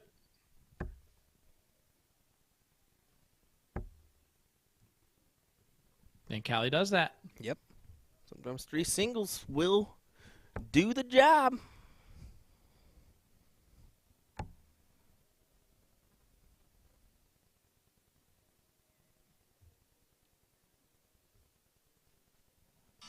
Carolyn trying to figure out what the right route is to go. Only gets 2 of them.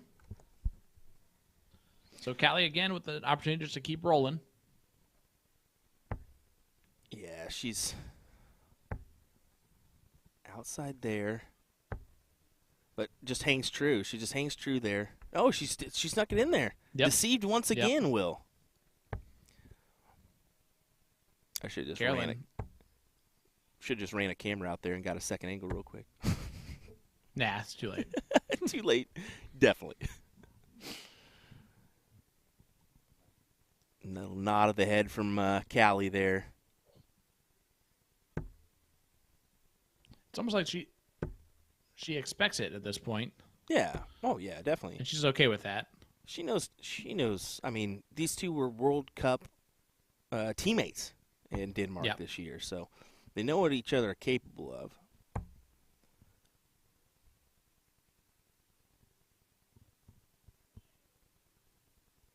.96 is where Carolyn sits currently. She does stay there to get the point lead.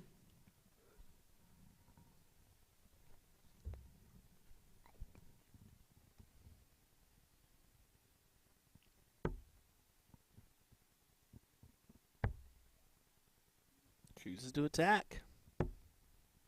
We're going back up. It goes right back to points. Yeah. Yep. I like the play. And 4 mark on the 20, so extends that lead out. I think that's a triple from Carolyn there. Mm-hmm. And another big 7 for her. Yeah, that'll work. Callie takes a deep breath here. She's probably wondering to herself, like, what all do I have to do?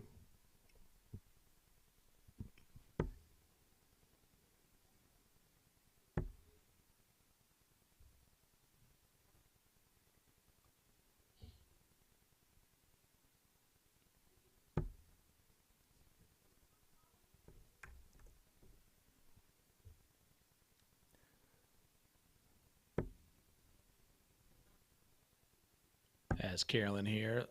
Yeah. Ooh, double. Double, indeed. But it'll work. It'll work, won't it? Yes, it will. Gets an extra point in there. Closes the 17s.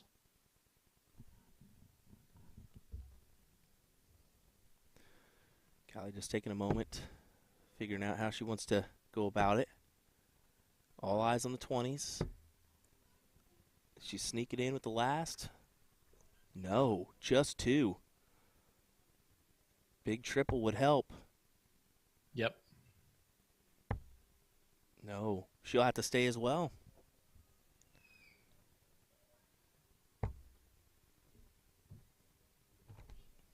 Back and forth battle in our women's final, folks. Will Callie West capture this leg and force a last leg decider, or will Carolyn win it outright? It's a great first start from Callie. Callie tries to follow it with a close on the 16s, unable to do so. It almost feels like a now or never type of scenario for Carolyn. Yes.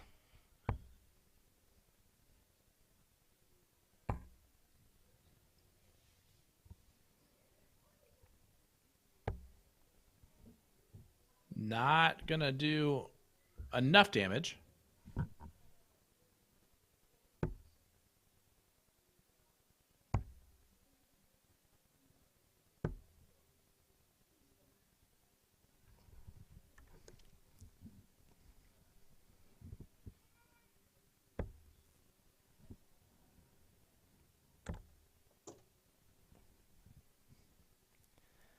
Carolyn, another one of those floor darts that just never feels good because you just not at all. That's 15. It was definitely a points on the triple. ground, or 45 points on the ground, and yeah, tough.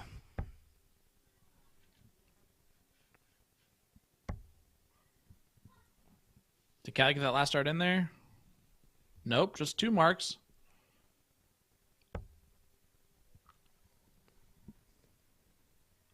It's a big moment. That's in there. It looks like. Is that in there? Yep, it is. Oh, she got 4. My. So it does get the point lead, but it's just barely. Callie, quickly close it. Yes. Back up. Folks, looking more and more like a last leg decider here. Yes, it is.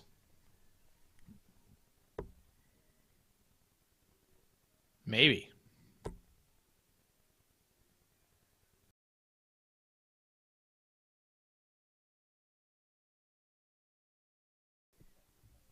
Yeah. All righty, here we go. Callie, looking for the 3. Going straight at it. She's been so dominant on the Bulls. Oh, We my. expect this to go. Yes, sir. And it does. Let's go to a last leg decider. Oh, my, folks. The last match of the tournament And we're getting a last leg decider. Wow. Gotta love it. You wouldn't have it any other way. It's what was deserved. It's what it means. And Carolyn, gonna step up here first.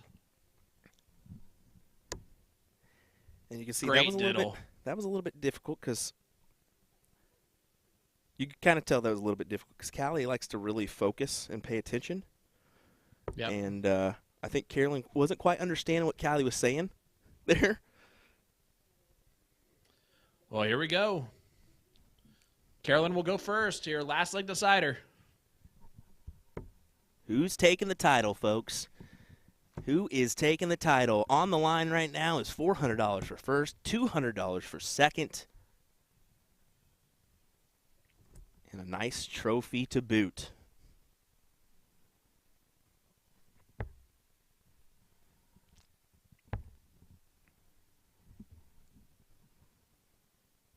Needs to find a trouble here. Does Callie just kind of stay in it? Not quite going to do that.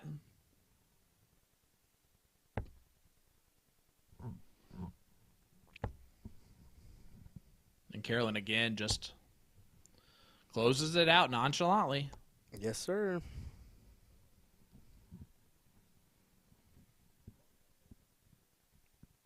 What's Callie do for a big round? Not in this one. Only 2 scored. Nope.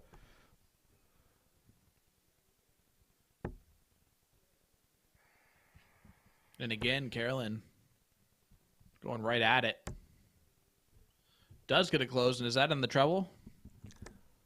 Couldn't quite It tell. is. It is. Big shot.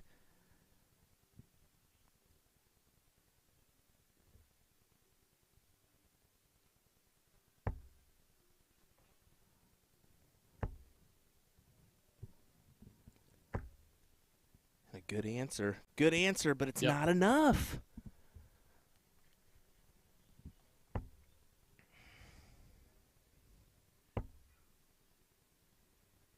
Carolyn taking a look at the scoreboard here. Going back up. That was the right move. She missed it, but that was the right shot. Mm-hmm.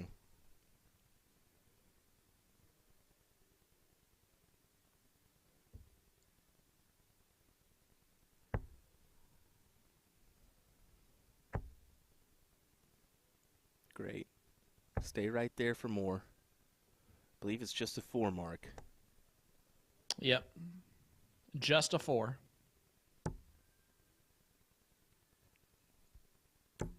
Oh, Lord. Look at Carolyn with 2 big trip 20s. Giving her the chance to And take a moves shot down. at the 17s. I like it.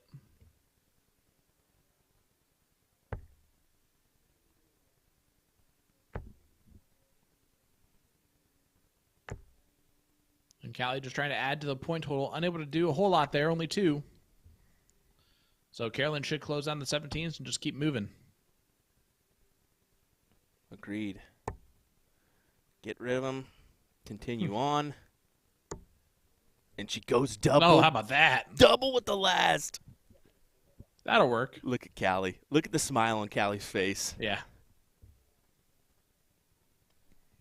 It was definitely blocked, which is why she went the route that she did. Mm-hmm. Callie making her pay for it, though. 5 16s.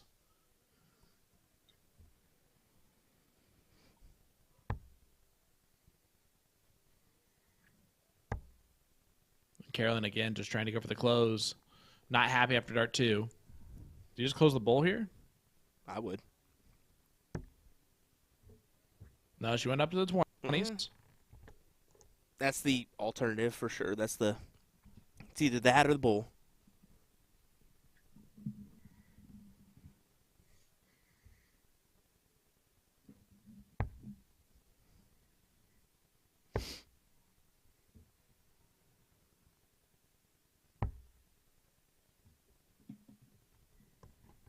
Callie only 2 16s there, so Carolyn a real opportunity. There's the close. Yep. And Back up to points. Back up to points. Back up to points. Smart dart.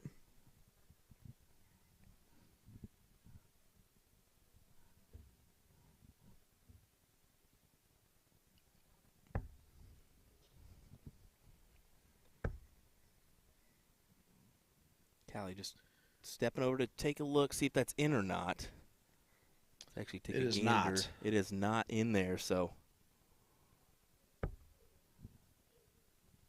Only one mark on the 15s will definitely open up the door here for Carolyn. Could win this right here. Two darts. Really she could.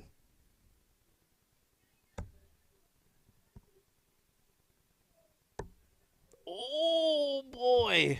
She tried it. She definitely did after hitting the 4 on the 15s. Yeah. Carolyn has set herself up for a win here. One more bowl needed, and that will do it.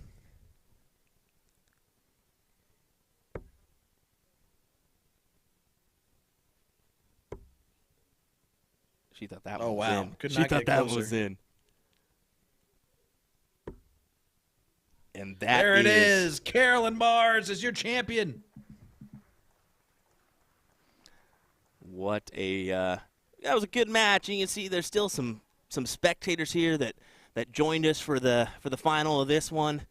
Thank you, folks, for doing so. Thank you to Sean Green for joining us as well and doing some remote commentary this weekend. Because let me tell you what, it's a more difficult task than you think to produce a good effort remotely. So thank you, Sean. Appreciate it, man. Sean, you went dead there for a second, buddy. Check your mute.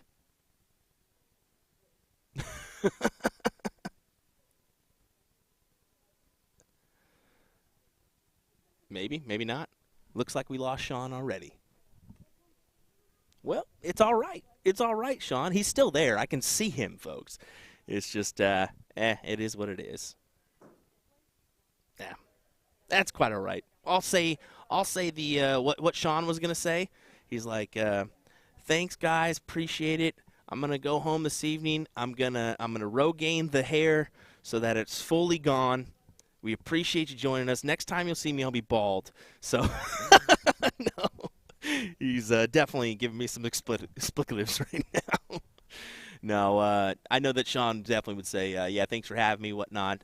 But I know we'll see Sean sooner rather than later as we got that Women's Cricket Challenger Series coming soon to the stream on USA Darts as well as the PPD. So thank you, folks, for joining us. We certainly appreciate it. William Stuart, Sean Green this weekend from our coverage of the Seacoast Open here in Andover, Mass. It's been good. It's been great. And I think we've got an MVP in Julie Weegar. He's clapping, but he's got no sound, so it don't matter, Sean. You're done. You're done. We tried. We'll work on it for next time, Sean. Thanks for joining me, man. Appreciate it. We'll see you later. Well, that's going to do it for us this weekend, folks. I appreciate you joining and tagging in as we're going to get on. As you can see, they're already going to start tearing down these boards, getting the tablets going. We're going to start tearing down as well.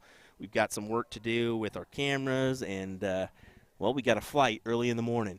So 6:35, and we're about 45 minutes from the airport. So that's going to be a fun one, but we'll figure it out nonetheless. Thanks for joining us, folks. William Stewart, Sean Green this weekend from the Seacoast Open. Big shout-out to, well, the Seacoast Dart Association for having us. It was a magnificent event, well run. I highly recommend you come next year. Join us here if you would. Take care, folks. Good night. See you later.